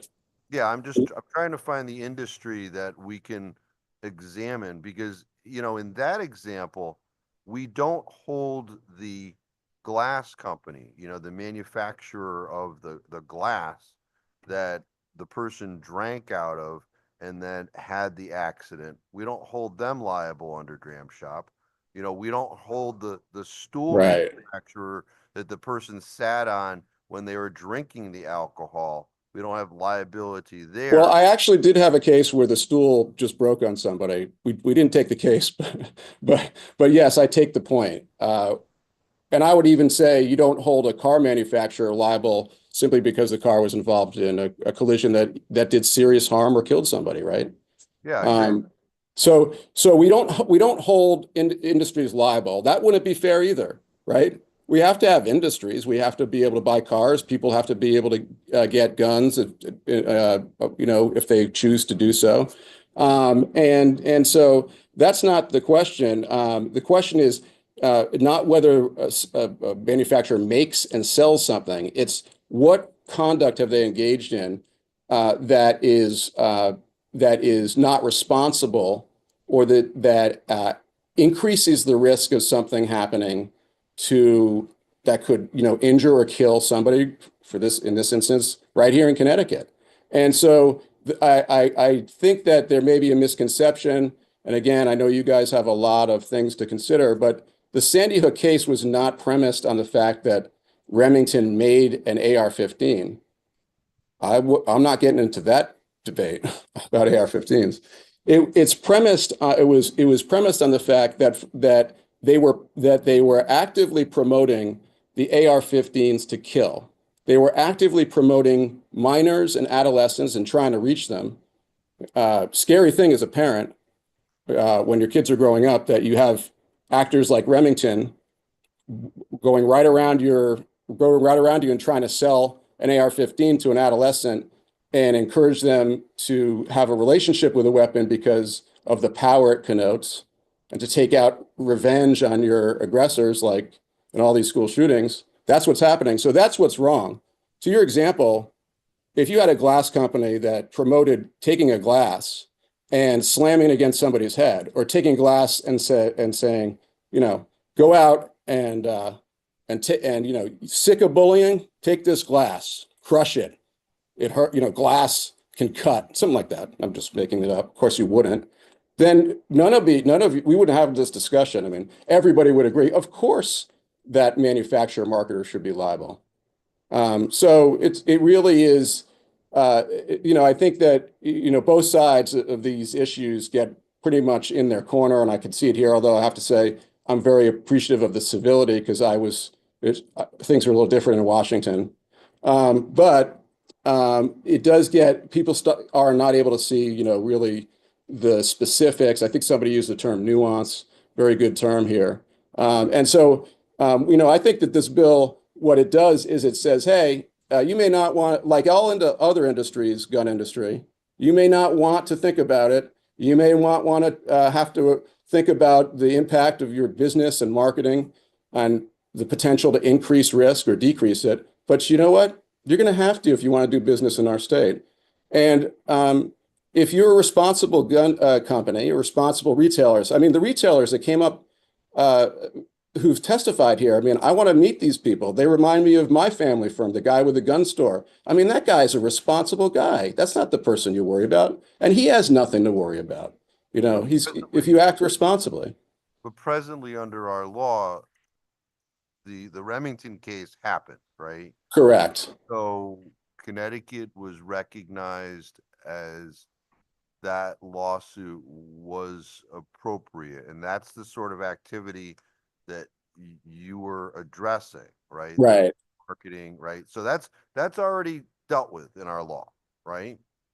Yes, I would say that on a case that would be similar to that, and God forbid there ever is one, then yes, that law is the law of the state of Connecticut on that particular issue. Sure, and that's under the Connecticut Unfair Trade Practices Act.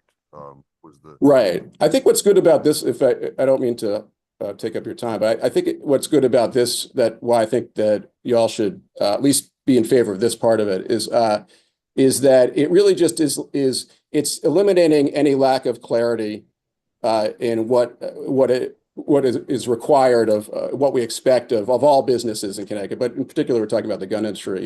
It's in some ways it's only fair to an industry to be that much crystal clear about what the expectations are, right? Some of the things that you guys are talking about getting sued for, you want to know because you want, as the industry side, you want to do things to make it less likely that that's going to happen at all, let alone that you're going to be, that there's going to be an inquiry into it. So, I don't really see this. I mean, I will say, I don't know a lot about it. The holster does not seem to me to be a high ticket item here. I take it that you've reviewed the languages before. I have, yes, sir. Okay. So, in line 57, well, it's 50. Hold on a second. I'll read it to you. Yeah, no, let me just grab it. Hang on, I have it. 57. Okay. Okay, I'm with you.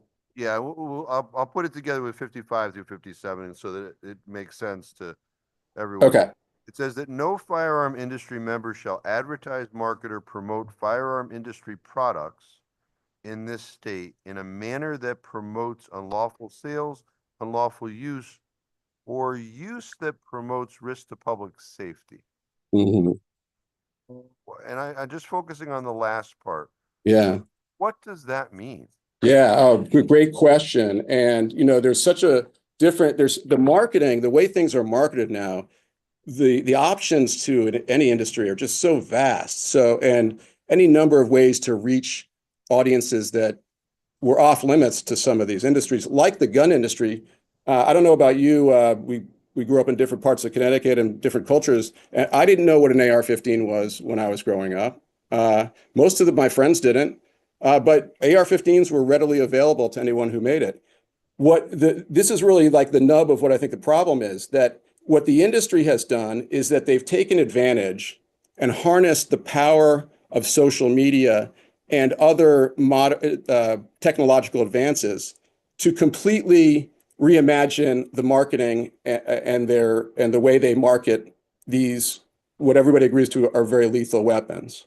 Now, I might be talking about an AR-15, but all guns, of course, have the potential to harm. And what was once off limits because what were children and adolescents. And so any company, what this statute establishes, I think with a perfect amount of sort of balance of enough information, but not so defined that it is limiting, would be marketing a AR-15 to kids at all. Marketing firearms to kids directly through social media like Instagram. We have a case right now in Uvalde where the shooter was pumped with ads from Instagram promoting the Daniel Defense rifle that he used in the shooting to kill 19 children, some of whom were left with only sneakers, left with their body, like this young lady, Maite Rodriguez, because the rest of her body was eviscerated.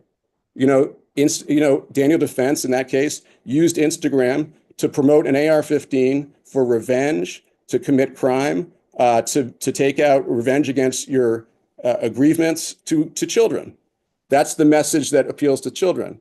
When we were growing up, sir, again, I'll defer to you. If you knew one thing about guns and gun marketing when we were growing up, then that's one more thing that I knew. I've only learned this afterwards. But the marketing was very responsible. You want a hunting rifle to go hunting with your dad and your grandpa? What a great American tradition. And here it is. Here's your Remington rifle. You want a shotgun for home defense? Here it is, defending your home. The marketing that marketing has been obliterated. Why? Because it doesn't sell enough guns. And it keeps the market to responsible gun owners. So what the Remingtons of the world did, what Daniel Defense is doing, what many manufacturers are doing, not all, but many, is that they are promoting their firearms not to be used for home defense, not to be used for hunting, but to kill, to engage in lone gunman combat missions.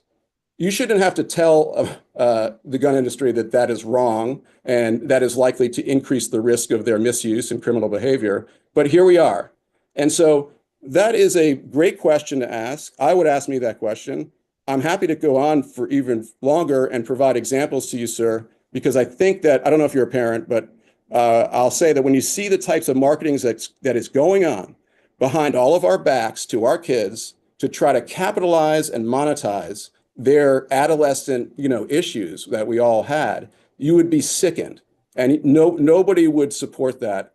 None of you would support that regardless of your ideology. So that is so the marketing, but how do you define that? You could say minors, you could say, but that's what this bill is pretty good, I think, because it says, promoting, the language you read, promoting, promotes unlawful sales. Yeah, you can't sell AR-15s to kids under 18. Specifically about a use that promotes risk to public safety. Yeah, exactly.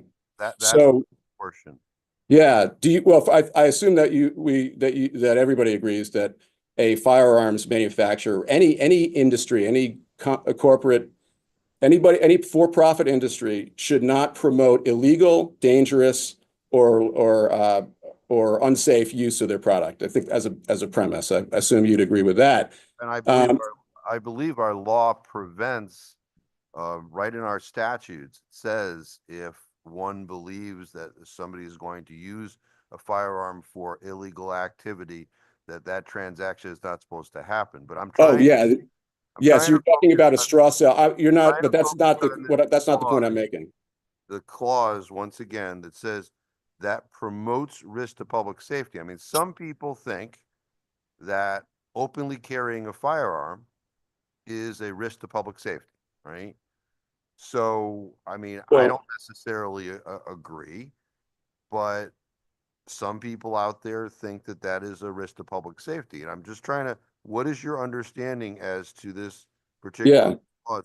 A use that promotes a risk to public safety? Well, a use that promotes a risk to public safety is getting the email of a 17-year-old adolescent who's been bullied and trying to sell them an AR-15 to take out, marketed for the purposes of committing revenge. That is a risk to public safety. That's the facts of Uvalde. A risk to public safety is doing business. You asked the question, so I'll just answer it. The risk to, in the Sandy Hook shooting, which I know you must be, it must be a lot weigh on all of you, because of course that what could be a higher priority than preventing that. What we found out in that case was that what Remington did was it took its weapon, the Bushmaster brand, and it cut a deal with Activision, which makes Call of Duty, to put the weapon in the game and make it the most desirable weapon for kids, for adolescents that played it. And that weapon is portrayed in that game for one thing, to kill. And it was very desired because it was a killing machine in that virtual experience, just like it is in real life. And what Remington knew, we have the documents to prove it, is that the kids would find that weapon and they would type in ACR, it's called the Adaptive Combat Rifle. And what would happen? They'd land on the Bushmaster page. The shooter at Sandy Hook heard that call. We know that because he was a shut-in. He only played Call of Duty, and he left a trail of evidence showing that that marketing to him worked. And the folks over at Remington were thrilled with this new technology that they could harness, so that because the parents are just in the way for the new modern gun industry. They don't want to deal with us because we're buzzkills for them. They want our kids, and they were reaching this kid. They were promoting crime, and he committed the very assault that Call of Duty trains, and that the ACR that Remington placed, reached him with the message for. That's wrong. They were promoting crime. That increased the risk to public safety, and the gun industry has a lot of smart people. Like every industry has smart people. It has people who care.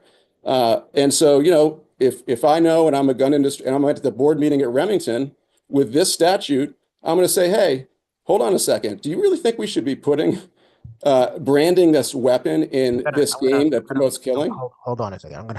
I'm gonna rein this back in, because I appreciate the attempt to answer a question in full, but It's 1 o'clock.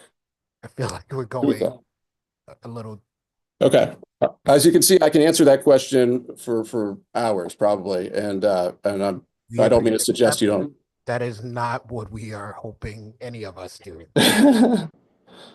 Representative Fishbaum. Thank you. And I appreciate the exchange, as far as marketing in the Sandy Hook situation. The fact of the matter is, no matter what anybody thinks, there was a lot of things that happened that were bad there. It was a safe storage issue.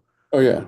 That kid didn't go and purchase a firearm. So I don't know that marketing had anything to do with it. And at the end of the day, there were defenseless people in that school. So I really have a lot of trouble with that. I'm just looking at this language, which is what we're talking about here today. I'm just having a lot of problem because, your perception of what promotes a risk to public safety, because certainly marketing to a 17-year-old, which it is impossible in this country for a 17-year-old to purchase an AR-15. Impossible. Well, legally, okay? Because we all know that illegal guns are sold. Right. Straw sales and so forth. Absolutely. The type of thing that the bill is trying to prevent. Okay, hold on. That doesn't. Hold on. Again, I will say what I said earlier. I recognize that sometimes when folks come here, they are trying to engage in the conversation, but this is a conversation that is staggered. So the question gets asked and completed, and then the response gets offered and completed. If that doesn't happen, it becomes a little bit difficult to follow the conversation. And in the room, maybe sometimes you can follow the conversation, sometimes not. But certainly when I'm listening on TV, it is not easy to keep up when folks do that. So I get it. We are here until we're done. Hopefully not super late, but we're here until we're done.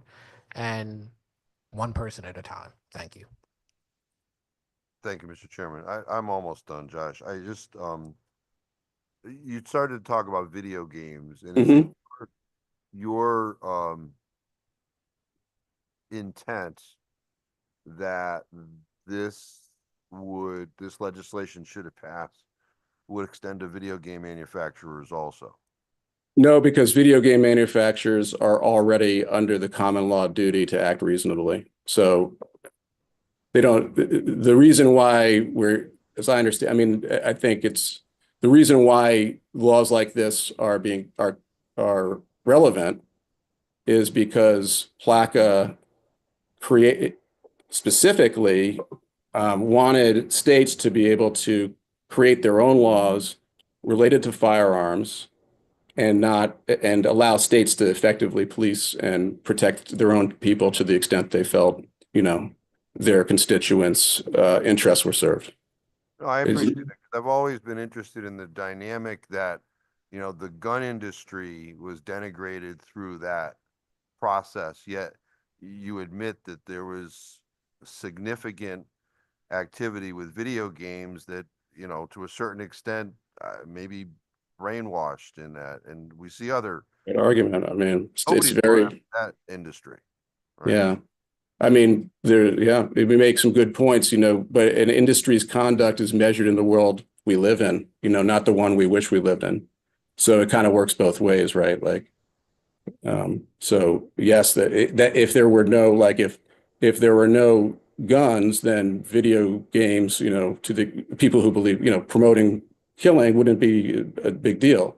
If there were no video games, then gun industry would be deprived, I guess, in their way of promoting killing through the video game. And that would also be, lower the risk. And you can always find multiple things that contribute to an outcome like a mass shooting. And the question is, which are the ones that we can work on? What can't we work on? And, are they, in a given instance, was that likely to change, the result? That's, thank you for summarizing. Yeah, thank you. Good questions. Thank you, Representative Dubitsky. Thank you, Mr. Chairman. Thank you for coming in. Very much appreciate it. Now, I see you are an attorney. Is that right? Is it that obvious? Yes, I have. Okay, and do you represent any of the gun violence prevention organizations?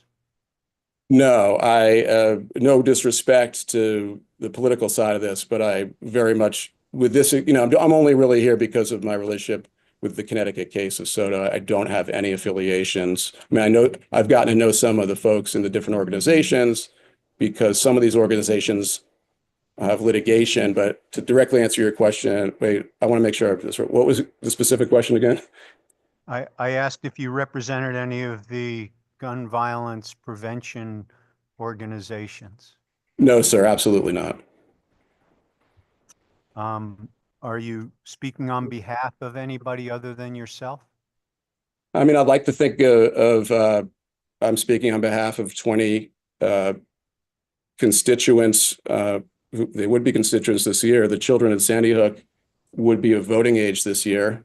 So I'd like to think I'm advancing and advocating for them and for, but no, not in the manner, I don't think not in the way your intent of your question is. Okay. Representative Fishbein asked you about line 57 in the bill, and I'd like to Sure. touch base with you on that.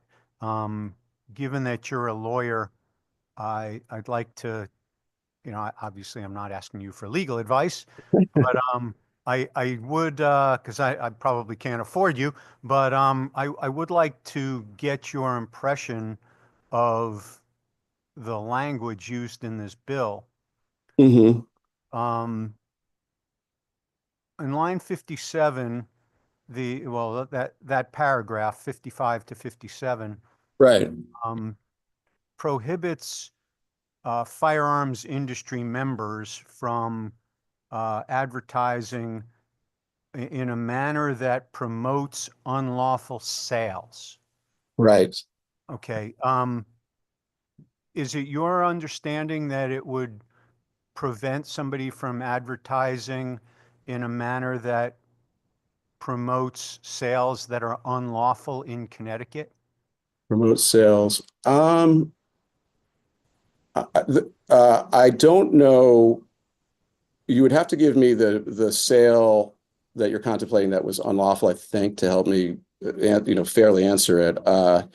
When I'll tell you what I understand the language to really cover, because there are unlawful, because I'm not an expert in the interstate, what's lawful in one state and what's lawful in the next in general, even in firearms.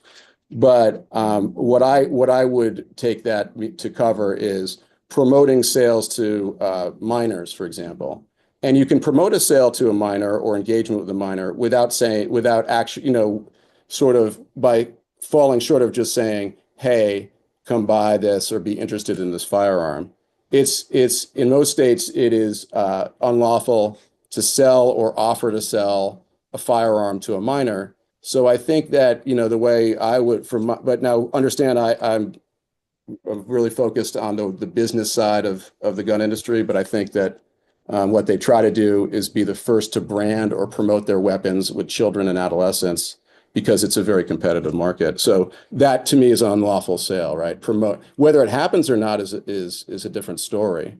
But certainly again, the devil's in the details, and I just want to be clear that, just because a shooting happens doesn't mean the gun industry's was engaged in wrongful conduct. It really matters what the details are. And so most cases I get called on, I have to tell the people, I'm sorry, I don't think there's a case here. I can't really do better than that. So in the instance you just mentioned, Yes, sir. selling to a minor. So let's Right. Persons between the ages of 18 and 20 are prohibited from possessing handguns. Uh-huh. But in other states, they can. So if I see. advertised a pistol, for example, and my advertising came into Connecticut and it said, this is a great handgun for 18 to 20-year-olds, would that be an unlawful sale? The promotion is occurring to somebody out of state or in state? Well, it's a national publication. My advertising is nationwide, and it happens to make its way into Connecticut. I'm trying to imagine the promotion, because I can't think of a promotions that, even in the old days of marketing in the gun industry, when it was very responsible in its marketing, that's not the way this product is promoted. So I guess I think of it as, if I will say this, if the promotion promotes crime, then and reaches a young audience, absolutely. But that hits on the other things as well, right? So that might capture all things. I think that I think it would depend on the circumstances. If you had a targeted demographic, let's say a gun company wants to sell, we don't care what the law is in Connecticut. We want to try. I don't know how this would really work. I'm not as creative as Mr. Fishbein with with the hypotheticals, I guess, on this issue. Let me give you a different hypothetical. Yeah, thank you. Bail me out of this one. Because I'm asking you because you're an attorney. And anybody surprise can you. understand this language. An attorney probably could. So I'm a handgun manufacturer, and Okay. I'm advertising my handguns in nationwide publications, Uh-huh. and they accept magazines that hold greater than 10 rounds. Now, Uh-huh. in most states, that's perfectly legal. In Connecticut, it's a felony. So Yeah. if I advertise my handgun that takes a 12 round magazine, if I advertise that in Connecticut, am I promoting an unlawful sale? Well, by the rigidity of the words, you could make that argument, though I don't know a lawyer who got through first year law school who would ever take a case like that. It's because you have to remember, sir, that you have to tie the conduct has to be of a certain wrongfulness. You have to tie that plausibly, to an outcome. And to your point earlier, or I think somebody mentioned, oftentimes there are multiple features. So I can't see how that would actually really result in any litigation. But the other thing I would just want to say is, and I know you can see that even a lawyer who is engaged in interpreting interpreting statutes under plain meaning and sometimes having to go to legislative intent, the reason legislative intent itself helps is because statutes, despite being written by really smart people like you all are, language that's the first part of it. Then you have the body of law that tries to interpret statutes. So, But would you agree with me that arguably the language in this statute would cover that circumstance? I think you could make the argument that if you promoted an unlawful sale and it hits a state, but I think this may have also been pointed out, if it's unlawful to get the magazine in Connecticut that is being promoted, how would that ever, I don't see how that would ever translate into anything that was actionable in a given situation, right? Because I think it's been pointed out that I guess an 18 to 21-year-old can't get a magazine of that or 20 can't get a magazine of that nature anyway. So while on the first prong of could it be argued that meets this? Yes, I think so. I could argue it. I could also probably argue against it, but it wouldn't be. It's not something that will ever happen. And that doesn't mean it's not worth. I appreciate though that's still. I understand that perhaps you and other attorneys might decide not to take that case, but I think that you and I both agree that the language arguably covers that conduct. Let me move on to the next part, the unlawful use. Mm-hmm. So, for example, bear hunting Mm-hmm. is illegal in Connecticut. So I'm a manufacturer of rifles that are particularly well suited for bear hunting, and I send out an advertisement nationwide that finds its way into Connecticut that advertises that I am promoting bear hunting with my bear hunting rifle, and bear hunting is illegal in Connecticut. Would that arguably fit within the term unlawful use?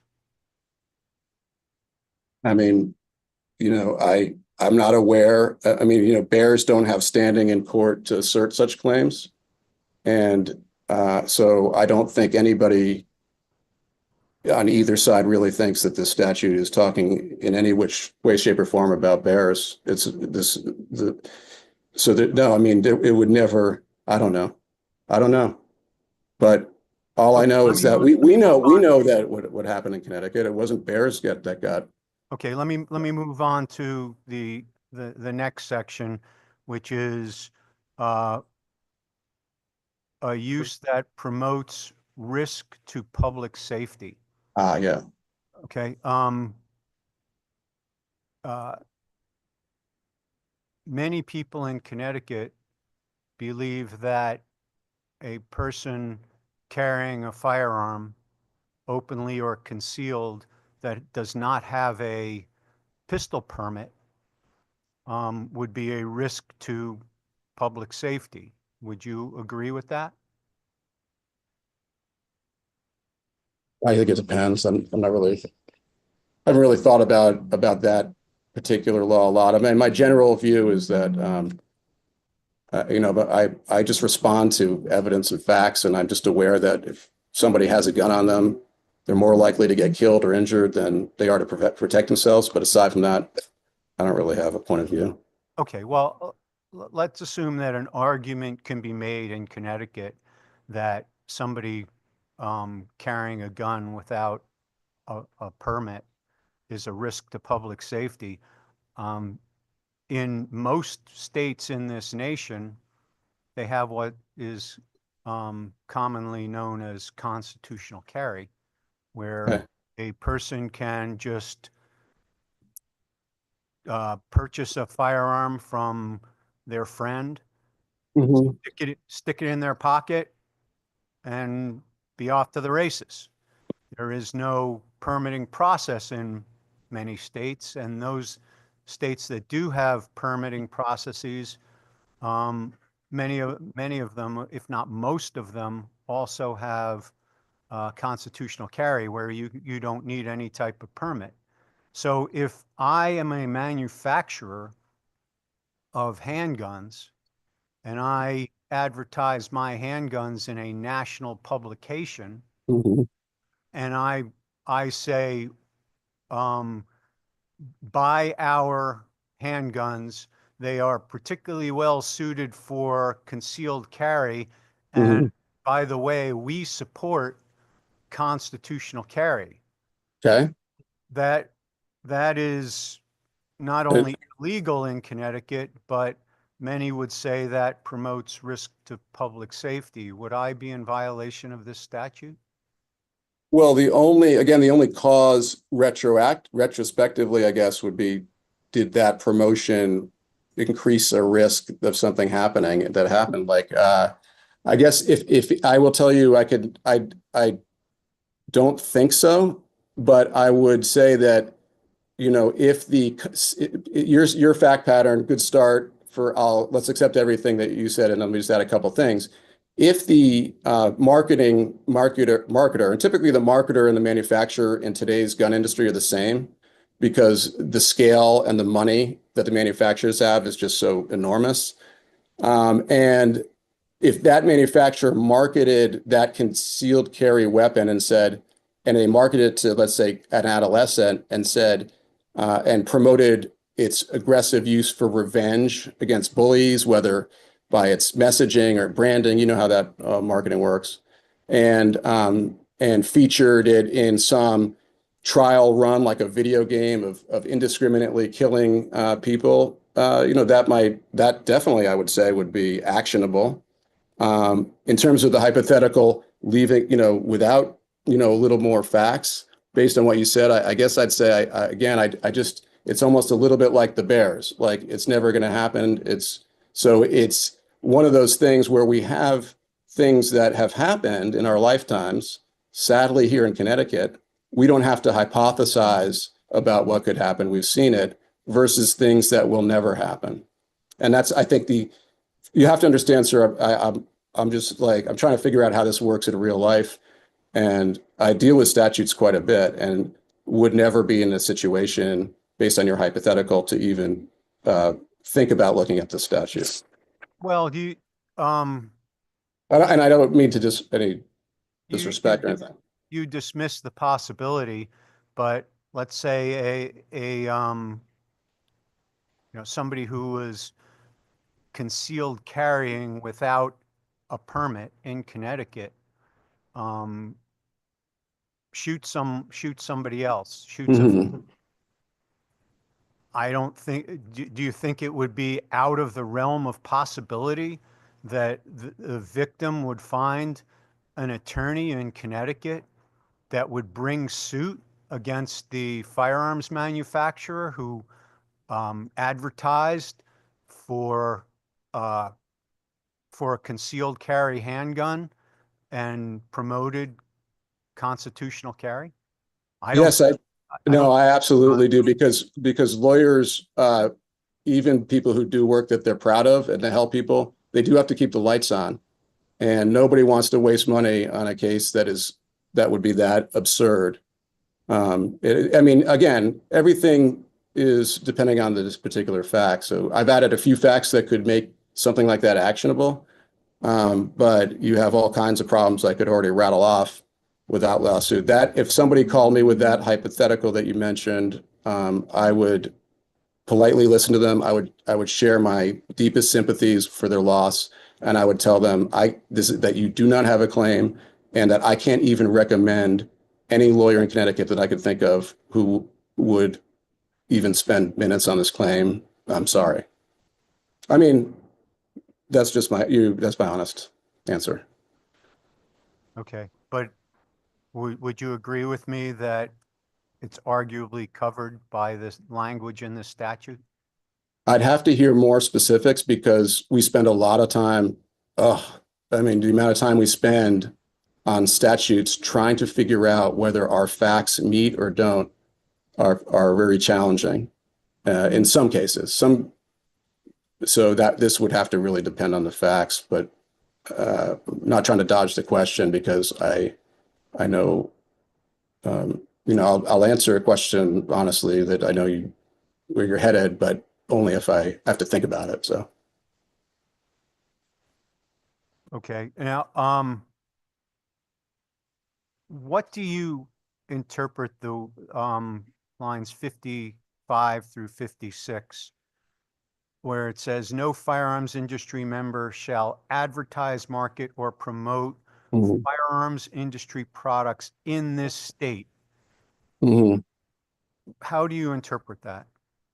Well, I think it's a good description with the right amount of clarity that prohibits firearms manufacturers from promoting or marketing their products in a way that basically increase risks of criminal activity, misuse, revenge. I'm trying to think of others. If you looked at firearms manufacturers. I don't mean to cut you off, but I'm specifically talking about where it says promoting firearms industry products in this state, regardless of the other part of it. So I'm talking about the in this state. Does the advertising have to say this is specifically for Connecticut, or can it be nationwide, or if there's a TV station in another state and the signal gets into Connecticut, how do you interpret the promoting products in this state? Well, excellent question, and that's exactly the type of thing where you can't. That's why lawyers have to evaluate facts really carefully. It depends, but I would say what the most specific thing that it gives the kind of the rules of the road to these the gun industry is, hey, if you want to sell your products in Connecticut, all understand that Connecticut is asking you to act responsibly and not promote the risk of misuse, not promote that the wrong people get the weapons like they often do, and so that you don't do anything to increase the risk at all. And in fact, that doing so would decrease the risk. So it gives them. It depends on the marketing campaign, I guess, or the target audience, but certainly in everything that is Connecticut based. And then you have other issues. And I think, I mean, there's an analogy here, I believe, to like advertising you might see online, I think, for other products. Maybe it's beer. I've seen ads where it says, not available in Connecticut, right? Or giving the print that makes it clear that, hey, we're responsibly, or rather we're advertising to these other states that don't have this law, but hey, Connecticut has a law that says advertise responsibly, don't promote risk. This is one of those things. I mean, I don't know. It's a challenging area, but I think you're kind of getting into a little bit of a 10th Amendment, maybe, kind of issue. And other potential like interstate commerce issues. So I'm not suggesting that this is a that this is a super clear area of law, but I think in terms of giving clarity and telling the gun industry, we'd love to have you in Connecticut. Connecticut is actually really a storied state for the gun industry, and just if you wouldn't mind doing, promoting things in a way that doesn't increase the risk of your products being misused or coveted, for that matter, by the wrong people. So that's maybe not. I think you've asked a very, very good, provocative question, and this is where, and the issues, especially in an increasingly complicated world that's interconnected, we're seeing a lot more issues about what laws apply, and as you get into a situation, sort of like a choice of law, all these things I thought I'd never use after law school. I thought I was done with them, but it's getting really, really complicated, not just in the gun industry. So again, not trying to punt the answer, but I think there's not, if you laid out a really specific fact pattern, you and I could probably, work out like all the complications. Okay, well, thank you very much. Thank you. Thank you. Excellent questions. Thank you, Representative. Comment or question from other members of the committee? Comment or question? If not, thank you very much for joining us this afternoon. Thank you very much. All right, Malini Parikh. Malini Parikh. Hi. Distinguished members of the Judiciary Committee, my name is Malini Parikh and I live in Guilford. I'm a junior in high school and the president of the Connecticut Against Gun Violence Youth Council. I am testifying in support of HB 7042, an act concerning implementation of the Firearm Industry Responsibility Act. I'm also testifying in support of HB 7137 and in opposition to SB 1441, HB 7770, and HB 7194. Every time I hear about another shooting, another life lost, I ask myself, could this have been prevented? And often the answer is yes. If we're not doing everything in our control to prevent these horrifying acts of violence, then we are not doing all we can to protect our children. 9 out of 10 crime guns are traced back to just 5% of firearm dealers. This is not just a coincidence. It's a pattern of negligence that fuels the violence in our communities. Currently, federal law makes it extremely difficult to hold the gun industry accountable. This leaves victims and their families without justice and firearm industries complete freedom to repeat the same sales that may lead to the same devastating actions.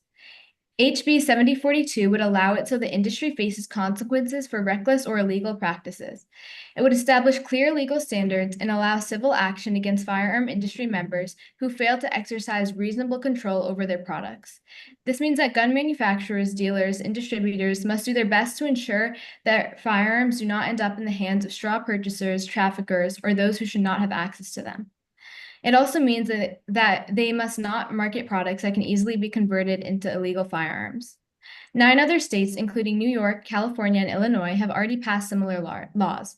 Connecticut has long been a leader in common sense gun laws, and I believe that HB 7042 is the next step in ensuring that those who profit from firearms do not do so at the expense of our safety.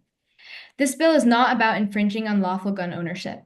It's about ensuring that the companies that manufacture and sell firearms do so responsibly. It's about preventing the next senseless tragedy. It's about justice for victims and their families. As young people, we should not have to live in fear of gun violence every time we walk into our schools or through our neighborhoods. We should not have to wonder if the next life lost will be of a loved one. HB 7042 gives us a chance to demand accountability, prevent future harm, and create a safer Connecticut for all of us. Thank you for your time and consideration. Thank you, and you have great timing.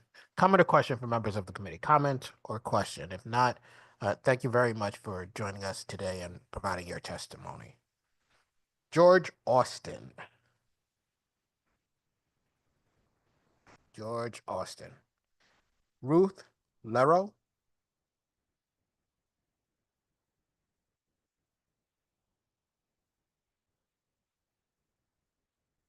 Good afternoon.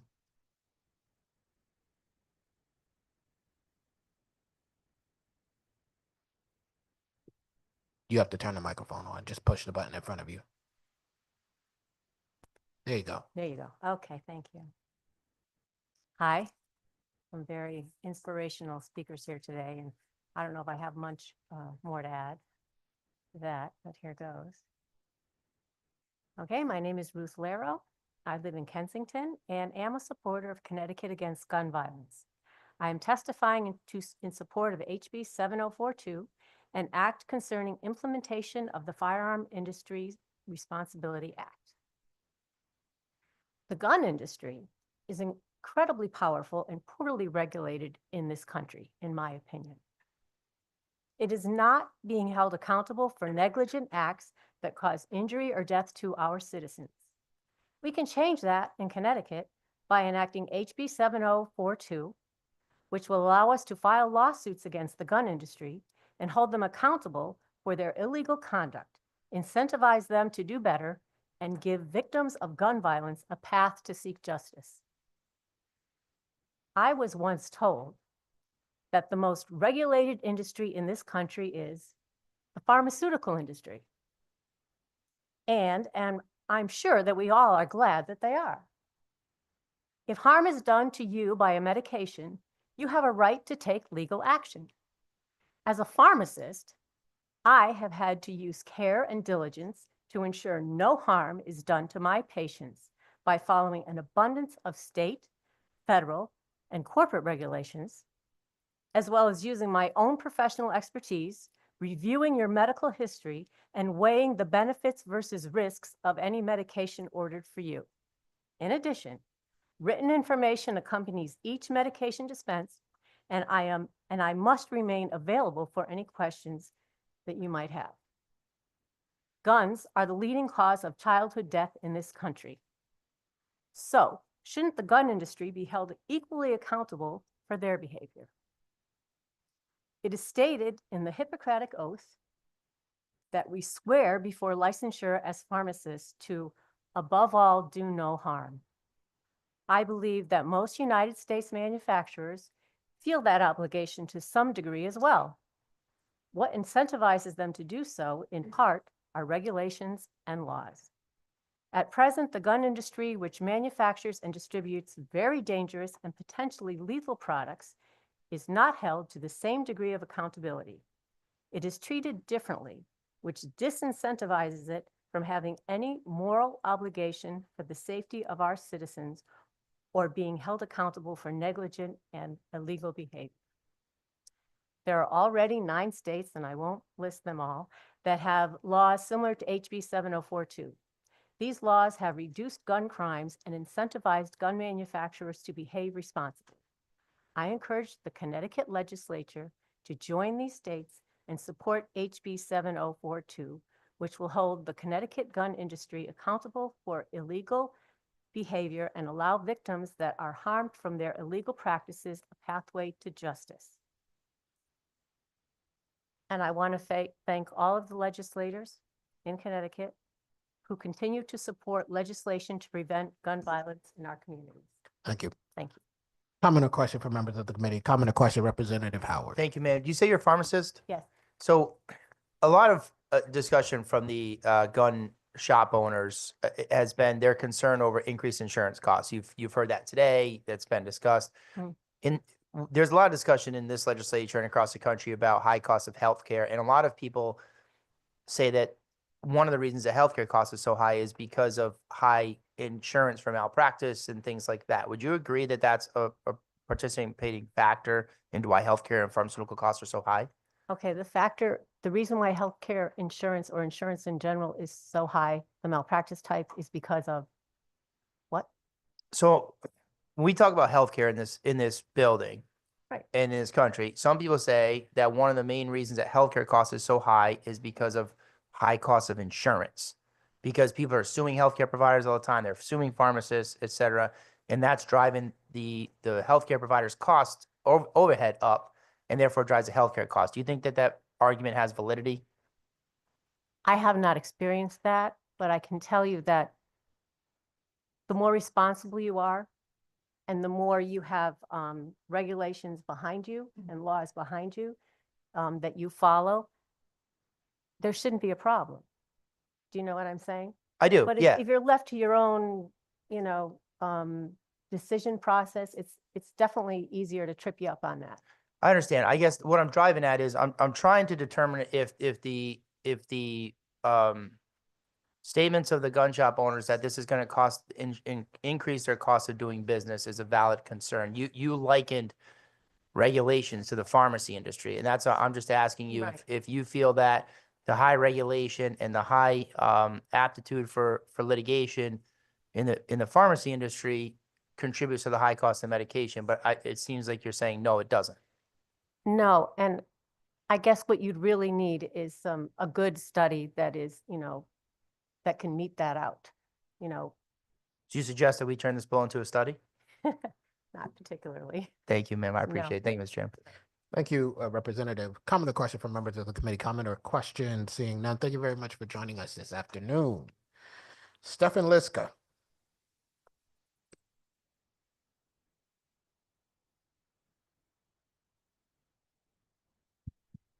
I see Stefan in our list. Stefan Liska. Okay. Jake McGuigan.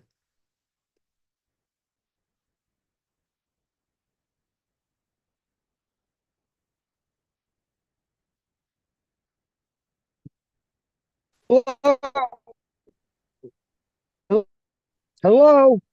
Hello? I'll just Yeah. stay here and wait. Hello? Yeah, Hello?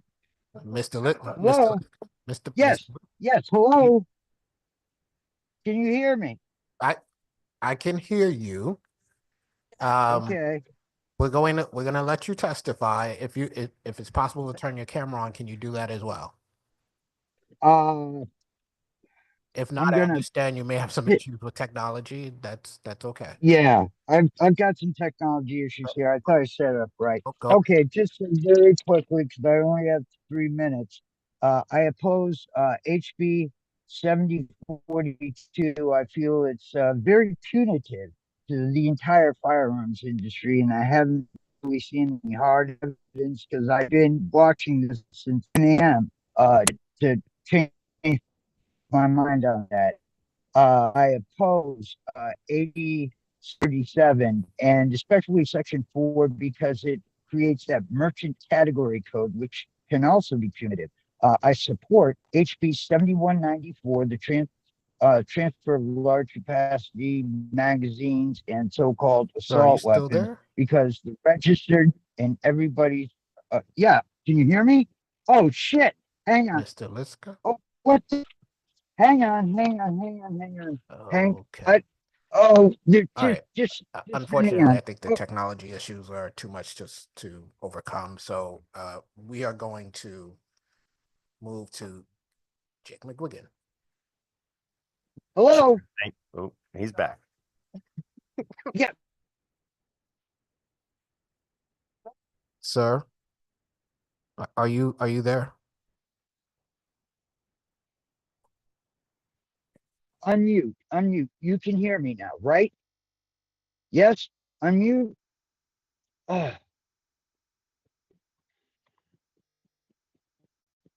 oh. Hello.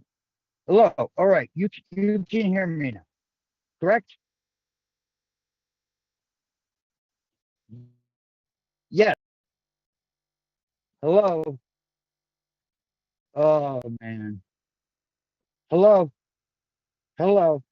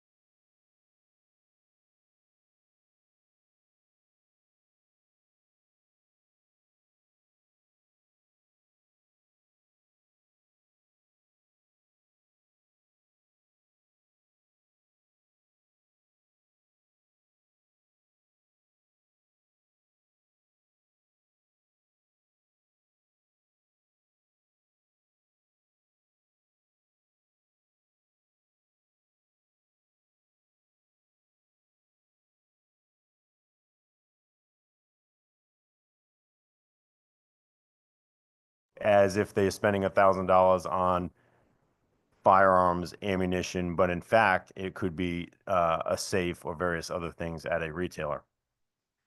As to 7042, we've got this pretty much covered throughout the entire day. I have pretty extensive written testimony in there, but I want to point out just quickly that this is really an attempt to use the Connecticut judiciary system to regulate the interstate commerce of firearms, which is already heavily regulated both with federal and state laws.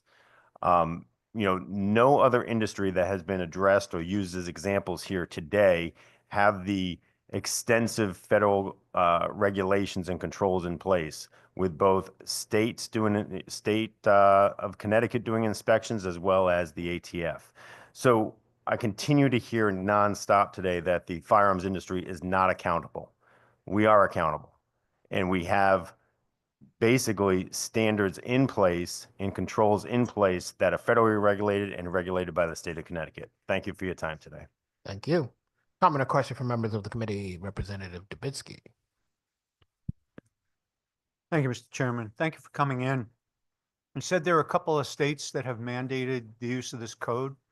Do you know what states those are? Yes, currently it is California, New York, and Colorado. There is pending legislation here, obviously in Connecticut, as well as Delaware right now with pending legislation on the MCC code. Do you know how the information that is collected using that code is used?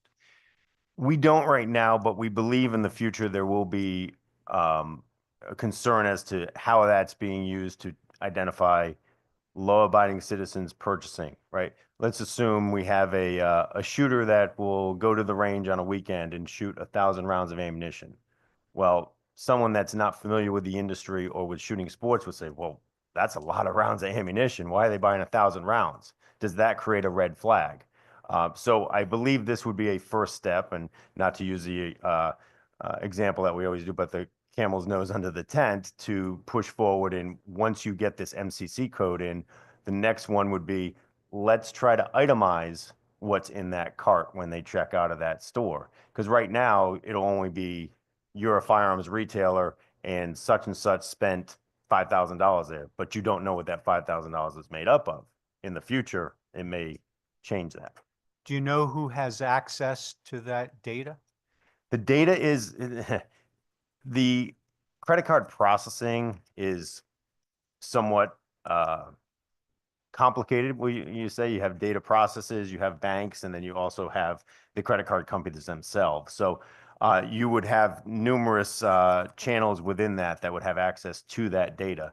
Very similar to like if you're at the year end and you get your credit card statement, and you can look at your purchases over the year. It'll say you spent this on groceries, you spent this on that. So, so that's the goal at the end of the day, is to create a firearms retailer code, not necessarily for putting purchases on a pie chart at the end of the year to say that you spent this much on guns, because some people's significant others may get angry with that, but more for in the future to actually determine what they would consider high-risk purchases, large quantity purchases. And again, we're in the state of Connecticut, where it is already very highly regulated as to what consumers can purchase with a pistol permit, ammunition certificate, various other things. So I don't see the necessity, knowing that the state is aware of the purchases that are already occurring.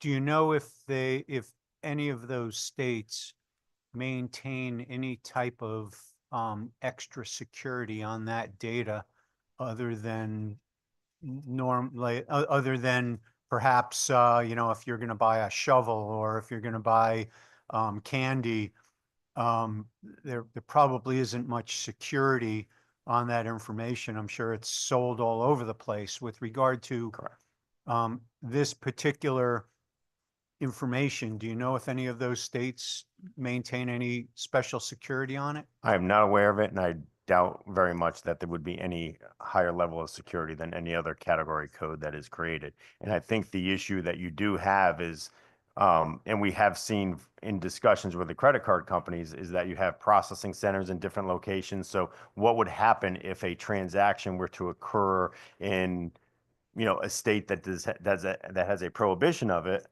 but the resident is of a state that it mandates it, or vice versa. You're a visa and you have a data processing in a state that mandates the use of the code, yet the transactions occurring in the state where it's prohibited. So there are concerns, from a larger industry standpoint as to how that's going to be addressed, with respect to that.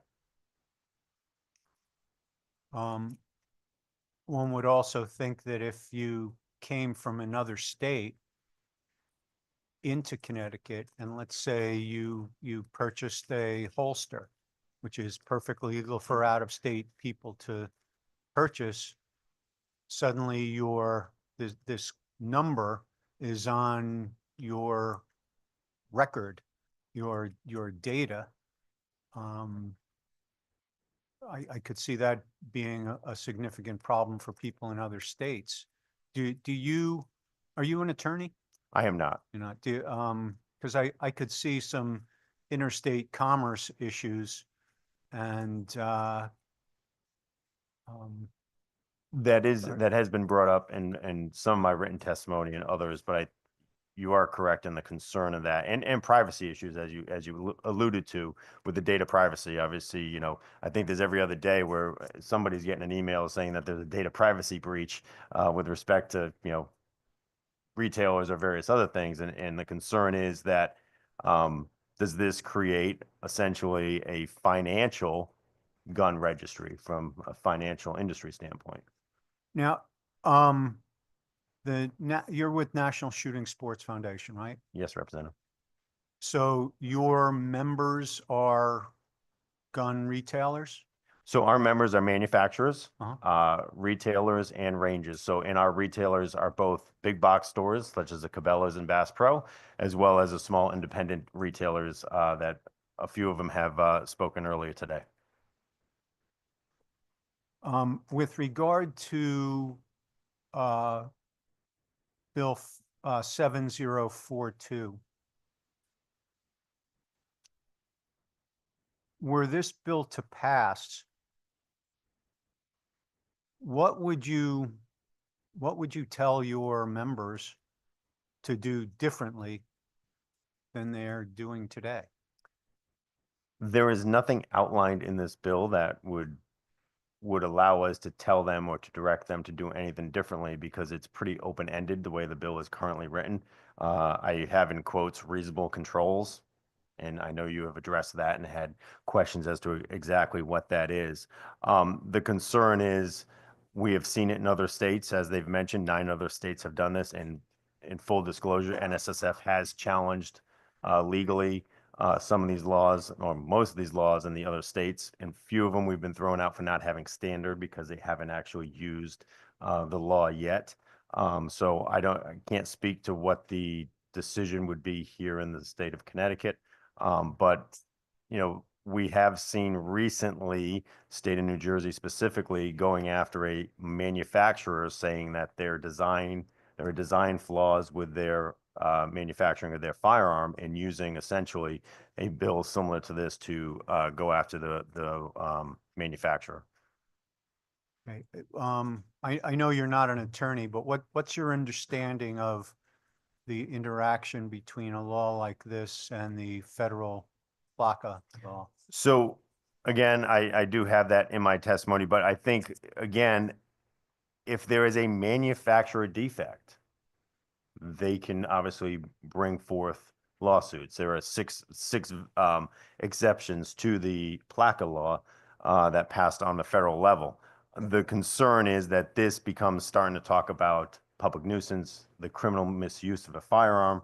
I attribute it to something very similar, and you would probably have this whole room filled, but assuming that you would say that drunk driving is a public nuisance and a crash occurs on 84, and then all of a sudden a tort lawyer or trial lawyer comes in and attacks both the manufacturer, the car dealership, and anything else along the line, maybe even anyone that serviced that said vehicle, because of the criminal misuse of that individual. So that's where the concern lies with 7042, is how it will be used to go against innocent retailers that are abiding by the law, both the federal law and the state law. These quote unquote bad actors, which we heard about all day today from others, they would not have a license, and majority of them do not have licenses if they are doing anything outside of the scope of what's federally regulated or regulated by the state. Well, thank you. Thank you, Mr. Chairman. Thank you, Representative.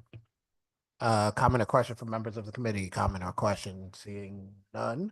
Thank you very much for joining us again. Thank you, Chair Winfield. Have a good day. Laha Kerjiaka. Hope I didn't destroy that name. Hope I don't see any. Rob Sampson.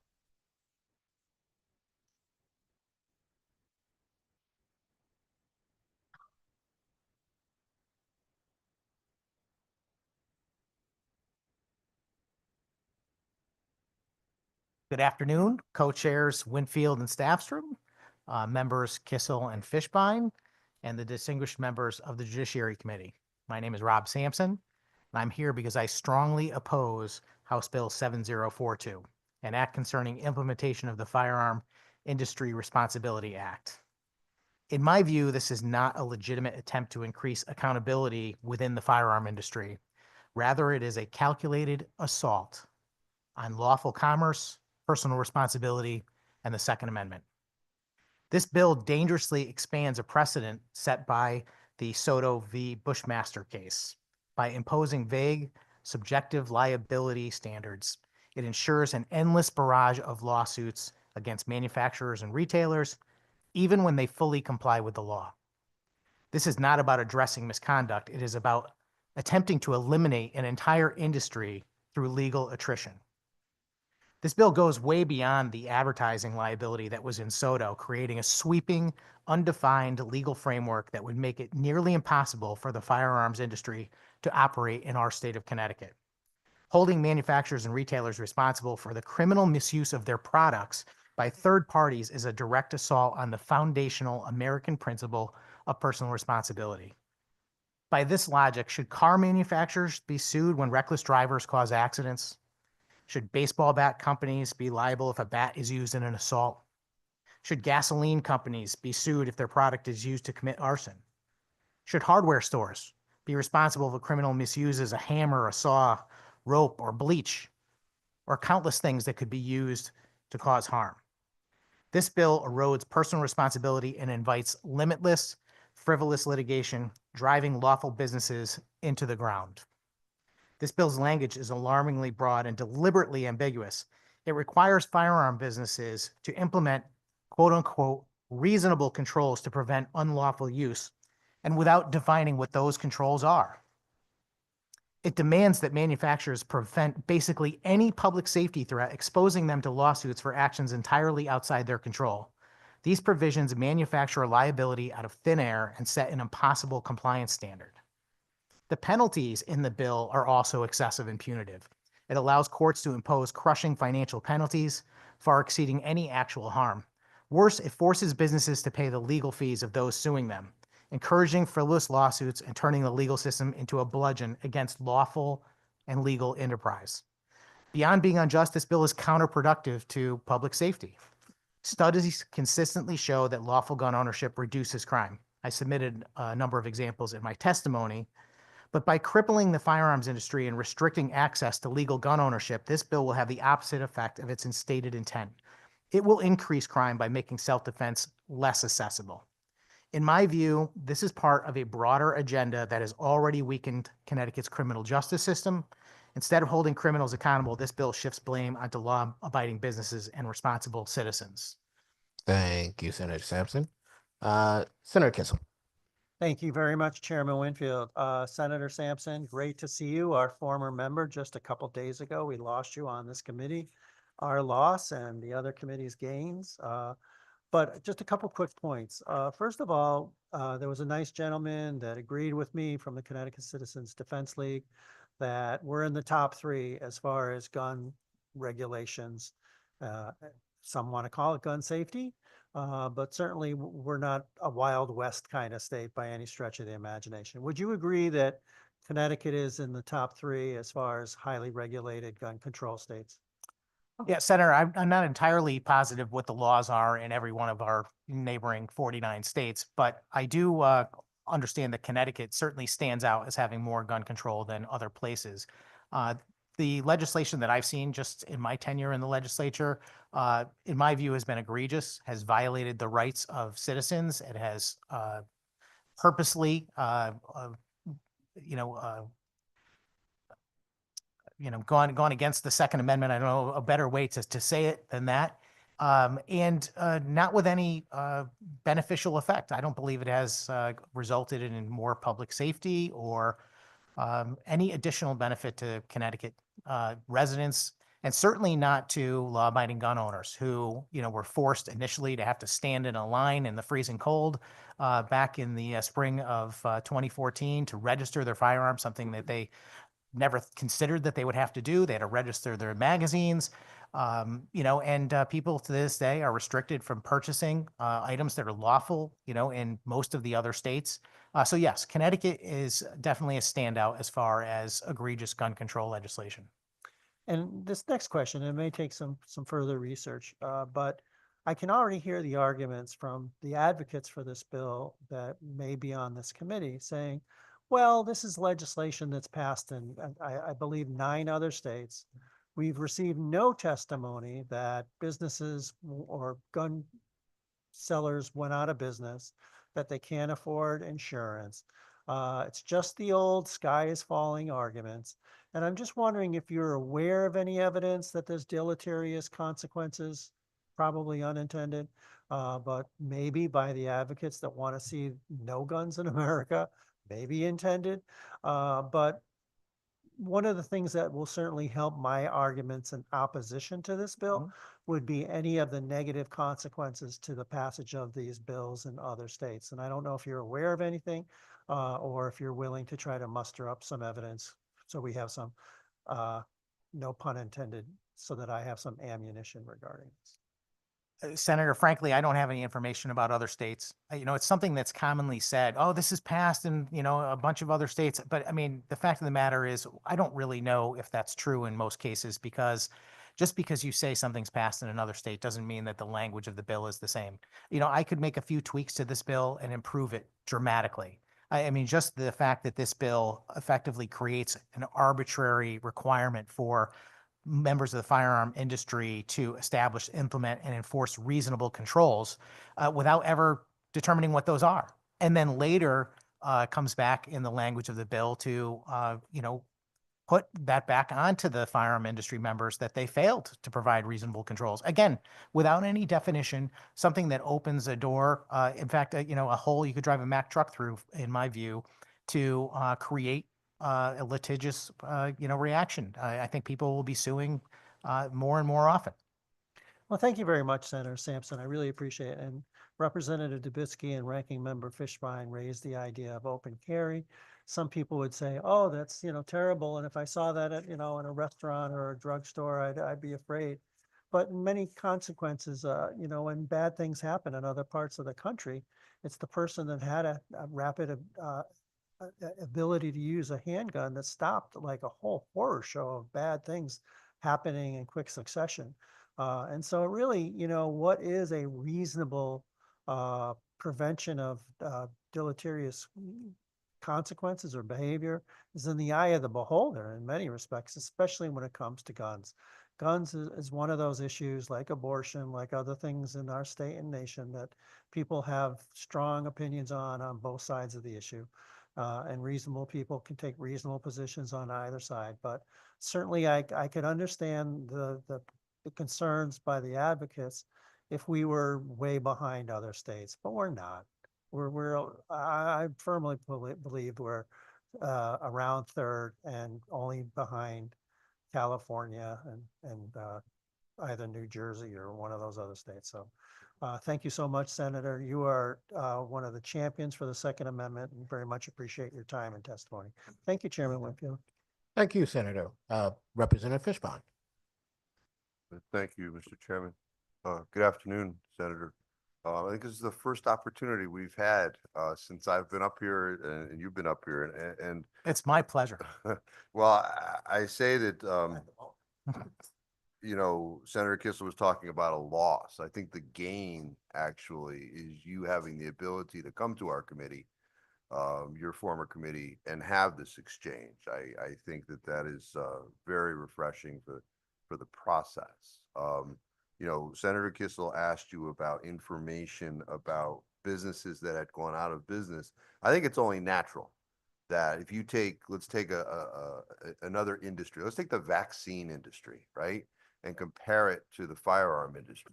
And if we say to the vaccine industry, you can't be sued, even though government forces people to use your product, even if they die, you can't be sued. And then we say to the firearm industry, you have to go through all these hoops and all of these challenges, and somebody's looking to enter one of those two industries. Naturally, you would have more vaccine people than you would in the firearms business. And, unfortunately, as we hear today, negative impact upon gun owners, negative impact upon gun manufacturers, negative impact upon gun sellers. At the end of the day, there's some people perhaps in this room that are saying good. And that's unfortunate. Indeed. Because I think that's the intent ultimately of a lot of these laws. Certainly we're not safer after all of these things. If we were safer, then you wouldn't pick up the newspaper and read about a shooting in New Haven last weekend and a shooting in Bridgeport the weekend before, many times with illegal guns that are not even addressed really by this legislation. So, that's just a simple fact of the matter. And once again, I thank you for coming here today. Can I react to your comment? Yeah, and I wanted to ask you if you had any other points that you wanted to make to us about the legislation. Thank you very much, Representative. And again, it's truly my pleasure to actually be able to sit in this chair across from this distinguished committee and be able to, provide testimony as an expert on the subject of the Second Amendment. Let me just say this, a couple things. We've talked a little bit about our station as far as where we stand with regard to gun control legislation nationally. I don't know if we're first. I don't know if we're second. I don't know if we're third. I don't know that it even matters. For me, there has been no discernible benefit from a public safety standpoint. I'll remember shortly after the Sandy Hook legislation was passed, maybe the next year or the year after that, I remember there was a case where someone was arrested for having a AR-15 in the backseat of a car.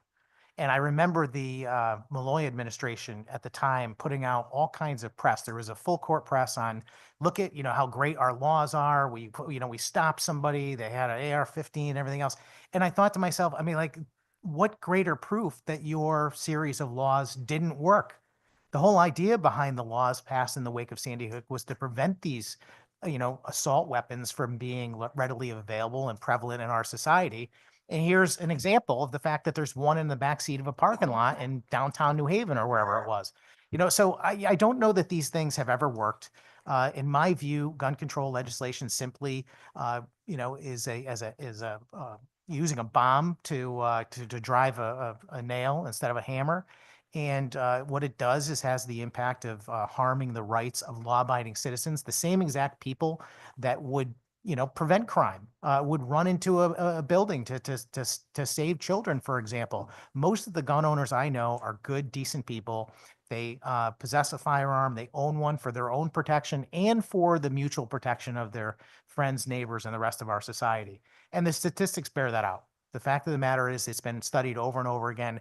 How many crimes are thwarted just because people actually possess firearms?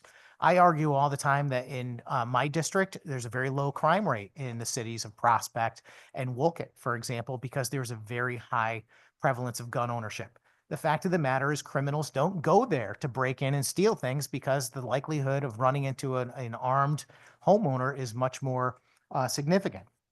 I really like what you mentioned about vaccines, Representative, because that is like a totally different world. We're used to a situation where companies are held responsible for the products that they produce. And that's right. If you manufacture children's toys and, it contains lead or it's damaging or it can hurt a child or something like that, we should hold people responsible for that. If you manufacture a car and something goes wrong with the brakes on a series of, vehicles in a particular model, they have a recall. and they can be held responsible for that. That's perfectly normal. The situation with vaccines is crazy because here you are, they can't even be held liable for their actual product the way it is. And here in this bill, what we're asking is to hold people that manufacture and retail firearms to be responsible for their product, not when it's used correctly, but when it's purposely misused by someone, which is just an absurdity. How can you hold that responsibility over someone without even putting any guardrails to determine what that is? One of my fears about this bill is that while this state legislature continues to pass policy effectively erasing history, erasing criminal records and saying, it doesn't matter, your past life is irrelevant. On the other hand, we're telling gun retailers that they have to actually proactively discriminate against their customers based on their subjective view that somehow there might be a risk posed by making a sale. That to me is an extreme stretch. You cannot, as a legislature, put that on private citizens and an entire industry. It's unfair and it's explicit in this bill. And, I understand the advocates who are coming here to promote this policy, from a safety standpoint. And many of the examples they use are quite reasonable. But I think in almost every one of those reasonable examples, there's already laws being violated and broken and a way to prosecute people for, violating those laws. This is creating an entirely different standard, an unachievable standard in my view, and one that I think is a tremendous stretch. And I'll just say one more thing about that, which is, the conversation that has been about accessories, for example. Every time an accessory was mentioned during the debate earlier today, it was always brought up that, well, that's not likely to happen. I don't think that would be actionable. Well, this particular legislation stems from the Bushmaster v. Soto case. And in my view, that is a lawsuit about suing a firearm manufacturer for advertising that in no way encouraged any criminal behavior or any type of negative activity at all, simply was celebrating the quality of their product. If that can be stretched into a viable lawsuit, then this bill, which is, in my view, 1,000 times more wide open, is going to mean a lot more damage to gun manufacturers and retailers. I appreciate, one of the benefits to your knowledge coming before us, because the possible discriminatory aspect of a sale, I hadn't really even thought about. So I really appreciate that. If a gun seller is looking at two potential purchasers and the law puts the onus on them to scrutinize that individual, even though government has approved of the transaction, that could become problematic because that seller may have an internal bias, right? And we would hope that wouldn't happen. But, if I go to a gun store and, because, I've got the last name Fishbein, right? And people think I'm Jewish, but I'm not. I have Jewish roots, and that particular gun seller doesn't want, people with Jewish roots to have firearms, they could use this as a shield. I think that individual is going to do bad with that. I don't want the liability, even though the government has approved the transaction. So no, I very much appreciate that because it's something I didn't think about before. Thank you, Mr. Chairman. Thank you, Representative Howard. Thank you, Senator. Senator Sampson, welcome back to the committee that you've been off for 5 days now. You said you could make some tweaks to this. Might understand if this were to come before you on the Senate, you may be able to imagine an amendment or two. I might have a few amendments.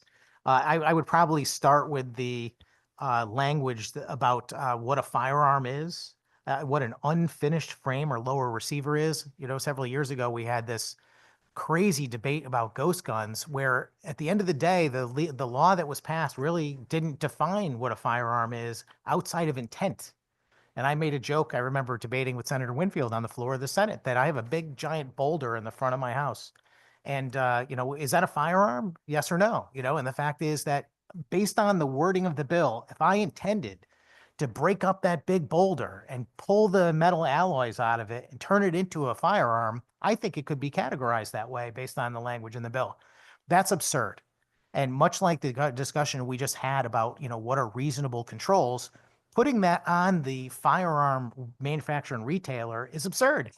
That's the role of the state government. The state government already establishes when they think it's lawful to sell someone a gun, a next background check, for example, or if you meet the age requirement, et cetera. We're already setting those parameters. So why are we going to add this new subjective and arbitrary parameter that effectively could get people sued? Do you think this person is a risk? Now you're putting that in the position of the firearm retailer. I think it's just a great way to cause litigation and put good and innocent people in harm's way. When you write legislation here, which you do and you have for years, do you think the definition of firearm as defined in 53A3 includes BB guns? That's a good question. I'm not looking at 53-A3. Well, I think it could. I'll tell you that it's defined in statute as something that a shot can be fired from. The Supreme Court has heard a case that just argued last year in a home invasion, and they determined that an airsoft gun was not a firearm by definition because there was no CO2 cartridge in it. And that particular firearm had been wrapped significantly with like duct tape or something. And the court said that you couldn't reasonably get that thing to fire a shot very quickly. And therefore it wasn't a firearm, which would lead me to wonder if there was a CO2 cartridge in it, does it fit the definition of firearm? I don't know if you have an opinion on that court case or how we define it, because firearm, it just says here, firearm is defined in 53A-3. And I'm just wondering, do you think that could include BB guns? Through you to the good representative, delighted to have our first conversation in this type of role as well, Representative. But based on that definition, I don't see how you could see otherwise. And I would also argue that's the danger of our court system. Our court system, when laws are presented to them that are not clear. In my view, we should write laws that are absolutely crystal clear. They apply to everyone equally, that anyone reading it is going to understand it very, very clearly. When we have ambiguous legislation, we say reasonable controls without specifying what they are, and we're leaving that up to a court, then a court's going to decide. The problem is that the court's not always going to decide correctly. They're going to make assumptions. They're going to make errors. I think that they erred in the Soto v. Bushmaster case by suggesting that somehow the threshold of violating our Connecticut Unfair Trade Practices Act was met by suggesting that somebody's advertising for firearms could be used, to advance that case. And I believe that the definitions that exist in our laws for firearm and particularly unfinished firearms, I think are extremely broad and can be interpreted in 1,000 ways. A different court could have said that airsoft rifle was indeed a firearm. And I think you've indeed, as you mentioned, Representative, the door is now open to say if a CO2 cartridge is involved, like in most BB guns, it's going to be called a firearm based on that precedent. So you've mentioned reasonable controls multiple times. You have the bill with you? Yes. So it starts in line 25 and you said it's not defined. I mean, the bill does attempt to define. I think what you mean is it's not well defined, right? That's correct. So like if you look at line 27, right, prevent the sale, distribution of a firearm industry product to a straw purchaser. Do straw purchasers walk into firearm stores with a sign that says I'm a straw purchaser? I mean, how is a gun shop owner to know someone is a straw purchaser? This is a perfect example, Representative. If they had said to someone known to them to be a straw purchaser, then that might be something legitimate to put in this bill. But as you pointed out, straw purchasers do not announce themselves typically. And we're having a major debate about, lawsuits involving the Mexican cartels right now, suggesting that somehow there were straw purchases being made in the U.S. that are funneling guns to the cartels. And I think there's new evidence coming out every day saying that it was actually the Mexican government that was purchasing those weapons. Were they, in fact, the straw purchaser? And how could you hold a gun retailer, in the southwest of our country responsible when they're selling to a government entity? So again, putting some legitimate framework around policy definitely makes a difference. And when you hold somebody responsible to selling to a straw purchaser without also requiring that they knew it was a straw purchaser, for me is a non-starter. It shows just another way to put people in the crossfire and make them guilty even when they're completely innocent. Well, the legislation, as I read it, doesn't, to your point, it doesn't require that they somehow knew, but in fact, in line 82, it says there shall be a rebuttable presumption that the firearm industry member failed to implement reasonable controls if they did certain things on here that seem to reference back to this section.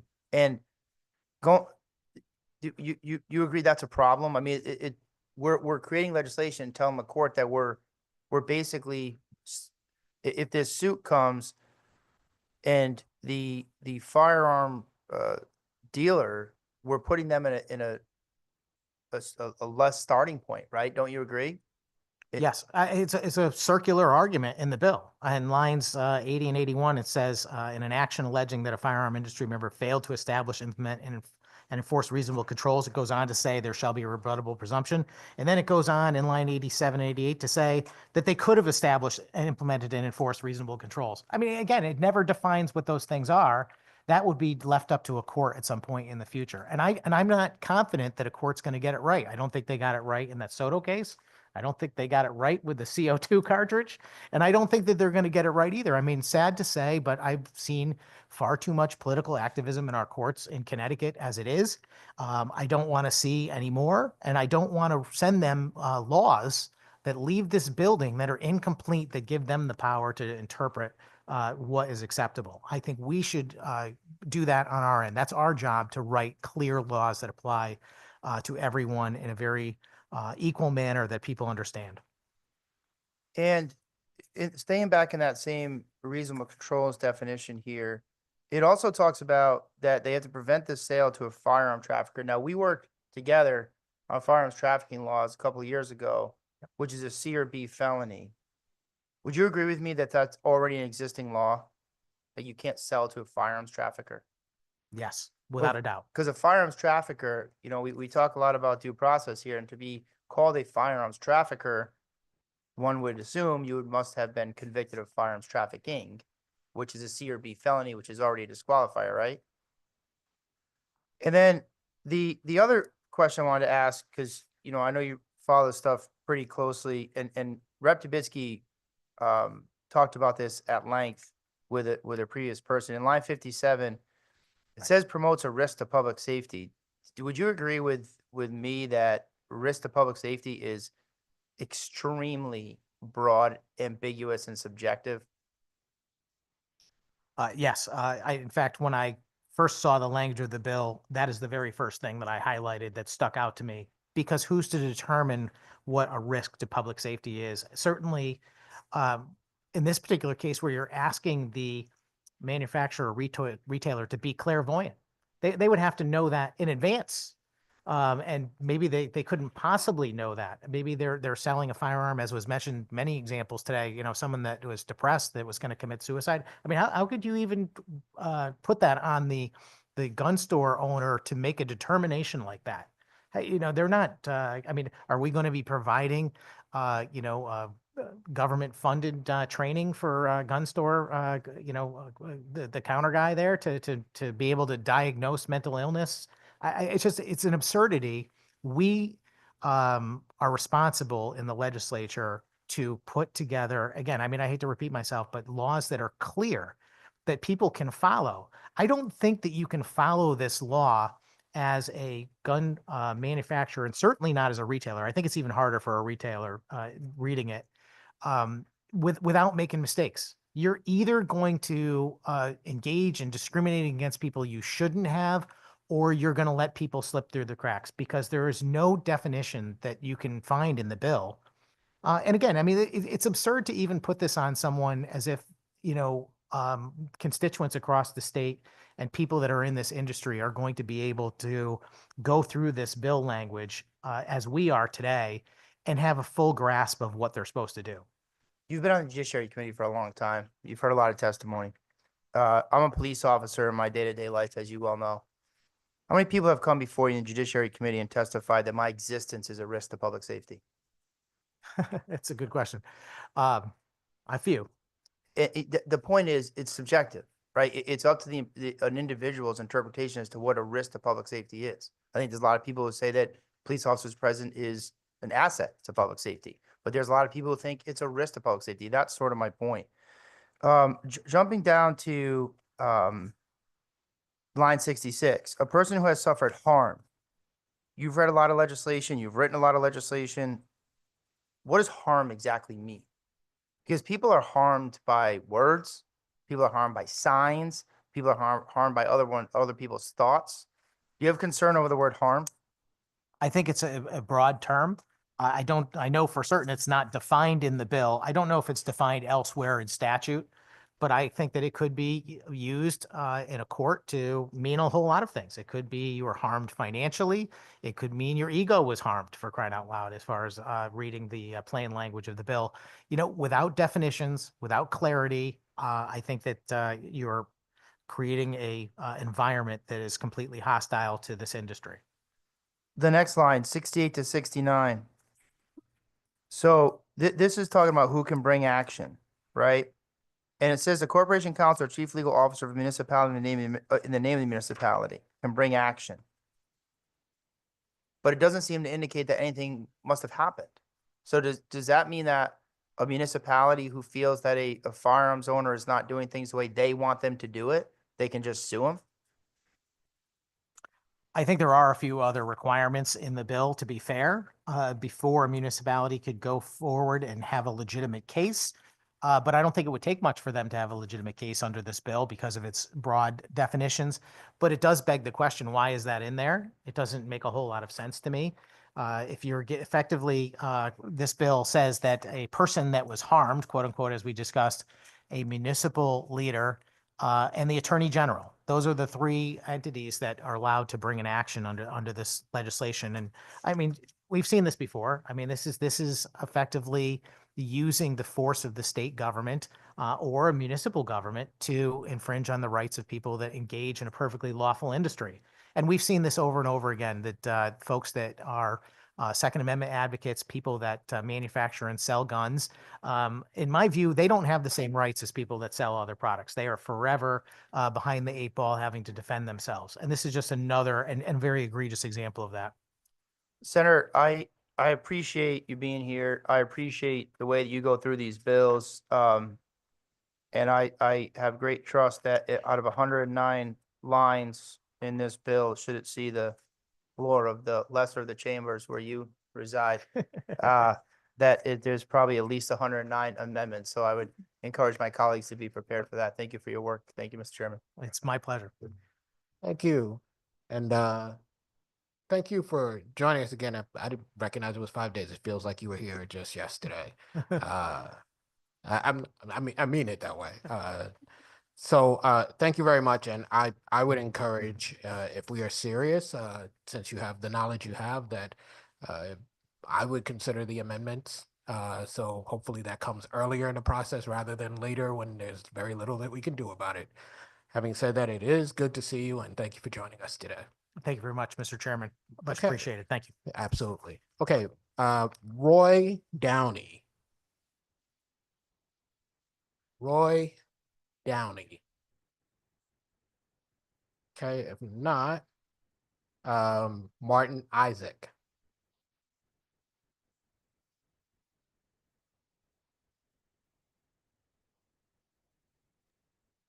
Good afternoon. Can you hear me? I do. Thank you very much. Distinguished members of the Judiciary Committee, my name is Martin Isaac and I live in Trumbull, Connecticut.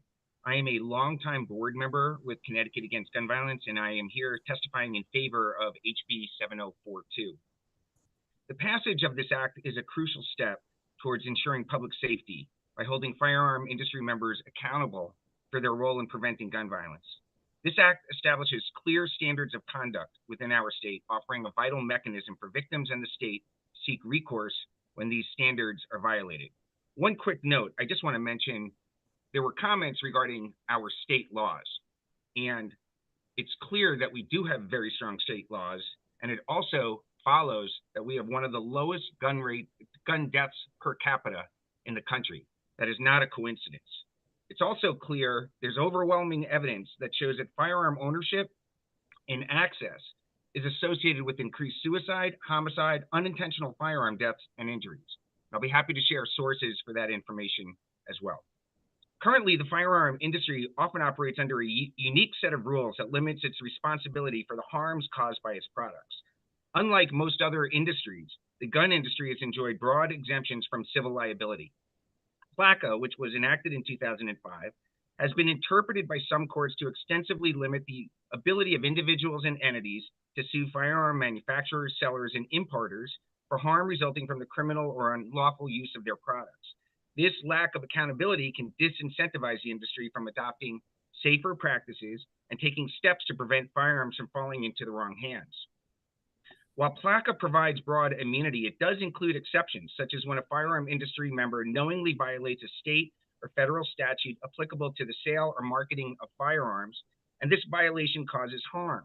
This act is designed to establish clear statutory duties for the firearm industry within Connecticut, thereby strengthening the basis for accountability under this exception. Several states have already taken action to address this accountability. We've talked about them. There are 9 states that have acted to expand the ability of victims and public officials to bring civil lawsuits against the firearm industry for illegal conduct, often focusing on established standards of reasonable conduct and responsible marketing. This act aligns with that growing national trend towards ensuring the firearm industry operates responsibly and is held accountable for actions that contribute to gun violence. The Firearm Industry Responsibility Act is a necessary and responsible measure to protect our communities. By establishing clear standards of conduct and providing avenues for legal recourse, this act will incentivize the firearm industry to adopt safer practices and take greater responsibility for preventing gun violence. I urge you to support this critical legislation and take a significant step towards enhancing public safety in our state. Thank you for giving me the opportunity to testify. Thank you very much. Comment or question from members of the committee? Comment or question from members of the committee? Seeing none, thank you very much for joining us today. At this point, if there's anyone who was signed up who didn't get a chance to testify, what is your name? No, I missed the name. Thea? Yep, I have you. Come down. You signed up. 10. I do apologize, but I did schedule the tour tomorrow. It's okay, it happens. Hope it was a good tour. It was. Thank you. So, good afternoon, Honorable Chairman and Honorable Committee members. My name is Thea Alphys. I'm a Christian, a mom, a veteran, and a member of CCDL. My MOS was security police, and I worked in the private sector as well in security, and then moved on to emergency medical services here in Connecticut for 20 years. I know 2 things from my experience. First, guns are an appropriate deterrent in the hands of good people. Second, bad people do terrible things to good people with significant indifference that escalates the longer they go without being held accountable. First, I support HB 7070. My first duty is to God, who abhors the shedding of innocent blood, only made more abhorrent that it happened in his house during worship. Biblically, I believe it is my duty to act if I can safely, to eliminate a violent threat to life, especially my own or my children's. Fleeing means to turn my back on that threat, which in likelihood increases my chance of being killed and my children as well. Sad if I could have prevented it. Passing this bill adheres to the First Amendment of worship regarding my obedience to God, which is to defend innocent life. So I support HB 7070. I oppose 7042, and I'm astonished by a clear inaccountability for criminals that gets written into these bills and laws, along with persecution of law-abiding citizens. HB 7042 targets the livelihood of law-abiding citizens, threatens our Second Amendment, access to firearms should stores and manufacturers be sued, and they will be. Their doors will be closed, businesses and lives destroyed. And in the meantime, criminals are again not accountable. How many times do we have to see violent offenders released? Numerous previous arrests, crimes escalating as they get emboldened by these bills that are willing to place blame elsewhere. HB 7042 places the blame on people who had nothing to do with the actual crime, and pretending that this attains any kind of justice is a falsehood. If thou wouldst rule well, thou must rule for God. And to do that, thou must be ruled by him.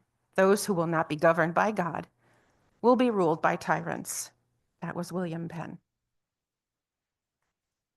Thank you, Ms. Elvis. Comment, Thank you. question from, comment or question from members of the committee. Representative Howard. Thank you, ma'am. Thank you for being here. Thank you for your service to our country. Thank you for sticking it out for the whole day. You know, you sound to me like you're frustrated. Is that a fair word? Yes, Why are you frustrated? because I love my country. I love my family. I love this state. And I'm frustrated because I feel like it doesn't protect me or my children, and it wants to hold me accountable. I'm frustrated because I feel like, in the intent to do something good, to do what's righteous, that I'll be found a criminal. And for what? Protecting my son? Protecting my life? I'm not a bad person. I've held guns in my hand since I was 14 years old and took a hunter safety class in school at an agricultural high school. I've never had to use one. I thank God for that. I want to pass on to heaven, never having to use a weapon and take a life.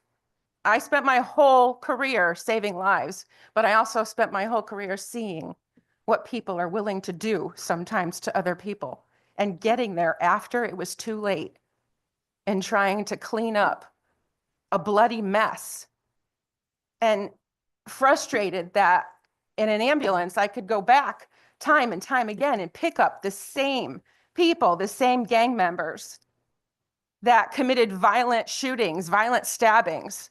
How in the world were they out on the street a week later to do it again? I don't want to see people, good people, become felons because we're not writing our laws to help good people and to put away bad people. Thank you. Thank you. And I mean that wholeheartedly. You know, you talked about criminals not being held accountable. Are you talking about stuff like 96 out of 103 charges for illegally transferring a pistol or revolver, and 22 being nollied or dismissed? Is that the kind of stuff that frustrates you? No, the stuff that I'm referring to are the criminals that are arrested by good cops and then released by bad judges or bad prosecutors. And then they go back into the street and they commit more violent crimes and take lives that should never have been taken. That's where I'm frustrated. And I'm frustrated that the laws that I see coming out, or prospective laws, bills, seem to be more concerned about what the law-abiding citizens are doing or how many rounds they have in their magazines than it does what's actually happening in our streets. Yeah, that was sort of my point. When I say 96 out of 103 arrests were nollied or dismissed, means they weren't prosecuted. And that's what your frustration is. So thanks for being here today. Thank you, Mr. Chairman. Thank you, Representative. Comment or question from members of the committee? Comment or question? Seeing none, thank you very much for joining us. Thank you for your time. Mr. Liska, we tried you and you had very interesting issues with your computer. We'll give you that one more shot. All right, Mr. Liska. Okay, well, all